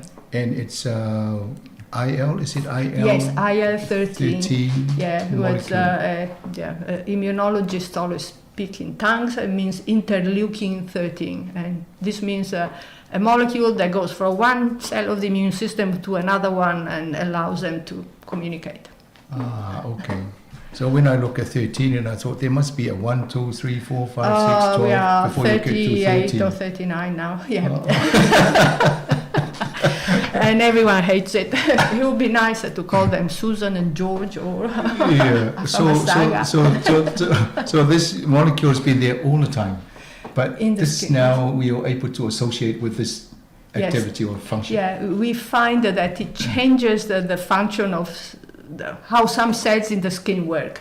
and then it makes them better at inducing allergies. But all along, the understanding was that everything happens in the gut, not in the skin. Is that what the theory? We thought actually there's some information suggesting that the skin is important. Right. So, why is it, for example, that dry skin is more likely to predispose you to allergies? It's because it's dry because it's not tight. It lets the moisture from your skin evaporate, and it also doesn't stop allergens coming in. So we think that's why. And it's been found that people that have this dry skin are more likely to have skin allergy, asthma, food allergy, everything, all types of allergies. And I wanted to tell you something else, and I forgot what it is. That's all right. No, but obviously your team must be very excited when you discovered this. Yes, we were excited, absolutely. Yeah, because it's very nice when you find something and you say, oh, now I can put that information. It's like solving the puzzle. You put the last word in the crossword and it all comes together. Yeah. Right. Yeah. So in terms of progressing the research and discovery, where does this sit now with this discovery? It tells us clearly where to go next. So instead of going all over the place, yes. we can be more directed. Focus on a particular area. Yeah. But yes, there's still a long way to go. So when I read this, and I thought, if the skin is so important, the things that actually develop a sort of help ourselves, and then you put all this cream on top of it, that will actually block all the pores for things to get in. Yes, I think we have to be very aware that what we put in the skin is important, and the skin is special. For example, I was speaking with an allergist and we work with, Maya Brewerton, and she always tells her patients, don't put food on your skin. Food, because then you eat your food and you don't want to be allergic to your food. So every part of our immune system in our body should do what it's supposed to do. Don't mix them all up, or the immune system becomes confused. I'm going to tell the story on this program that you'll probably be very shocked about. When we were very little, the mother will chew the food, put it on the hand, and then pass it to you. That's how you feed you. Oh yes. It's not surprising that before the baby food, was mothers doing that? So they're probably passing whatever they had in the immune system to the baby, and you grow up very strong and hardy. Yes, probably the bacteria, the bugs they have in their mouth, and the good ones, the ones from the balanced diet. Yes. So those things. Now, the other question when I came up about skin, is it the same for all type of colored skins? Yeah, it's a good question, and because it is such a short time since our discovery, I cannot answer. Right. I don't think so, but I can tell you that if we look at our little lab mice, it doesn't matter what color they are. Right. We have white, we have black. They all have exactly the same. People are a lot more complicated than mice. We know that what determines the color of our skin is sort of more near the surface of the skin, and the cells we have found that make this IL-13 are a little bit deeper, so a different part of the skin. But that's all I can say today. I was just thinking with the pigments in the skin, different types, and then you're probably people in the far north, not the same as people in the south. Yeah, for example, we don't know if sunlight affects it. Anything really at this point. The only thing we found is that in female mice, it was a little stronger than in male mice. Oh. And we know that women at a certain age, between adolescence and menopause, are more susceptible to allergies. You have to try and find the equivalent in the male to see what's... All right. I'll work on that. But if I was just trying to cover this. O mele tana no ni elele su engale na fai le ta o le groundbreaking discovery in mowai o tono pa o tato tino ele molecule po se vaenga le o le seli vaenga ni o le seli O lea e ua maua i lona te leo lona o ngā i le ngā singa o vaenga te ina ia whawhitauri le o tutonu tato tino e ui atu le pa. Vaenga na le lena maua susu enga le taita ia Professor Franka. Ia ma o whiwhia la tō o le o telea ina wha mautua ni so la tō fuafuanga mo le anga i lunga ni so vaenga le susu enga. E tango whai e te ina i wha ma i lo maua ni tato le ngā tele pao. Yeah, tonu for tato tino. Well, let's hope that you progress with, further development here. But I guess the next question is, so where to from here? What's next? Well, we found one piece of the puzzle, and Yes. we can keep studying more because we want to understand why IL-13 in the skin. But there is a lot that we still don't know, so we are continuing to look at other things that happen in the immune cells in our skin that start allergies, and that is the future for us. And yes, I think we are not short of ideas and things to do. Amongst your team, I was just curious when I read this thing. Anybody suffer from any type of allergy amongst your research team? We have had people that came to work with us because they have allergies. One problem with us is that we work, because we study allergies, we work with things that cause allergies. And we don't want to hurt anyone. When they're healthy, you end up being sick? Yeah, exactly. So you come into the lab, there is allergens, and of course we handle them carefully, but one has to be aware. I wouldn't want someone who's very allergic to those to be in the lab.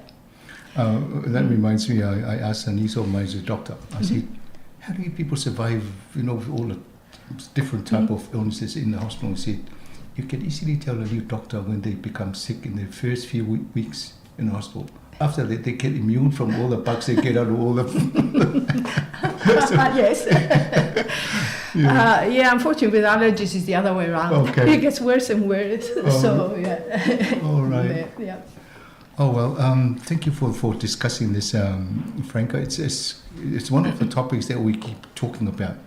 But we talk about the symptoms and what happens. But we actually haven't done a discussion of looking into how it works, how, especially how it prompts your immune system. And that's the area that you're working on. Yes. So once we understand that and then work out some kind of treatment, perhaps then most of those things will disappear. Hopefully. That would be fantastic. It would be nice to be able to prevent them rather than cure them. Right. But one of the problems is that we will probably be catching up all the time. So the environment changes and there might be other things that appear or so, yeah. And with climate change. For example, there is different plants that grow in different parts of the world. Yes. As we adapt to the environment, other things will come up. But yeah, hopefully there will be less allergy or maybe a more contained type of allergy and so on. Yeah. Oh, well, let's hope that you'll find something that actually excites you before the next 20 years is It's all right. the next 20. I think we will find it. Thank you. Final message for our listeners. Everybody's been trying to catch up with the vaccination. Yes. I take it everyone that the American have had their jabs? I think so, yes. Yes, sometimes people ask immunologists, what is good for your immune system? And there is one thing that is good for your immune system, and that's vaccines. Right. They're really, really important. And that's the exercise for our immune system. So don't be afraid. Thank you. All the best for your research, Franka. And then hopefully we'll have a chance to catch up with or update on these topics in the near future. Okay.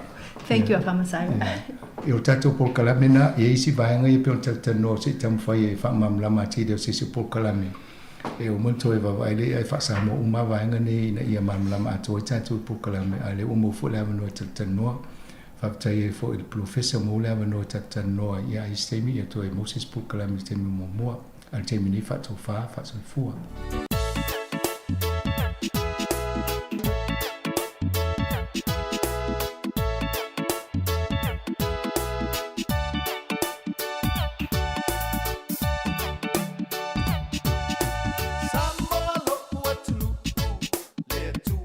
Samoa,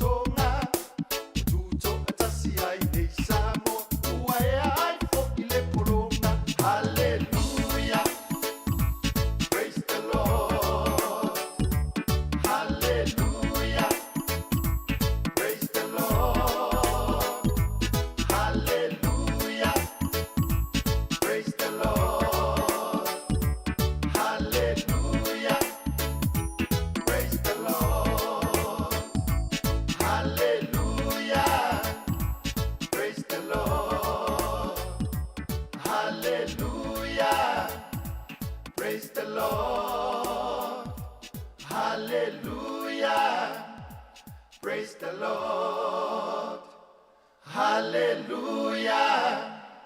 Praise the Lord.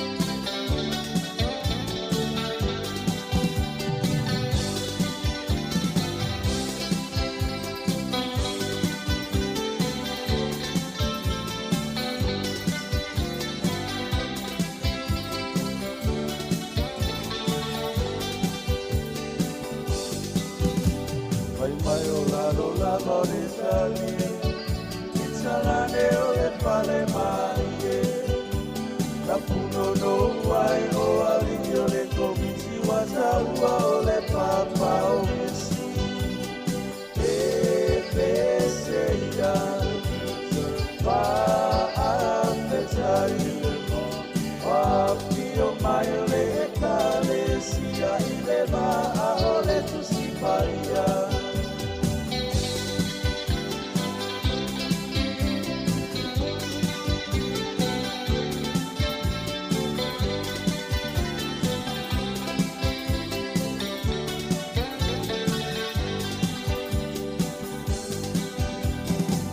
solo solo mai o silotu e paali o le mautao a ua mautu le paha le upu o i ua to i la loa se o e pese ia pa apetai wa pio mai le kale sia i le va o le tu si paia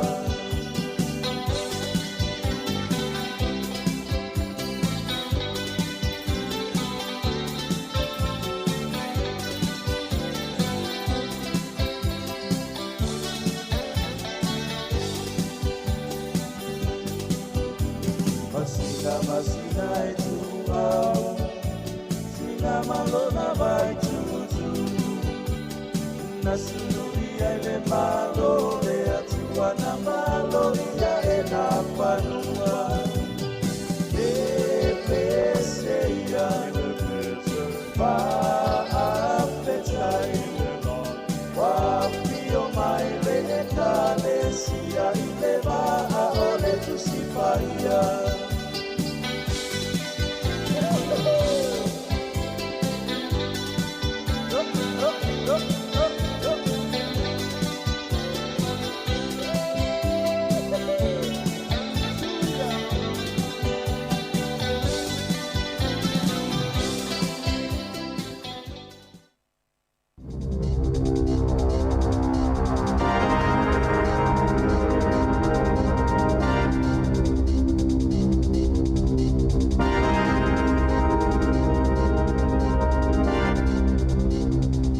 Tala flaval fa poponga o tala foma le si ufonga le la mo le nei vaenga o le aso. O le lapita ingal fa la potopotonga le soifua maloloina ale la langi po le WHO wa whailoina i le aso. E matua maua lunga lava ni tūlanga la matia mai le ave o le virusi o le corona po le variant o le Omicron e fua i lunga o wha maoninga i a saulua i maua e wha pea. E mawhaio na vave le siti o le numero o tangata e mawai wha atase mani tūlanga o nga tele. Sa amata mai le virusi o le Omicron i Botswana. E wa amata mali o na salala watu isi vaenga o le lalangi le e au fie mani usawe lese i au se talia. Wa tapuni e nisi o tunu ni whainga malanga mai atunu i saute o Afrika. Lea e au fie le Unia Europa ma Amerika. Wa whailua fo i Japani. Wa tapuni e neile avanua i tangata asiasi umalava mai fafo e whapena fo i a Israelu ma Morocco. Na ta ua le WHO e ni tūlanga le mautino e whaatatau le variant o le Omicron beitai. E iei whaamaoninga wala ngai ni talitononga e iei suwinga o le virusi e mawhai na le mawe vaenga i e puipuia tōtonga o le tino o le tangata.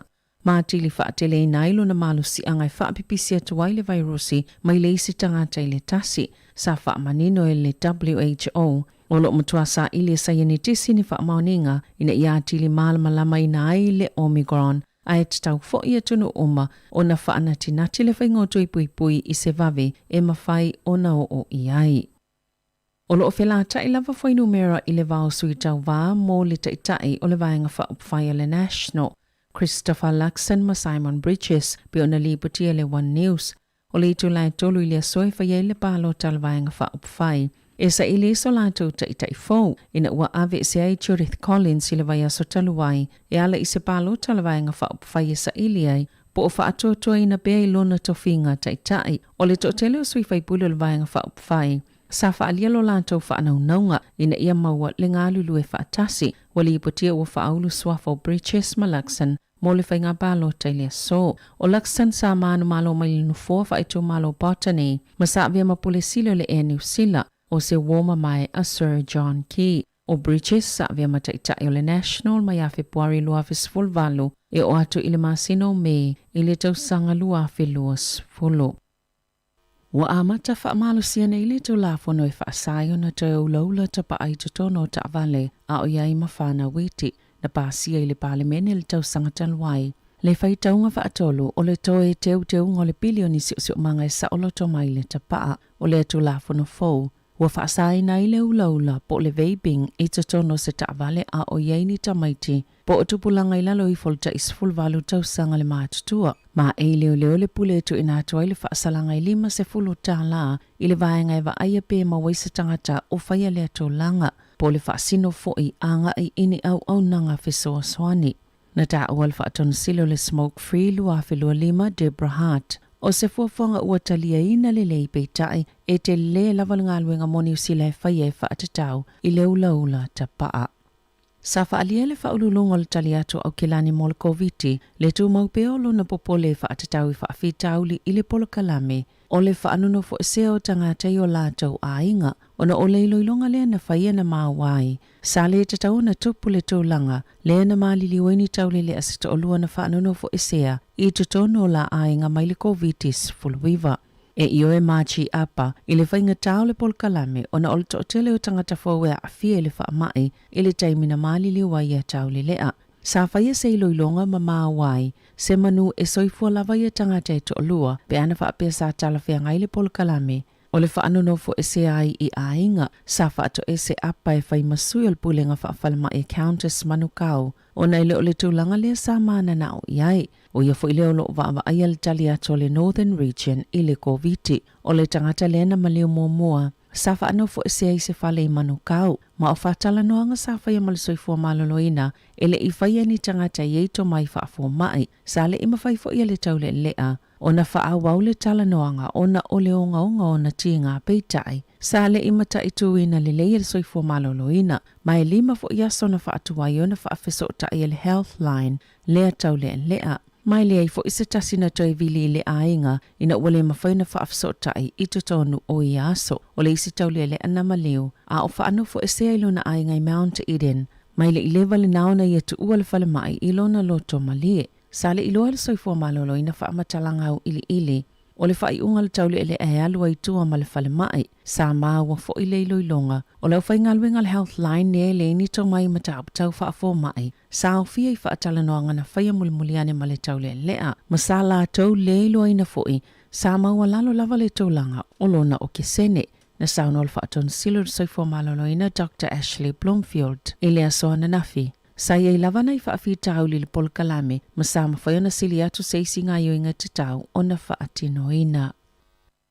E lalo i fole ono a whele au whainga o tangata ua suia la tau benefiti, ina ua amata whaamamaluina, le ave esengo le polisi, leo le a le toe whaamalu si ei mātu e toe maua seisi tamaititi o tali le benefiti, e fo i e whainga luenga, pea ato le tasi le tau sanga le matua o le tamaititi. Ai whaamalu si al toi fo inga luenga pea ato le tolu o tau sanga le tamaititi pito la ititi. O le lua i leo sana whaiei benefiti ua ame e se al whainga malo. I te tono le whātau sanga talo na tula i mai e ta ita ia le whainga malo. Na whaali ei whaamamonga le matanga luenga le atina enga o anga whasotai. Le tusama le 5 fefit se lau o tangata. Na ave sea mai le lango le na whaapito mo tangata o lo sa ili ni ngā luenga. Ma ave le benefiti le fsosoni i mātua e tau si to tasia la tau whanau. Mai mafua mai ona o le asuinga, o ta ue whaapetu sama le sfulta si afi whase lau tangata benefiti, o le ao fie te tono le asuinga peitai, e ei niso i la tau e le mo miaina o na suia a la tau benefiti. O ana nafina whaalaulua ina i le tamaita i Palemi Jacinda Ardern, le fuafuanga whaatati o le polo kalame mo le COVID fluiva, le ua suia nei i moli whaailoilo, po le traffic light system, o le moli lana momo, o le asi e atu i Northland, au Kilani, Taupo, mai tō malo o Rotorua Lakes, Kawirau, Whakatane i tō malo o Potiki, Gisborne, Wairoa, Rangitikei, Whanganui, mai tō malo o Roa Pehu. O isi vaenga umole motu i mātu, o le a amata i le lanu moli, whaapea ai ma le motu atu ai sauti, ma o le amata whaamamaluina mai le vaeluang o le pōle aso tofi nei. O le ato ilo i a whaatulanganga i le aso sfulmaltolo te sema, o na to ilo fo i le aso sfulfitu o Januari. Na ta o le tamaita i Palemi Jacinda Ardern, e le ise vaenga o ni usila e anga i sao i le lanu mea mata, au le iyo o le tau sanga fōu, ma whaawau fui o nauna ina le whainga o tui pui pui. O le vao le aso 15 o te sema ma le aso 15 Januari, O le a whaatanga i tangata o Kilani o na tu ua le ai pe a whaile na ua mai a umatui pui ta ilua pe ma whai fo i ona whailo ato ua mai o na whai se su enga o le COVID i te tono le fitus fululua i tū la a o le imalanga. O le a ese tu ungai mulmulta i e tangata i lalo le polkalame o mōli i whailo ilo. Po le traffic light system mō tangata ua mai a umatui pui whaatustus i tangata i le i whai se pui e tasi mo le COVID fuluiva. Na ta wal jamaita i palemia o le ai popo foule ye o le variant po le ave o le Omicron o le COVID fuluiva malo talafeanga i lava le whaatulanganga o tua o yo le tunu o le teiminei mai malo si fo ilo na tali tonunga o lo o talafeanga i pea i le teiminei. E talonga i le kelikiti na tutusal talonga le vao le Black Caps sa New Zealand ma le awa intia le talonga whaitaulia mua le e ta i lima aso e ta i wha aina maua e awe lua ina ututusal talonga e le ta amilusanga o le World Test Championship o le talonga whaitaulia lona lua e amata i le asofa Riley i Mumbai. Talafauia ma le si ufonga le langmua mo le nei vaenga o le aso.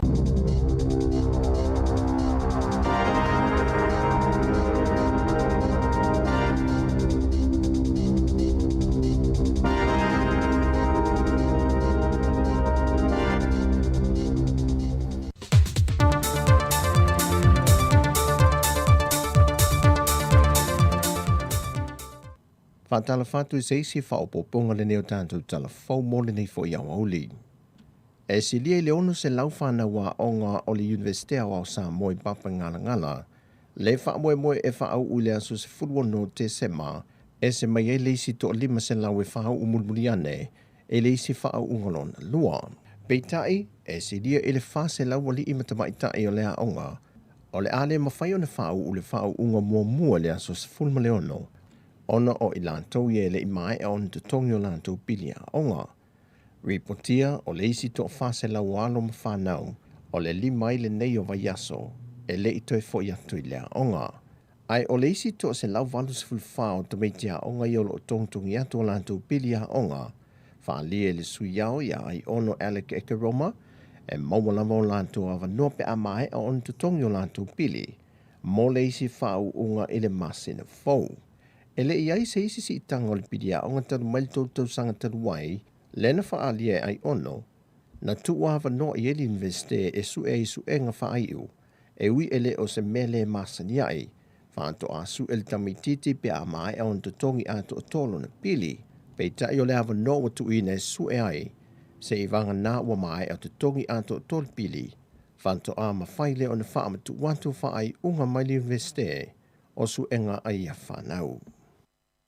O le malupui ma le saunga le mua le antano. O le vaenga mua le o lo pito i lunga i fuafuanga uma le whainga malo. E pe ona whaailoa mai e le fionga le minister o le soi fua malo loina, le fionga valasi ta fito lo pito whanua sele. Le ana ia saunoa. O le mafua anga fo le e alai o na whailoa i pea mai ilo fautuanga e mai le komite o whaavilame tupu whaafua se i le New York. E na ia maa walunga pepui ngau Samoa mai wha mai pepesi. O Samoa, o lea foi utoi wha au popo isi aso lana polo ingo pui ngā. Mai le aso luse fulma le lua November se ia au lia le aso se fulwiva o te sema. Peitai, watoi tala maa lia isi vaengo ana polo inga.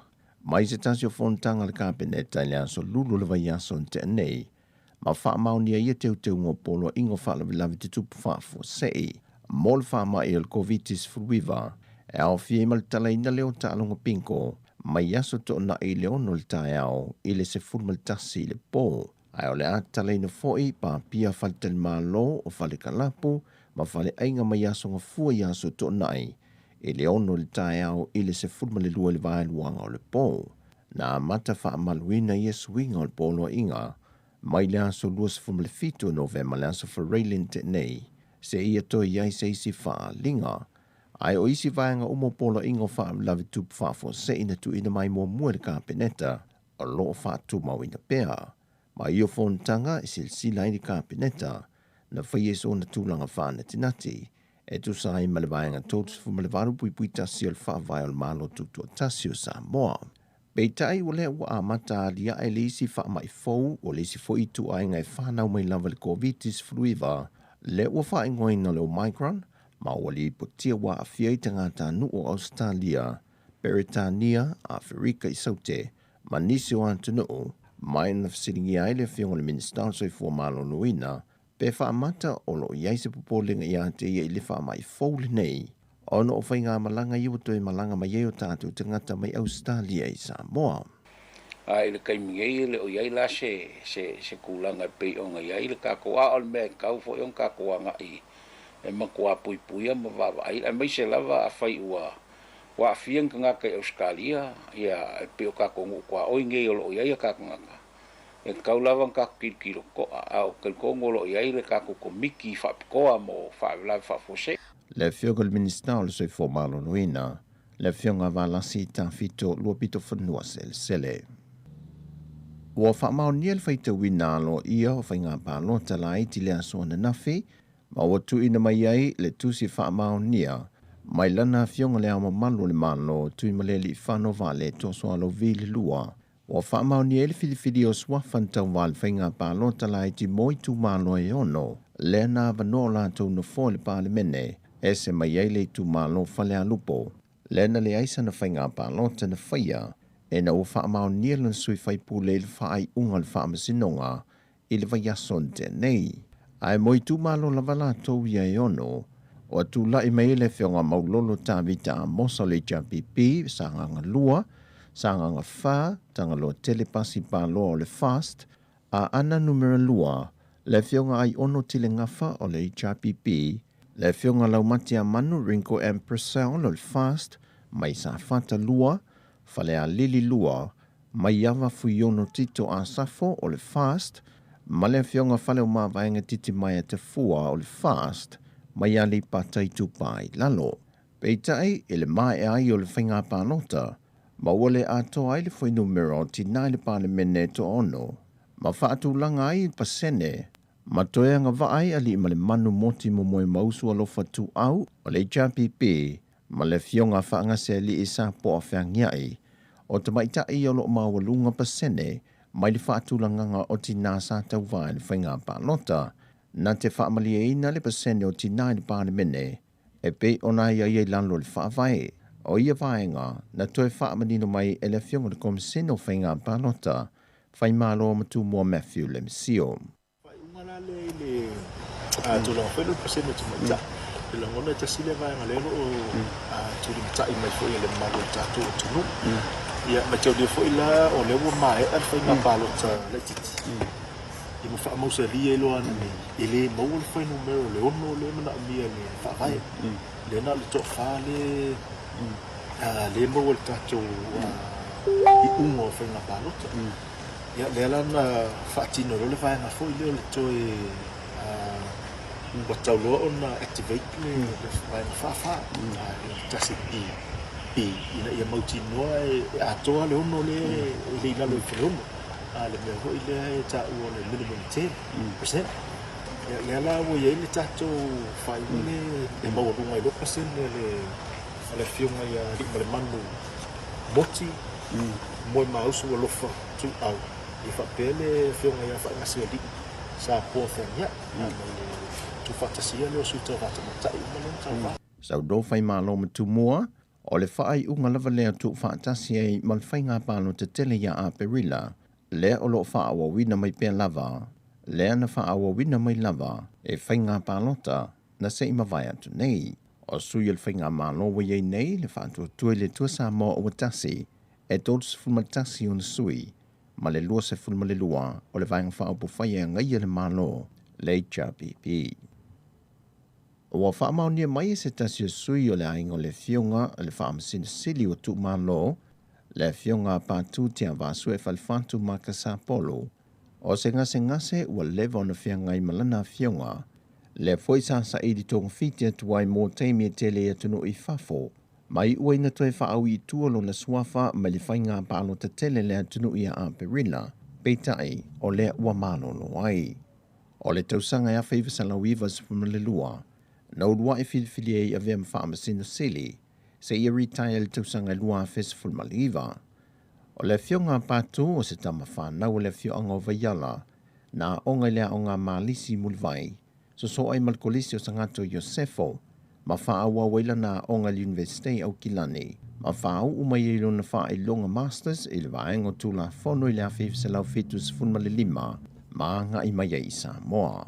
O le fionga pātu tia wa sue falfatu ma Kasapolu, o ia le na so atu le ulua i Samoa mō mua na avea mawhamasino sili i le whamasinonga, le fionga tu loma Neroni Slade. O talafauia mai Samoa mo le ne yaso, se isio na whao poponga le tulai sifun le lua, whaasoi foia.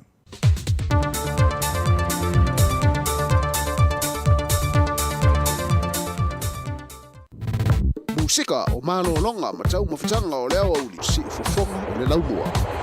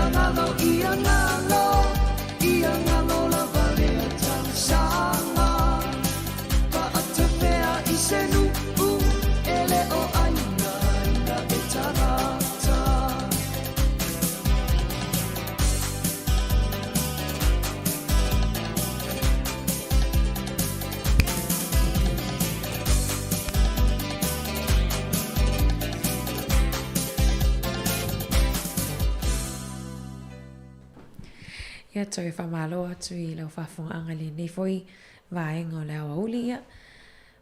Ua luas fulfa minute te e lisfun ma le lua. Ia lo e whafonga mai pe le tautua le siufonga lau mua I Wellington le nono ofisa whasala lau porua nei. Fia foi whailo atu le foi wa ma ngāle nueto o lua atu ia ma le uso ia Savelina. Ia le foi sana whamatatu talafou. Whatalo whatu lau fionga. Whatalo whatu Savelina ni auri. Alo lava soifua ana ia talo falava ia fifia lava vai atu la lele mailo la e malau ula malau sei ia malo alon sa nei foi tau o le nei foi ia uli ia toi whaatalo whatu foi ni pa ia malu le au whaafonga ia ila tau foi lo mau mal tanto tau tua so se au nanga I lunga so ta inga whaatia konolosi malo soifua ia tau o malava whaatai foi le lang mai tanto tau tua ia la ila au tau whaafonga mai. Ia Savelina la so muli foi le nei o le nei foi masi no vema.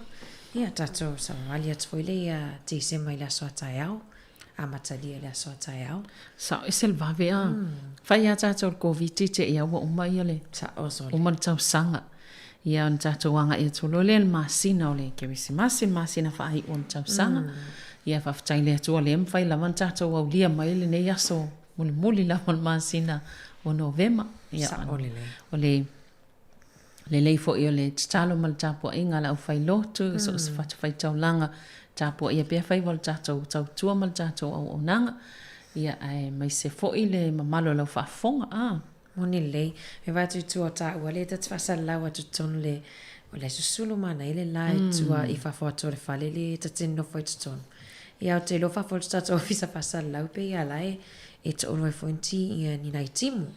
Sa ia o anga lava na o tau e fsuisu ia ai pol me whaftai lea mau pia no tātou wola manuia ai tonu ana ele I whaawa wala tātou tua o te loa iena I whasisilanga tā ua lava na e te tau ona mo mofa I loa le malo lau whafonga Io e whasisilanga al maftanga whaifi au so whaatasi ia lela awina atu ia whafonga mai.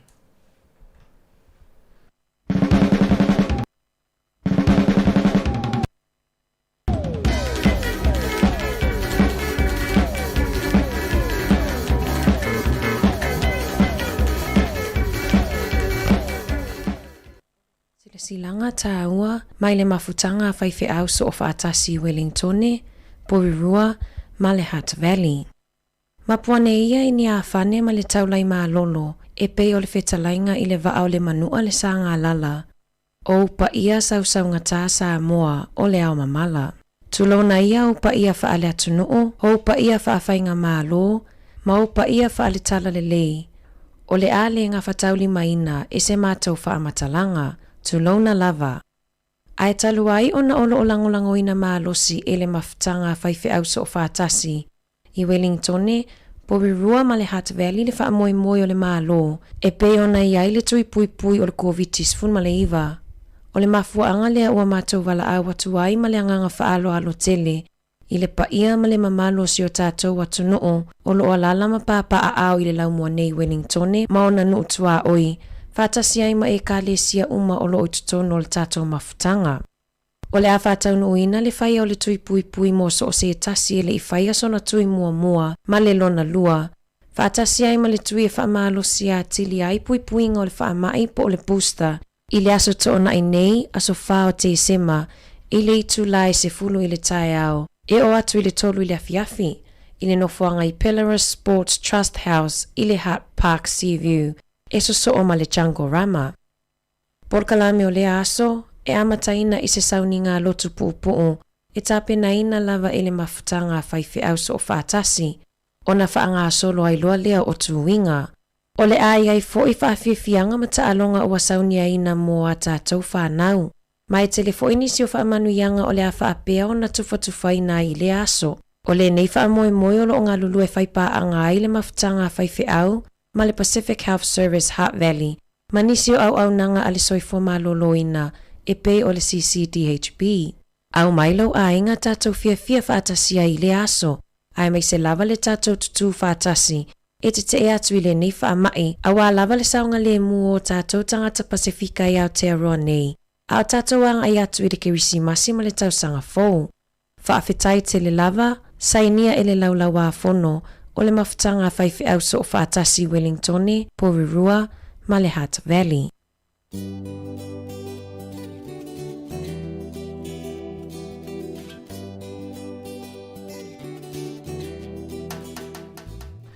Ia mantua le tātou whaasisilanga na tā ua tele i le aso toana i nei, ia leo le awhai le whaatisinga tele leo le po kalampio ngā lui whaatasi le mafutanga whaiwhiau.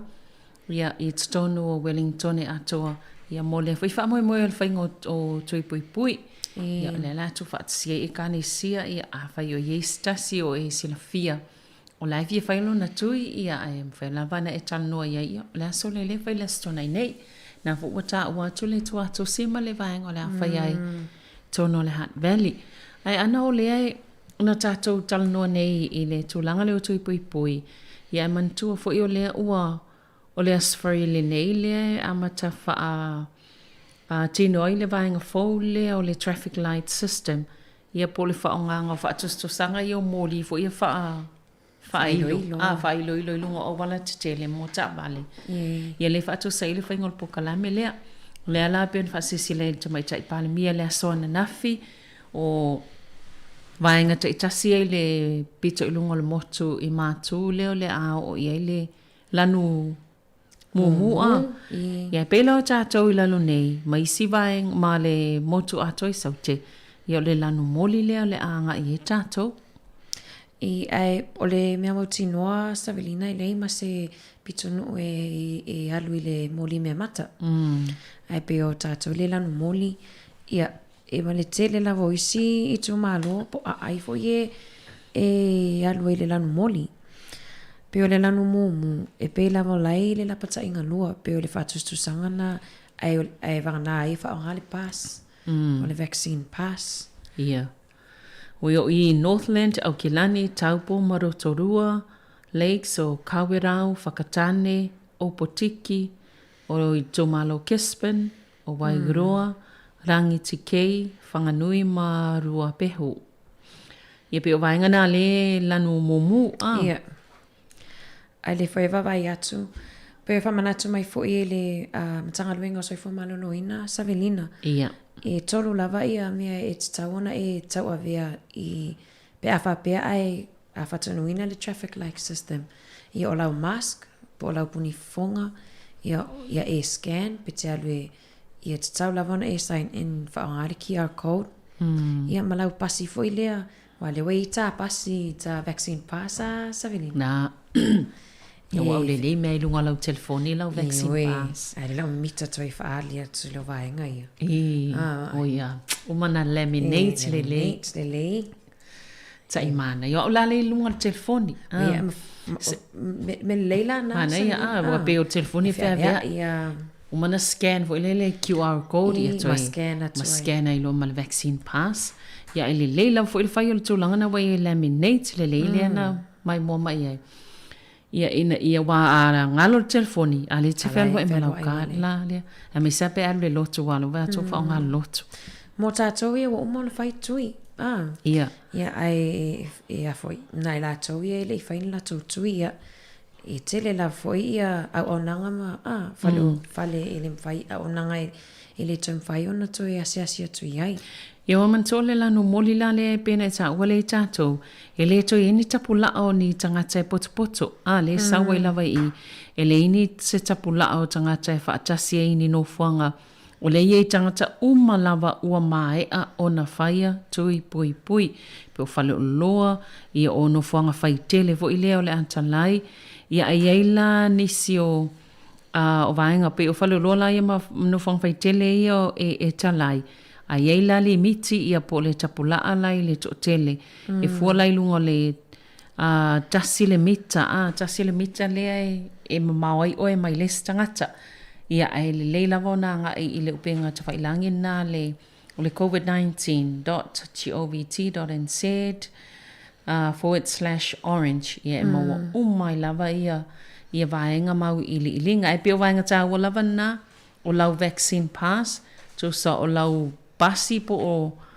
le whaamauninga le leua mai ana whai o tui pui e lua ia tali poni o le fonga Ia mala fo imale siwanga na ana. Ia ma ia scan fo ile QR code.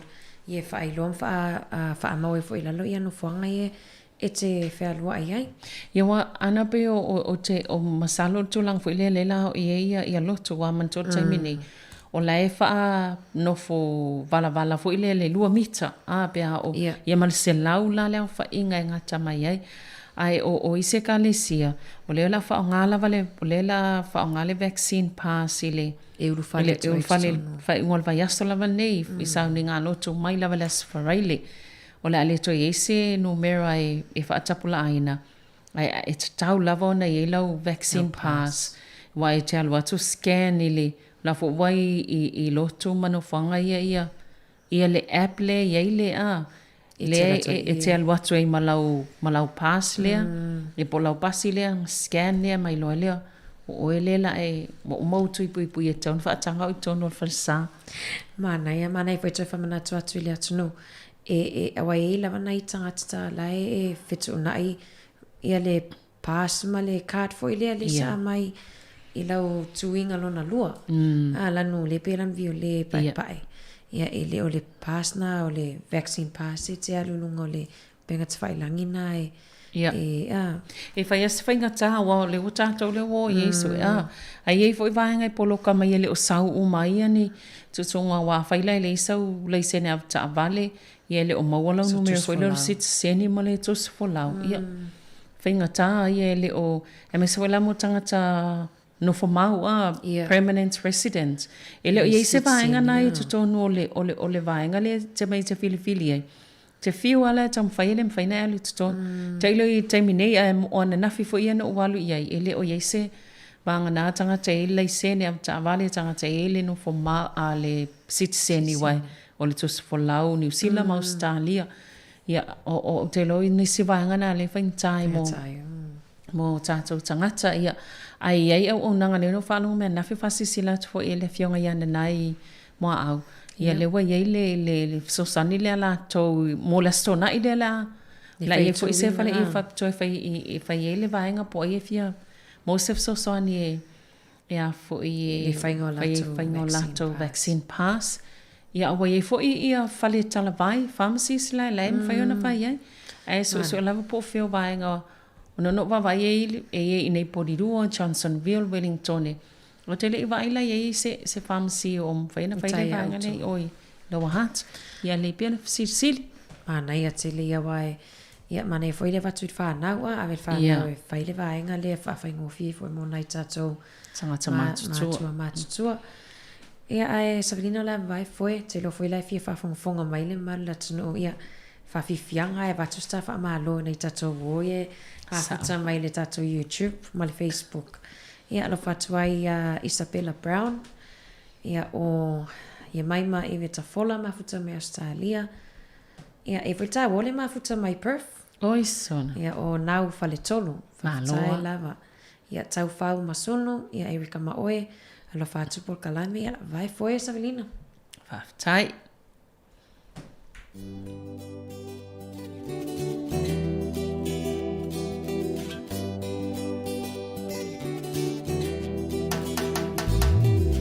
Tele to me, oh my oh, oh like a beautiful summer. Numero to see oh ya ita, and my fire on the fire galo. Don't matter no fina wa, all of you fita uwa. To see oh ile Pacifica, beautiful like Samoa.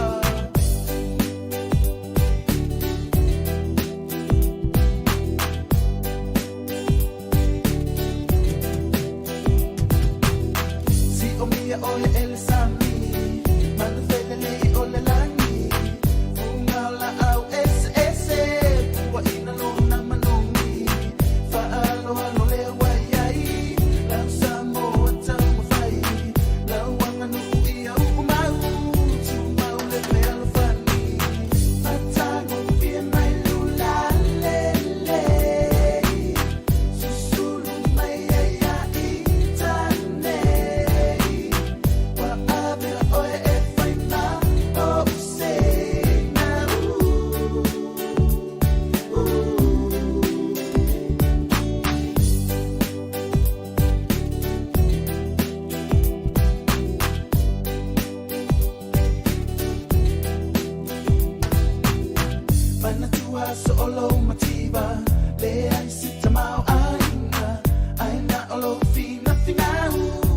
e o na i o aina Tau asa mai le wawhita Talo whana i o tua Mo se lumana i mo oe la Samoa Matano pia mai lula lele Susulu mai aia i tane Wa ave oe e whaima o se na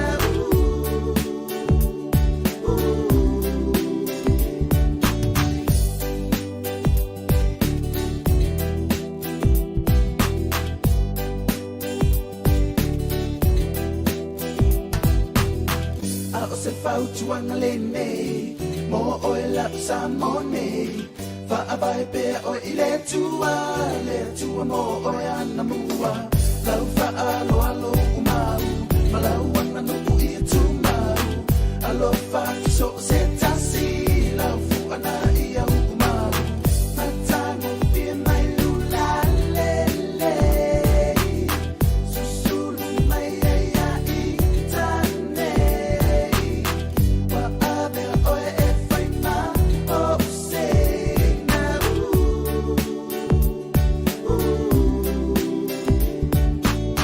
Matango pia mai lula lele Susulu mai aia i tane Wa ave oe e whaima o se na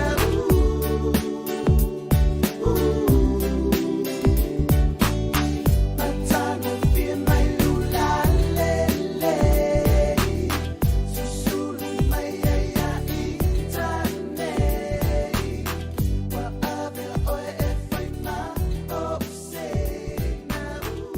Ia, malo lava le whafong mai, malo fo mafuta mai, ia tui whatala whate la tau umala, ana il vaenga ne whame sen mana i ol tā pia, whawhitai lava, ia whawhitai lava mul whae ia isa.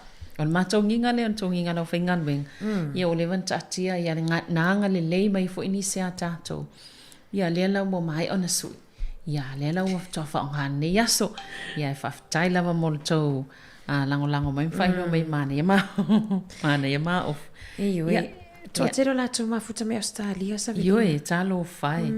Malo Australia, ia, pawale mea tau tua nāwa i o leo o atu le. Tama Omicron. Tama o ai whale? Omicron. Omicron, ia. Ia la. Tau atia. Tau ai me vela i fwoi. Ia, e mana ele vai atu i le vaenga le ua tāpe nei Australia, ana. Mana ia te lere whainga lea savina wa le tala noa soa i lava tātou i tātou tautua i tala fwoi e bo tala wha matau. Ia matustu singa fwoi lea le tala whianga i lungo.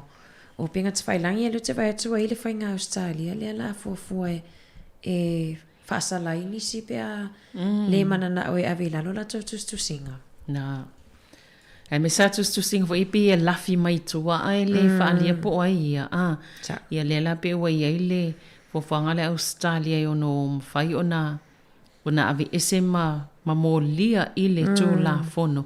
Ia pe a whai musa ave lalo ni a la tau whi au po o whamatalanga e sawai na isi tangata i lalo lan tū la fono le ua ave whautuanga le whainga malo. Mana ia. E le lei tele ia vaenga i ona o lea tātou te mātawina a e se le tele o vaenga whapia lo tupu i lunga o penga ta whailangi. A mai se lava i lunga al Facebook. Pe o Facebook mai si au nanga whapia. Le tele in tātou wa i whamatalanga e whai e le tasi le isi. Ia o tūlanga lai whapia le anga ia le malo Australia pe o lo i stu la fono le wa whautuanga. Ia ia sa ile lātou ia pe ina nā mai tua lātou au nanga ia po o lātou i tū lau ia po accounts ia e ono ave whaalau i loa ia mamolia lo tō la fono ia tātu se fo ia i se tūlanga whapena i nei ia tunu e le ngata i nei ia o Samoa ma te lo tātou o tātou tunu i stangata te leona whaia fake page ia ta o le fake page tangata fo ia lafi mai tō isi ingoa. Ai mana ia te le whainga Australia. Ia. Sa. Ia. Ai mana ia fwoi sa vinina na vai atu fwoi i nei o tātou soi tonga. I le toa te leo lātou ia na Nei tangata ia malanga mai ngā luenga whaavai taimi. E o mai nei, ai leo o isi tangata wa tolu ai ni o kirisi masi le la savalia. E le i o la vai i le toi fo i la vai tonga. I onga fo i ono o whaamai. Sa o le lei, Ia o nei tangata wa inga lui whaavai taimi, Io e. Ia, ona ua poloka ona o le tūlanga le ai whio inga whaavao malo. Ia tono lo o tau mwhai fo i le malo o tonga i ni whainga malanga fo i. E mei se lao tonga.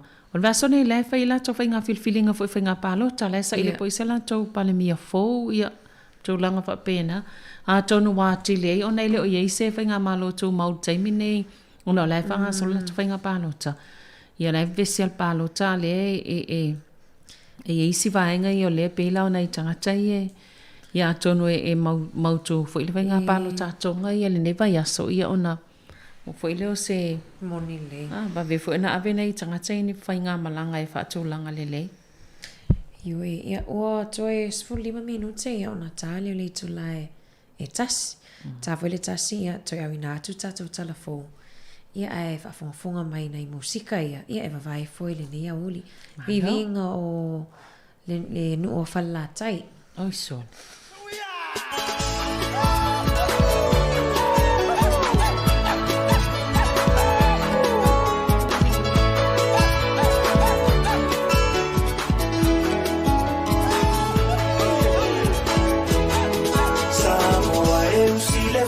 Fofonga se io pese ma fai loa o te lefa tu fua o se tana aya ona na fonga la malama tangata masi ona fa asino manga ole ai ngatawa anale matua moepo balona ai ngatoa fitu o tama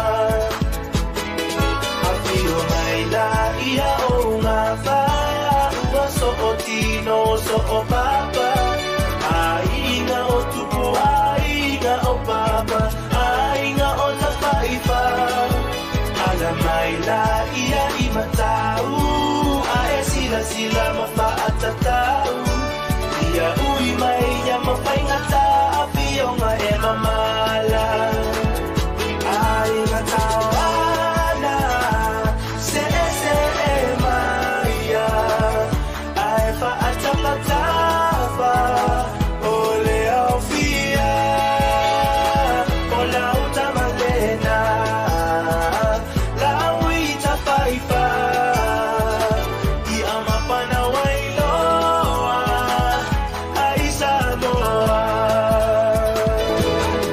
Samoa usile fa afofonga, se io pese mawhailoa, te lefa tufua o se tana aya ona na fona la malama tangata masi ona fa asino manga ole ai ngatawa anale matua moepo malona ai ngatoa fitu o tama afio mai la ia o ngava ua so o tino so o papa ainga o tupu o papa ainga o tafaifa ala mai la ia i matau a e sila mawhaatatau ia ui mai ia mawhaingata a pionga e mamala ainga tau ana se e maia a e whaatapatapa ole au fia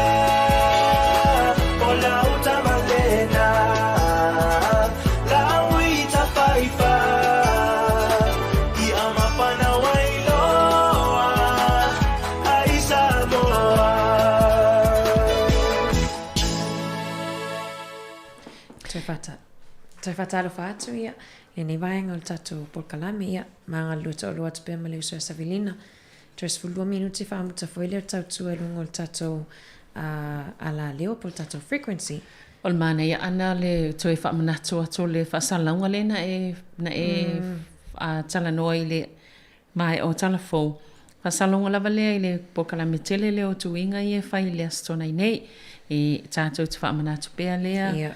vaenga tāua pe ona ngā lue whaatase foi ia pulenga whawhalma ia mai se foi ma maftanga o a whaiwhi au i Wellington nei ia mai se foi kane sia ia lo o ngā lue whaatase lea tūlanga ia mau o nanga o le soifua maloloina wha Pasifika o lo ia mai se Hutt Valley e Porirua ia mo Wellington tāua le vaenga ia toi whaamanatu foi lo le vaccine pass ia tam whai pe whai o wa malia i o lotu i taimine ana tu sa lea foi tu sa lela whaonga nei au le lewa ia o te le loa mātou ia wai le o toi pese wifi ale maska e whaasa le pese e pauano le lotu ia o fia nei masina o lotu ai leini pese wa leanga o le whai le mask ia ai atono la lela atalai ia la atatala vaenga ia le se numero at fatapulaina ia e langa i whai lava mask ia o le la tatou o le kevisi masi taimi fia pepese ai o isi ona o le taimi o le kevisi masi tatou te langona o mo le tatou fia pese i taimi o le kevisi masi ia ai e fua lava i e kale isia po la tulanga ia i wai e whainga tate lena e pese la i se mask o la e kava ia lo fonga i le mask po le tali pupuni o fonga ia ona e pui fo pisi atu i fafo pe atato pese le hotel man tuale o le sto ina i langa i le maenga i wai se fifia pe o taimine o kebisimas fai o pese ai pese kebisimas ia a pese nei e te vai ana e lue atoa le ulu ma folinga atoa ia na umalo fai atu i tangata e selma nei o lau pese ma nei e o lau pese pauale mea wai pe na no sto ina fa tetele lo na si ufo pauale me e selma nei o lau pese ai pauale mea e o le tom fai e fa tetele lo si ufo ele o tetele lo leo ai pe le tetele o vai se tu pa pe walu mal la fa tetele ia was mo ele tetele leo ala tetele o vai ia man so pese security masia mantua ina ia na o tatala noa i vaenga ia fai le vaccine pass te well watu le tali o fai le vaccine pass ia nei te well watu mo tato i o mawhai tui ai mo tato le fai ni tui ia na tu alano na waltau tua ia tala au fai lo tui e te lea o nanga i te le tui fai ona e asia ia pia fa pia fai lo tui sa ole e le tala le si tamale tono le tuno America na le te le lava ile mfaina umantato fala uloni tala ilungo ona o le taimi ai o si tamalia pe ua fast food tolu tau sanga talo na fale pui ai ele o se solto la fono na ia faia ia o si tamala le fa pe what no le vaso talwain tala ai wa mangalo ai man to mangalo mai fast food tolu tau sanga ai le o se solto la fono na ia faia ia o mangalo tu nei le isi telefoni, le isi ana, ia wa ai le tele a ana. Ia isi, le ini wha maunga fu ia o ia o mau e tono o le malo. Malo, te pio wha maunga i o tusfolau, o lo wasof o wha maunga i mwhaiona whaiana, ia o ne ana te o ngā tupe. Ia. Ai whai atu la Savelina le te vai atu e siri ama le luas fulu a whetanga ta fu i e lei lua. Le masangi toina le na ope fai se suenga tupe foi le so soani mo le toina ina na ma waile tupe America tasi te sima le 5 miliona oh god tupe America tu sale ma le 2 miliona New Zealand oi sole tu so o tupe line la to su e le so soani si tamale ia fai ngofia mo ia lo na toi sau ma futa mtangata ma ola soifuanga ile whawhianga i i le soifuanga masani pio tato i lalang. Ia se waila ia afua le fast food tolu tau sanga no fal pui ai le o se solto la fono na ia whaia. Ia pe lo umane wa saoloto mai. O sole ia e saulo whaatau malfale taung taa. Whaatau malfale miliona tala. Ia o le si miliona whaalu i ona soifuanga masani. Ai pe o le vaenga le amai ei. O le whaale tonu, o le tūlanga, o le pokalami o whaamasinonga. Ia pe o le ai, whawai atu iai. Ia mana ia lan tala nil whai. Whamai e ta tauna matua tu lo fo ia to asa saia I la lole le tu la fonola ia ia ai toi po le pol kalame o tu la fonone fo amsinonga ia ai toi fau ona ole tu langa sa no foi tono fal pui pui monita sanga I tele ia ai le o se fulu valu e o tau sanga o le toi ina le sa a mataina ave loka mai ale fto ma ngalo mai fto ma le o misi o malisi fia tau sanga mo lona ia o lang na ia soi fuanga ia a lona na ta inga la le fa pe fia mana o ia maletino I tupe la wa ia te mana o fa tau se fanua ia fa wai sona fale ia ma toe ia le fa ia la toe a mata mai lona ia o langa wa le na sa o le ia fa ftai fo ia tangata a le anga le Luas fulu a fetanga tana le e sosani e a fo I sa ili tupe ma tu fata sela to tupe ia se I sosani se tama tu sa le bonus fulu lon tau sanga ma ngalo mai lo ana lokan tas fulu valo talo failo na olanga tala vo a mai le taimina e tau mai le taim sa ole talo fai foi la I siona ainga ele fai ngofie ia o le tūlanga nana Iesia tama I tono Amerika ia a tono pe o le ai to inga vaenga I o le lo vavai foi la to la fono o I Taipei saina vai vai lai luas full fitu ia va lele saina ia na ul fale atu tono le sone foi le e le puipuinga Taipei man tu fo I o ina le ma o Taiwan le vai ele vesi le ele wale me saina la to e pu le ina ia Taiwan. Mai lai luas full fitu ana va alelena na ulfale atu le sone le ai tonu le ea le ai o po le va te le ai po le ai e Taiwan. Ia. Ele umal misa le. Ele va mai na toi sa wa va for va alele le ai wi mai ile o ngā Sami Pacific Ocean na. Ia man tofo yo va ai o mo va le tau. Le feo I malato pum te o fa pa uan se me. Hey, so venino ta taimi. Ia. Va to sta va to fa nei tato voma ba angalunga le tato frequency. Ia ma no lava fa ftai lava fa fong mai fa ftai fo mo tapo inga matalo ile tato tau tua ile nei fo yaso ilunga tasi ono tesimal tasi fa moe awana ingalo a fa yo nei lau app ia fa fo nem fa yo nei ye mo le Facebook ia po le YouTube em fa lava nei fa fonga mai fa awa toi pel tato tau tua.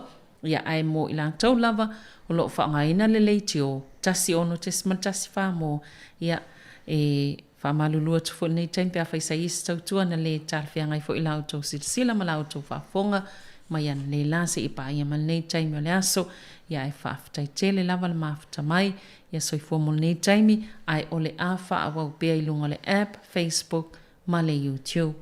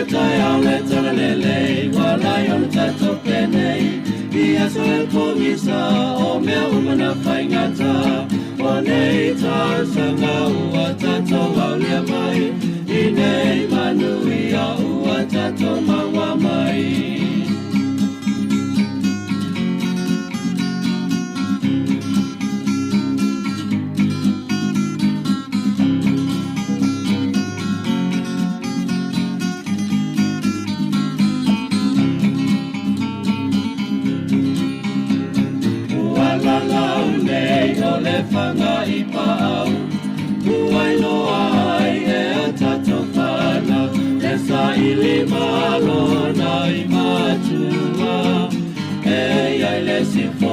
le lau mua. Wala lau nei o le whanga I pau. Uai loa ai e atato pana. E sa ili malona I matua. E ia le sinfofo ma le lau mua. Ole tai o le tole nei. Wala I o le tato penei. Ia so e pongisa o mea umana whaingata. O nei ta sanga ua tato halia mai. I nei manui a ua tato maua mai.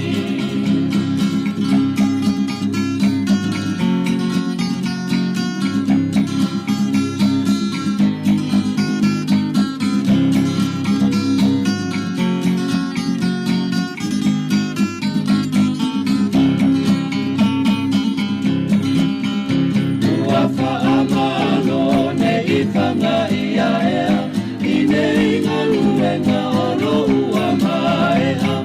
Ia tawi atu ele atua, I nei melelei ua tau whaia.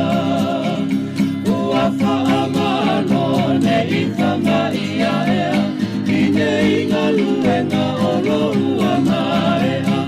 Ia tawi atu ele atua, I nei melelei ua tau whaia. Ole tai o le talelele, walai o tato penei, Ia sol pongisa.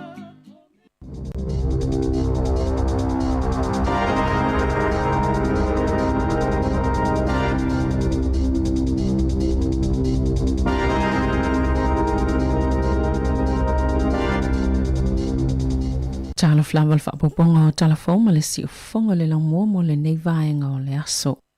O le lapita inga le whaala potopotonga le soifua maloloina ale lalangi po le WHO wa whailoina I le aso. E matua maua lunga lava ni tūlanga la matia ma I le ave o le virusi o le corona po le variant o le Omicron e fua I lunga o whaamaoninga I saulua I maua e whaapea. E mawhaio na vave le siti o le numero o tangata e mawai whaatase e mani tūlanga o nga tele. Sa amatamai le virusi o le Omicron I Botswana. E wa amatamali o na salala watu isi vaenga o le lalangi le e au fie mani usawe lese I au setalia. Wa tapuni e nisi o tunu ni whainga malanga mai atunu I saute o Afrika. Lea e au fie le Unia Europa ma Amerika. Wa whailo fo I Japani. Wa tapuni e neile avanua I tangata Asia si umalava mai fafo. E whapena fo I Israelu ma Morocco. Na ta ua le WHO, e iei ni tūlanga le mautino e whaatatau le variant o le Omicron, peitai. E iei whaamaoninga ua la ngai ni talitononga, e iei suwinga o le virusi, e mawhai e ona le mawe vaenga I e puipuia tōtonga o le tino o le tangata. Mātili whaatele I nailo na malusi angai whaapipisia tuai le virusi, mai le isi tangata I le tasi, sa whaamanino e le WHO. O lo matua sa ili sa yenitisi ni whaamaoninga ina ia atili malamalama ina ai le Omicron a e tatau fo ia tunu uma o na whaanatinati le whaingoto I puipui I se vave e mawhai o na o I ai. O lo whela tai lava whai numera I le vau sui tau vā mō le taitai o le vaenga whaupwhai le National. Christopher Luxon ma Simon Bridges pe o na liputia le One News. O le itu lai tolu I le soe whai le palo tal vaenga whaupwhai. E sa ili so lātou taitai fōu, ina ua ave se ai Judith Collins I le vai aso taluai, e ala I se pālo talawai ngā whaupwhai sa ili ai, po o whaatotoa ina bea I lona tofinga taitai, o le totele o sui whai pulu le vai ngā whaupwhai. Sa whaalia lo lātou whaanau naunga, ina ia maua le ngā lulu e whaatasi, wali I putia ua whaaulu swafo Bridges ma Luxon, mo le whai ngā pālo tailia so. O Luxon sa mānu malo mai nufo whaitu malo botany, ma sa avia mapule silo le e New Sila, o se woma mai a Sir John Key. O Bridges sa via mataitai o le National mai a Februari luafis fulvalu e o atu I le masino me I le tausanga luafi luas fulu. Wa amata whaamalu siana I le tau lafono e whaasayo na te ulaula ta pa ai tutono ta vale a o iai mawhana witi na pāsia I le palemene le tausanga talwai. Le whaitaunga whaatolo o le toe teu ngole bilioni siu manga e sa oloto mai le ta paa o le atu lafono fau. ua whaasaina i le ulaula po le vaping i te tono se taavale a o yeini tamaiti po o tupulanga i lalo i folta i sfulvalu tausanga le mātutua. Ma e leo le pule tu ina atua i le whaasalanga i 50 tāla i le vaenga e wa aia pē mawaisa tangata o whaia le atolanga po le whaasino foi anga i ini au nanga fesoa swani. Na tā ua le whaatonu silo le Smoke Free lua whelua 5 Deborah Hart. O se fuafuanga ua talia ina le lei peitai e te le lavalanga luenga moni usila e whaia e whaatatau i le ulaula ta paa. Sa whaalia le whaululunga le tali atu au kilani mo le COVID le tu maupeolo na popole whaatatau i whaafitauli i le polo kalame o le whaanuno fo eseo tangata i o lātou a inga o na o leiloilonga lea na whaia na mawai. Sa le tatau na tupu le tūlanga lea na maliliweni taule le asita o lua na whaanuno fo esea i tutono la a inga mai le COVID fuluiva. E io e machi apa i le whainga tau le pol kalame o na o le tootele o tangata fawea a fie le whaamai i le taimina malili wai a tau le lea. Sa whaia se iloilonga ma mawai se manu e soifua lava i a tangata e to lua pe ana whaapea sa tala whea ngai le pol kalame. O le whaanono fo ese ai i a inga, sa whaato ese apa e whai masui o le pulenga whaafalama e Countess Manukau. O nei le o le tūlanga lea sa mana na o iai. O ia fo i leo loo wa ai le tali ato le Northern Region i le COVID. O le tangata lea na maleo mua. Sa whaano fo ese ai se whale i Manukau. Ma o whaatala noanga sa whaia malisoi maloloina. E le i whaia ni tangata i eito mai whaafo mai. Sa le ima whai fo ia le taule lea. O na whaawau le tala noanga o na o le onga o na tinga peitai. Sa le imata i tuina le leia le soifua maloloina. Mai 5 fo iaso na whaatuwai o na whaafeso ta i le Healthline lea taule lea. Mai lea i fo isa tasina toi vili le ainga ina ule mawhaina whaafeso ta i tutonu o iaso. O le isi taule le anama leo a o whaano fo esea ilo na ainga i Mount Eden. Mai le ilewa le naona i atu ua le whale mai ilo na loto malie. Sa le iloa le soifua maloloina whaamatala ngau ili. O le whai unga le taule ele e alua i tua ma le whale mai. Sa maawa fo i le iloilonga. O leo whai ngalwenga le Healthline ne le ni to mai mata apatau whaafo mai. Sa o fia i whaatala noanga na whaia mulimuliane ma le taule lea. Masala tau le iloa ina foi. Sa maua lalo lava le taulanga o lona o kesene. Na sauna o le whaaton silo le soifua maloloina Dr. Ashley Bloomfield. Ile asoa na nafi. Sa iei lavana i whaafitau li le pol kalame, ma sa mawhaiona sili atu seisi ngā yoinga te tau o na whaatinoina. E lalo i fole ono a whele au whainga o tangata ua suia la tau benefiti, ina ua amata whaamamaluina, le ave sengo le polisi, leo le a le toe whaamalo si ei mātu e toe maua seisi tamaititi o tali le benefiti, e fo i e whainga luenga, pea ato le tasil tau sang le matua o le tamaititi. Ai whaamalu sial toi fo inga luenga pea ato le tolu tau sang o le tamaititi pito la ititi. O le lua i leo sana whaiei benefiti ua ame e sel whainga malo. I te tono le whātau sanga talo na tula i mai e ta ita ia le whainga malo. Na whaali ei whaamamonga le matanga luenga le atina enga o anga whasotai. Le tusama le 5 awhewhitsela o tangata. Na ave e sea mai le lango le na whaapito mo tangata o lo sa ili ni ngā luenga. Ma ave le benefiti le fsosoni i mātua e tausito o tasia la tau whanau. Mai mafua mai ona o le asuinga. Wata ue whaapetu sama le sfulta si awhi whase lau tangata benefiti o le ao fia i te tono le asuinga peitai e ei niso i la tau e le mokmia ina o na suia a la tau benefiti. O ana nawhina whaalaulua ina i le tamaita i Palemi Jacinda Ardern, le fuafuanga whaataati o le polokalame mo le COVID-19 fluiva, lea ua suia nei i mōli whaailoilo, po le traffic light system, o le mōli lanu mōmō, o le asi e atu i Northland, au Kilani, Taupo, mai tō malo o Rotorua Lakes, Kawerau, Whakatane i tō malo o Potiki, Gisborne, Wairoa, Rangitikei, Whanganui, mai tō malo o Roa Pehu.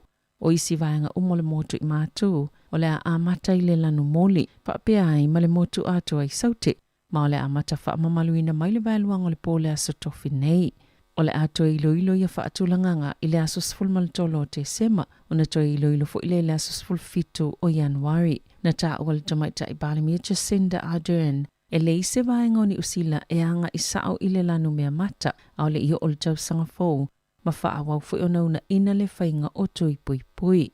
O le vao le aso sfulu 5 o te sema ma le aso sfulu fitu o Januari, O le a whaatanga i tangata o kilani o na tu ua le ai pe a whaile na ua mai a umatui pui pui ta ilua pe ma whai fo i ona whailo ato ua mai o na whai se su enga o le COVID i te tono le fitus fululua i tū la a o le imalanga. O le a ese tu ungai mulmulta i e tangata i lalo le polkalame o mōli i whailo ilo. Po le traffic light system mō tangata ua mai o matui pui pui whaatustus i tangata i le i whaiese tui pui pui e tasi mo le COVID-19 fuluiva.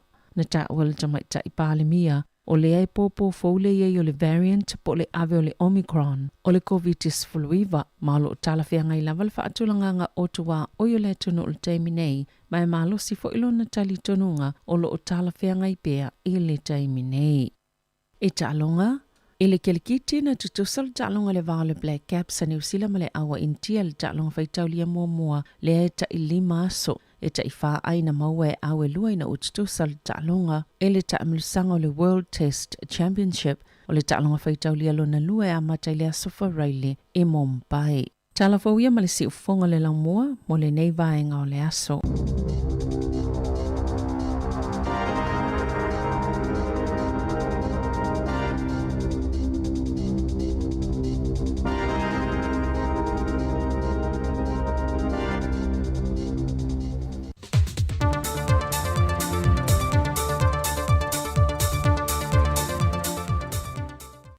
Whātala whātu se isi whaopoponga le neo tātou tala whau mōle nei fo iau auli. E si lia le ono se lau whāna wā onga o le Universitea o Samoa Papa ngala le wha e wha au ule aso se furuono te sema e se mai e leisi to lima se lau e wha au umulmuriane e leisi wha au ungalona lua. Peitai e si lia ele wha se lau wali imatamaitai o lea onga o le ale mawhai o ne wha au ule wha au unga mua le aso se fulma le ono. Ona o i lantou ye le mai e on te tongi o lantou pilia onga. Ripotia o le isi to fase la walo mawhanau o le li mai le nei o vaiaso e le ito e fo i atu i lea onga. Ai o le isi to se lau valu se fulfao to meitia onga i o lo tongtongi atu o lantou pilia onga. Wha lie le sui yao ia ai ono Alec Ekeroma e mawalama o lantou ava nope a mai e on te tongi o lantou pili. Mo le isi whau unga i le masina fau. Ele iai se isi si itanga o le pidia o ngataru maili tau sanga taru wai, lena wha alia ai ono, na tuwawa no i eli investe e su nga wha aiu, e ui ele o se mele masani ai, wha anto a su el tamititi pe a mai on te tongi ato o tolo na pili, pe tai o le ava no wa tu ina e su ai, se i vanga na wa mai o te tongi ato o tolo pili, wha anto a mawhaile o na wha amatu wantu wha ai unga maili investe, o su enga ai a whanau. O le malupui puia ma le saunga le mua le antano. O le vaenga mua le o lo pito i lunga i fuafuanga uma le whainga malo. E pei ona wha ailo mai e le fionga le minister o soi fua malo loina, le fionga valasi ta fito lo pito whanua sele. Lena ia saunoa. O le mafua anga fo le e alai o na whailoa i pea mai ilo fautuanga e mai le komite o wha avilame tu wha se i le New York. E na ia maa walunga pe pui o Samoa mai wha mai pepesi. O Samoa, o lea foi uto e wha au popo isi aso lana polo ingo pui nga.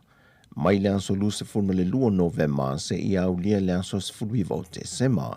Peitai, wato e tala maa lia isi vaengo ana polo inga. Mai se tasi o fontanga le kapeneta le aso lulu le vai aso nte nei. Ma wha maunia ia teu ngo polo ingo wha lavi te tupu wha fu sei.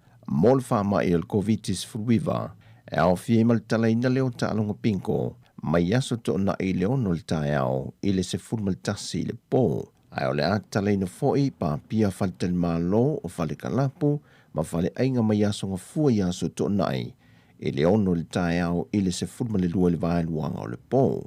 Na mata wha maluina i esuinga o le polo inga, mai le aso lua se fulmal fito Novema le aso whareilin te nei, se ia to iai se isi wha linga.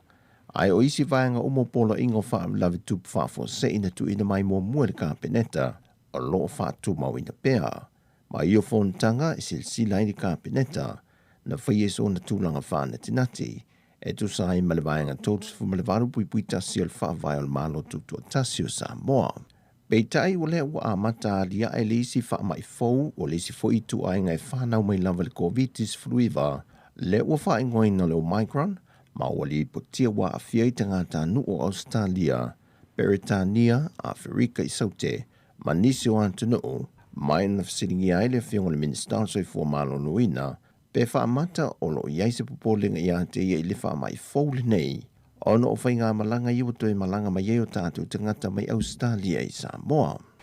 Ai le kaimigei le o iai la se kulanga pe o nga iai le kakoa o le mea kau fo i on kakoa nga i e makua pui pui ma vava ai mai se lava a fai ua wa fiang nga ka Australia ia pe o kakongo kwa o nge o iai ka nga e kau lava ka kilo ko au ka kongo lo iai le kako ko miki fa ko mo fa la fa fose le fiogal minister so fo malo noina le fionga va la sita fito lo pito fonua sele wa fa ma niel faita winalo ia o fainga pa lo talai ti le aso na nafi ma watu ina mai ai le tusi fa ma nia mai lana fionga le ama malo le malo tu maleli fano vale to so lo vil lua wa fa ma niel fili o swa fanta wal fainga pa lo talai ti moi tu malo e ono le na vanola to no fo le parlemene ese mai ai le tu malo fale a lupo le na le aisa na fainga pa lo tana faia e na o wha amao nielan sui whai pule il wha ai unga le wha amasinonga i le vai ason te nei.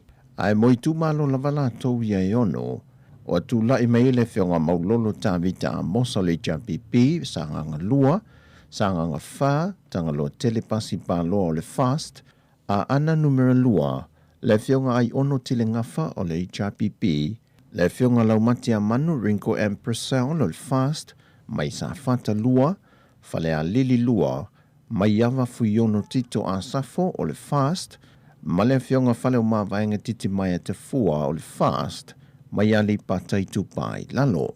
Peitai, ele mai e ai o le whainga pānota, ma wale a toa ai le fwai numero ti nai le pāne mene to ono, ma whaatu langa ai pasene, ma toeanga wa ai ali ma le manu moti mo moe mausu alofa tu au, o le JPP, ma le fionga whaanga se li isa po a whangiai, o te maita i olo mawalunga pasene, mai le whaatulanganga o ti nasa tau vai le whainga pānota, na te whaamalia ina le pasene o ti nai le pāne mene, e pe ona ia i lalo le whaavai, o ia vaenga, na toe whaamanino mai e le fionga le komiseno whainga pānota, whai malo matu mua Matthew le misio.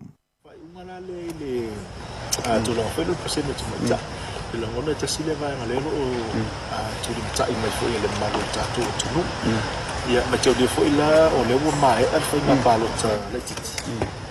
I mo wha mausa lia ilo ana ni, i le mau le whai numero le ono le mana mia le whaavai. Le na le toa wha le mau le tato i ungo whai ngā pālota. Ia le alana whaatino lo le whai ngā fo i leo le toe wa tau loa ona activate le whai ngā whaafā. Tasi i ina ia mautinoa e atoa le ono le ina lo i wharomo. Le mea hoi le ta ua le minimum 10%. Le ala ua iei le tato whai le maua runga i loka sen le fionga ia rima le manu moti moe mausu ua lofa tu au. I whapea le fionga ia whai ngasi ali sa poa whania. Tu whatasia leo suita whata matai manon tau wha. Sau do whai malo matu mua, o le whai unga lava lea tu whatasia i mal whai ngā pālo te tele ia a perila. Lea o lo whaawa wina mai pēr lava, lea na whaawa wina mai lava, e whainga pālota na se ima vai atu nei. O sui al whainga māloa iei nei, le whaatua tue le tuasa mō o watasi, e tōtu se fulmatasi o na sui, ma le lua se fulma le lua, o le vaenga whaaupu whaia ngai le mālo, le HRPP. O a whaamau nia mai se tasi o sui o le aingo le fionga, le whaamasina sili o tu mālo, le fionga pātū tia vāsu e whalwhātu maka sa polo, o se ngase ua lewa o na whiangai malana fionga, le foi sa idi tōng whitia tuai mō teimia tele e tunu i whafo, mai ua ina toi whaau i tuolo na suafa ma le whainga pālo ta tele lea tunu i a perila, peitai o lea ua mālo no ai. O le tausanga ia whaiva sa lauiva sa whamalelua, na urua e filifili e a vea mwhaamasina sili, se ia retire le tausanga lua festival maliva. O le fionga pātū o se tama whanau le fionga o vaiala, na onga lea o ngā malisi mulvai, so ai malkolisi o sangato Iosefo, ma whaaua waila na Onga University au Kilani. Ma whaau umai i lona wha i longa masters i le vaenga tula whono i le awhiw se lau fitus funma le 5 ma nga i mai i Samoa. O le fionga pātu tia wa sue whalwhatu ma Kasapolu, o ia le na so atu le ulua i Samoa mō mua na avea mwhamasino sili le whamasinonga, le fionga tu loma Neroni Slade. O talafawia mai Samoa mo le ne yaso, se isi o na whao po ponga le tulai se funma le lua, whasoi foia.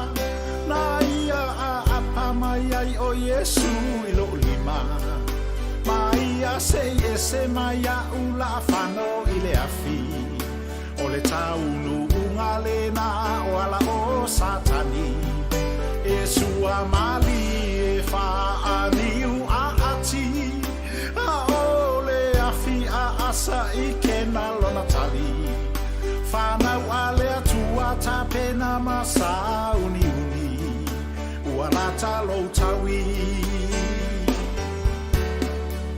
sa tuli loa ina pea uele anganga paia a o ufati no le tale ni ma o fa afia fia o mea ale lalo langi maletino ua o taia ina ua ufia lo uloto ele anganga paia tama vale ua ia fili filia molo na fina ngalo ina ia o fa alia o mea nilo ua ia au maia o te whaai loa atu o lona matautia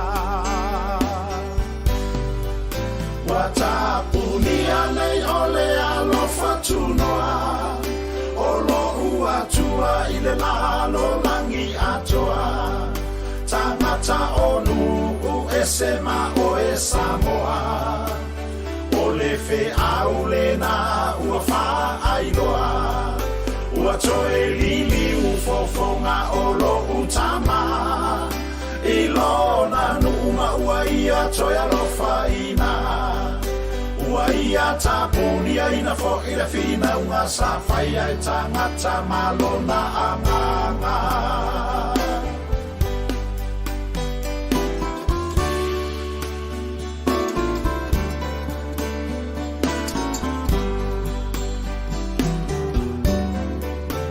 le taimi lava lea sa bala awa i le atua i tulu inga ole nei lalolangi atua tangata o Israelu o i fea mafia fo i maia i te tonu o tou sa whaatawhia ua toe alofangia ina e lo utama o Israelu o lona nu umalana fea ngainga o Israelu o lona nu umoni lea i lalo nei malona ainga tate te e mai nisi i le nei whaalinga se watutu sa matoma se ilonga o mea e vaaya a o fea o lo whaatua i le atua e le vaaya e a fio i mea lilo ai le o le whaale tino whaaya i lunga o lo ulu o lea ua taunu e pule o lea tua i lo uloto e ala mai ai lana upu ta o fi mauia i lau manu le na sa e tuli le i e toe tangi tui watapunia nei ole alofa tunoa o lo ua tua i le lalo langi atoa tangata onu o esema o e Samoa o le fe au le na ua wha ailoa ua toe lili u fofonga o lo tama ilo na numa uaia toi alofa ina uaia tapunia ina fo ina fina unga safai ai tangata malona anganga.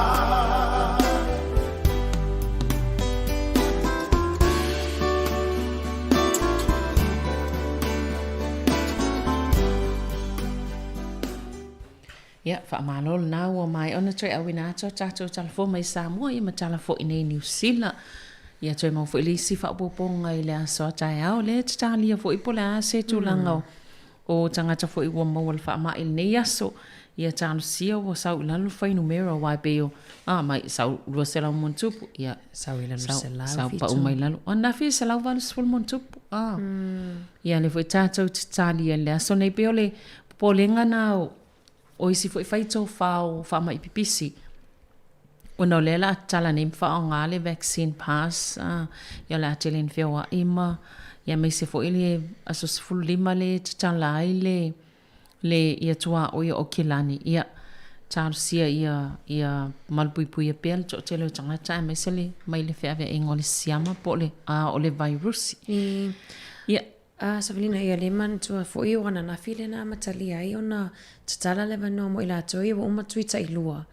Leo uma leona masina talua na faya tuit ne tui lona lua. Ia e anga va ai faya le posta. Po le tui lea lona tolu.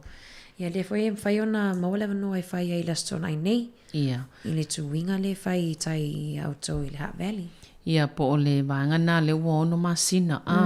Le ano whalonga tō sau noa ia le whiongana na i la son na whipeo. Tangata ia le na whai le tui lona lua i le vai asa mua i uni. A whapea le sa whai lo tui lona lua i le vai asa mua i uni. Ia o le am whai ne lau na whai lau pusta po le tui whapopo lea whamalo si atili e le puipuinga oe i le astona i nei.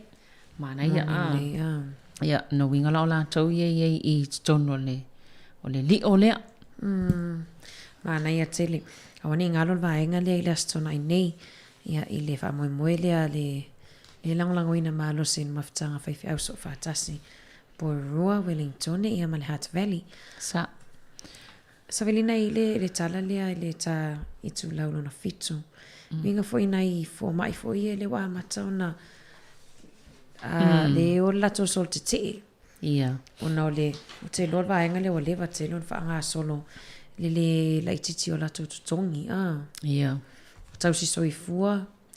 Ia ma whato sanga fo i midwives. Ia. Ia le o sa pena o ese mai mangaruenga i le ia uni. Pea o la lo kalai stete, po le atunu ato. Kalai stete.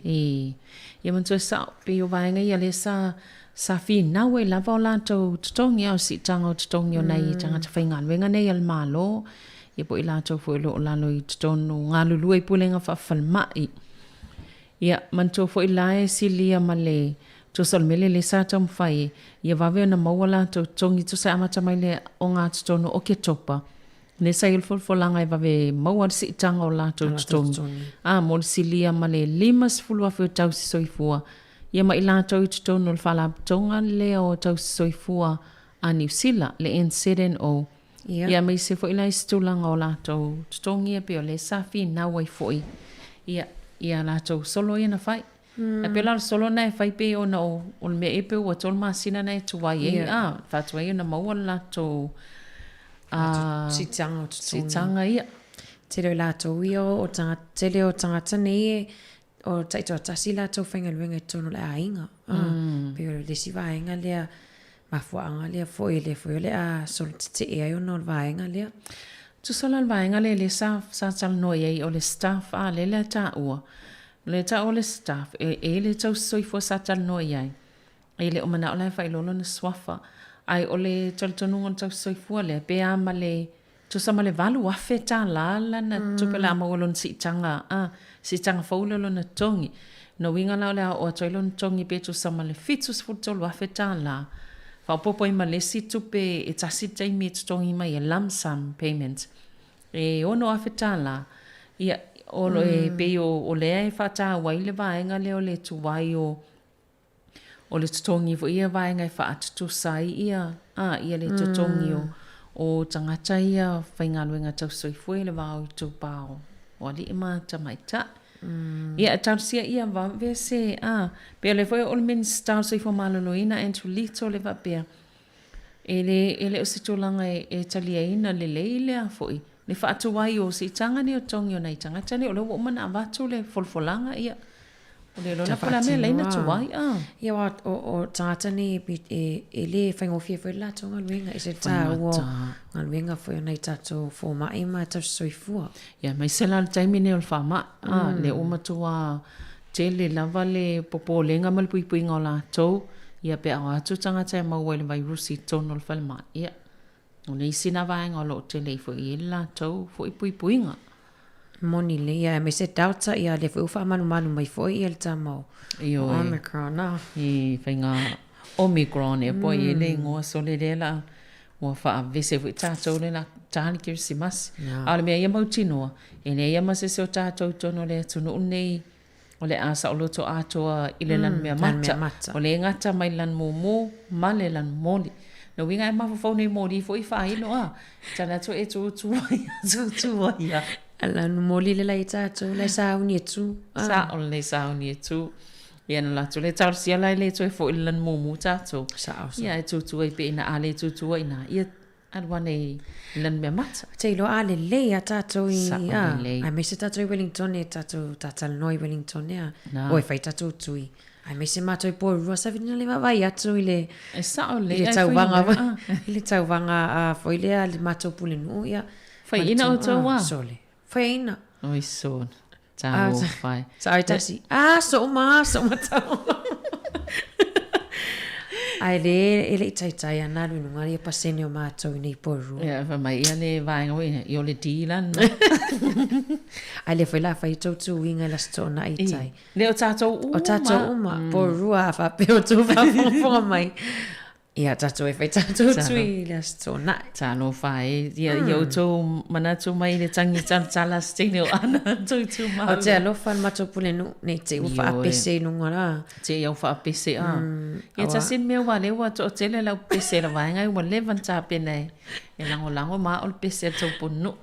Sa o sole. O ia, vatus whawhiwhianga vatu alo whātua nei tā wo e mafuta mai sa venina. Io e tā lo whaiwhaftai an mafuta mai. Io e, lo whatu ia e seta sua ia ma le masionali ia stufu le mafuta mai i lapa po vitua. Oi sole. Alo whatu. Ia sole. Lo whatu fo i Vito Wolf le mafuta mai i Melbourne, Australia. Li Foanga le mafuta mai i Palmerston North. Sabrina ini sina o e fia whatalo whai ai. Ia, o nao le fiu tau tala la o i runga i e le ulo atu fo i mātou i le tū le kiama o ine. Ia, whate le atu moto o malawa lo mafuta mai. Io e. Ia, ai watu mawhawhiwhianga lea ia e te mai malu fo i lau whafonga anga nea oli.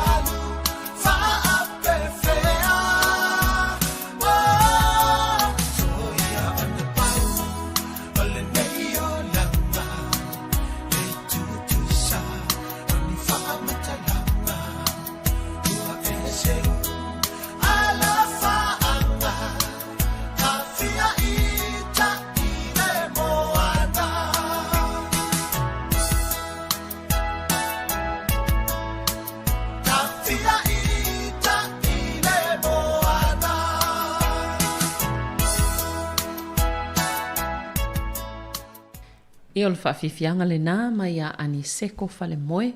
Stasi we o pese ane fo ia li I pese lauloa. Tama le mai pa lauli. Leu o mea a asa. Ia ngai le leia. Tama leu o mea a asa. Mana ia si ufonga. Ai o tulang fo ila e pe on tato ia le wha mai. Ana I vaenga fo ile pe o lei safsilingi fo ia onga tulanga la le swing fo le traffic light system. Ai fa ilo yo moli safsilingi fo la pole a se tulanga ia onga pe a fa pe la le walu ese mai I man tulanga le sa I levels. Po vaenga ta itasi po la pata inga ta itasi. Ale wasui mai anga I le traffic lights. So sala al fafsili la iai pe tapunia la onga iai pe ate ua iei se case pe ate ua iei se tangata afia pe tapunia la onga I lalo le suinga la leo pe o moli fa ilo ia ai lanu ese ia taitas ia pe o le mai le fa alinga al matanga wenga wa onga folinga ele isa onga tapunia pe afa pela le wa fa atulanga I lalo o lanu ese lea mo lanu moli male lanu mea mata pe e a fo I ele e se fo fuanga I tapone ni a onga pe ai se case po stangata fo I e mawele ile fa ma ia atonu a mai se lava lai I lungai o kilani ia ba o nisi fo I vaenga o lo popole ia yo tonu a onga I stala I lalo le o fa atulanga nga fo ia wa iai ia tulanga fo ilai ta maiti le fainga o la tau mask ia po o tali pupuni o fonga e fa ngala va e ta maiti a onga ia le va o le tau sanga fa e o le tau sanga sfultolu ta wana fa onga pe ia e fa ngala tali pupuni o fonga I tono po to a onga mafafo ia fa pena fo ia lunga o pasi I lalo lao le fa tulanga le lanu mumu sa awe mana ia te lifa manatuna mo nai whana wa onga ai e mali foi Savelina le vavai at foi I lis foi tala le winga foi whaonga ina lava o le pasi foi lea vaccine pass ia le ufa malosia lava I tono o le fale ainga le o McDonald ia po la tau e fia McDonald le amatai le aso tolu o le aso tolu o te sema ia o te lola sole le amata on whamaluina I fo le traffic light system ilu le amata I moli ia le whamalusia I le mawhai ona e ulufale I le McDonald pe a whapea e le aisau vaccine pass oisol se vanga na la le drive through ia po le au nanga fo I le whafo Ia te aru I lau ta avale ia e te le ofso tai mal tangata leo le tu tono le. Ia ona mwhai leo na e alu ia o se upu ilo walu e te tau sami tu tono le. Susala o McDonald's, umalawa I tono New Zealand. Ia, peo mātui po rua. Nau mai isi nisi fo o a inga na fifa mai lawa mata lawa ile notes it por ile McDonald's mātui po rua. Mana ia te lea. Ia, te whea. Ia, e lele pe o leu whailo atu ina ia te ua elwa atu a. Ia e ngalo lau pas pa pe lewa wa ia te me te whealwa e pe e sato a whea tu ina al McDonald's e I whaisina. Ia lea lau wa iai e mwhaiana elwa atu lau ta vale. Ia whaatau a mai whafo ia ai le mwhaiana e alu I totonu pe ale ai sau vaccine pass. Ia. Le lei tele, ia, e lei wha maneno o ia vaenga. Ana o le iei pe o le vastalwai le sa wha laulo fo le tūlanga le pala solus fulu ono November. Pe o le sa wha malua le tūlanga le White Ribbon Day o le lipina pae. Ia pe sa wha tāua ia le tūlanga o sawanga ia tutupu I tutonu o ainga. Ia ina I tangata ele ngata o le whapena o tina ma whanau. Ia I fo ina I tamao le sawa ina I tina I tutonu o ainga ma tūlanga whapena. I pe o le sato I whamnatu mai ei le tunu ia le tāu o le. O al vaenga fo le sama talnoa, sa talnoa I le vaenga lea mai nei sunga fo I nei tamai ana sumai fo I le porkalamea le taiao manino I le taiao leila. Ia sa talnoa fo I taimila ia walata nei le kiris taimila ia o tatawanga I ato. I pe o le nsau noa ia suluvawe I le afo tele e iei o taimi whapene e tutupo ia femisa inga. Ia e o foltulanga le ava malosi ia wale a tele fo I fia o pe o se taimi ua tatala o mai le ia vaenga e pe o se pe ua koma ma iei ngā luenga o le tausanga atoa. Ia e ngalo ai leo tūlanga ia e o lawa ina misai tutono ai ngalwa o tamama tina ia laim moli mau ina whanau. Moni le Savelina wa e tele whala putuputonga foi le alef sosoani foi mo ia foi a inga e maua ia whala vlave e whala putuputonga le le na whaavaina e Matt Masara Brown ia o vainga le te e atu sa wanga foi le whala putuputonga le ta o le She Is Not Your Rehab te mana tua le tamaititi pes tamaititi sa moa le sa tu malona ofu e tu se lunga le whaupunga lea She Is Not Your Rehab ai tango lafo ia The Rock sa o le ia te mai fo I lau tala fo le si asu ia e te atua I sa wanga e mai se lama nai tat ele va pe fo e whapito tasi I ainga Maori te maua fo I tutono ainga tatu Samoa Pasifika Wa le sawa I lava I le tele I whamaumaunga ia. O le o taimi nei whape nei e a foi. O le tutupua ia tūlanga whape sa wanga o se whamanatu. E peilau, wai e taimi ta te whato lai o whai mai li pina pae pae. Ia ana tato mantua lea oi o le pe o se whailonga lai ta o toa I le te I sawa mai tutono ainga. Moni le. Ia ai la watusta whawhiwhianga Savelina. Aia.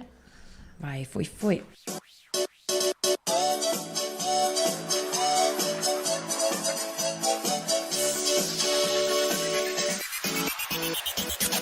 Ia, e whātu tu atu so o manatu.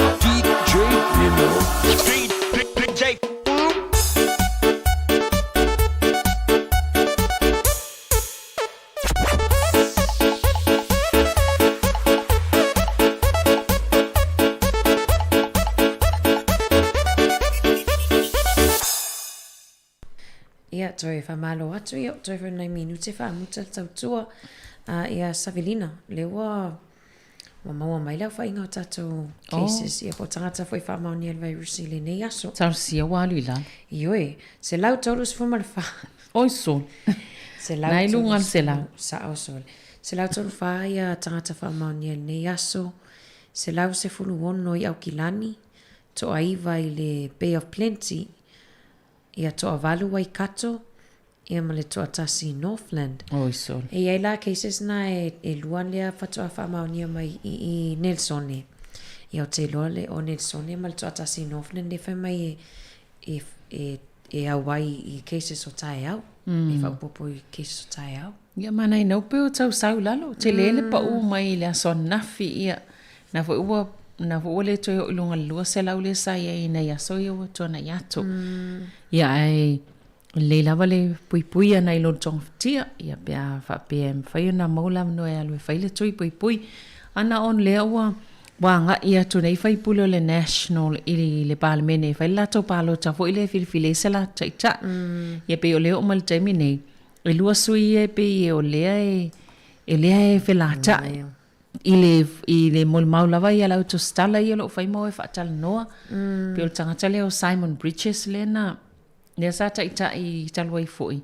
Ia maltanga tala lea o Luxon. Christopher Luxon. Ia pe o la wale le fallinga mai. Ia o to inga me va pea. Le tau mate to lua lea. Ai umai foi esa sanga tola to le mai ia. Pe o nei le to la tolu nai fa ila to fa inga palotam fa ila to fa inga filfilinga. Ia e umai fo la son nei. Ia tato va ia na nei le I tala fo i lungo televise. Ia po i tai fo le national le la ia mo nei tai. Te lo foi le la longo to be Mari lungo tato Facebook. I tato Facebook Sama Capital Radio. Ai awana ingalo tato YouTube. Ia fa mau mule. Ia o yo omi omi ai subscribe. Ia so ani mai fo il tato au na. Ma le tato app fa ele i tele i downloading le tele i tangoi e te tala mai anga i te tono lau telefoni se le i monta tu whasa mwe ai me vela download ia le app ia polpo kalame le mwhene whanau longo i lunga al telefoni ia le tato tautua al si ufonga lau mua iwe ia te loa le fwebo o mai le si ui o le tapo kalame Savelina ia mo le tfo ilianga nga whaftai nei tato wompa anga o lo mafuta mai lava le fitu le tae au se ia pa ia mai le nei tu la ia fa manga lo foi tau tu al si fonga lau mua pe au ia se leo sa lai lau fa fonga anga manu ia te le lava tau fuanga tu toi le nei fiafi ia inisi vea tu no leo fai malo longa lo fa solo kui le po ia lo fa tu por kala me si fonga lau mua mo oto lava ia mai le fionga le lipule ia me le ofisa fa sala lau ma tu te fa to fa soifuat soifua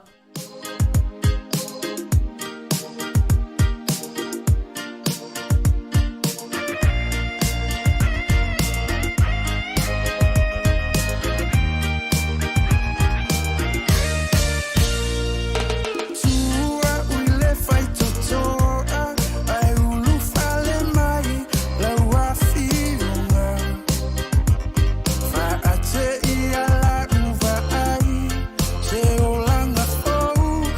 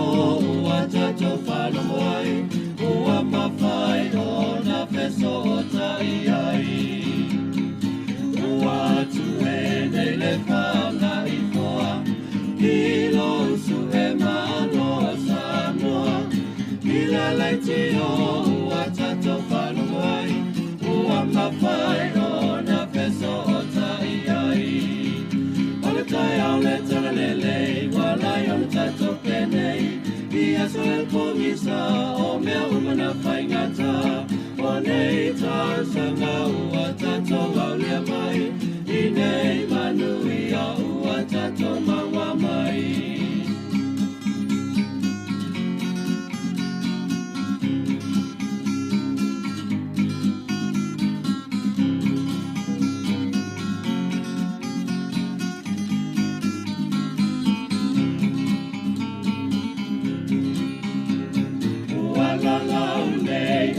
Whanga I pāu Uai loa ai e a tato whana E sa I li malo na I matua E ai le si whoponga o le lau mua Wala lau nei o le whanga I pāu Uai loa ai e a tato whana E sa I li malo na I matua Si fofo male la umua Ala tai ale tole nei Wala ala tato penei Ia so e pōngisa O mea umana whaingata O nei tai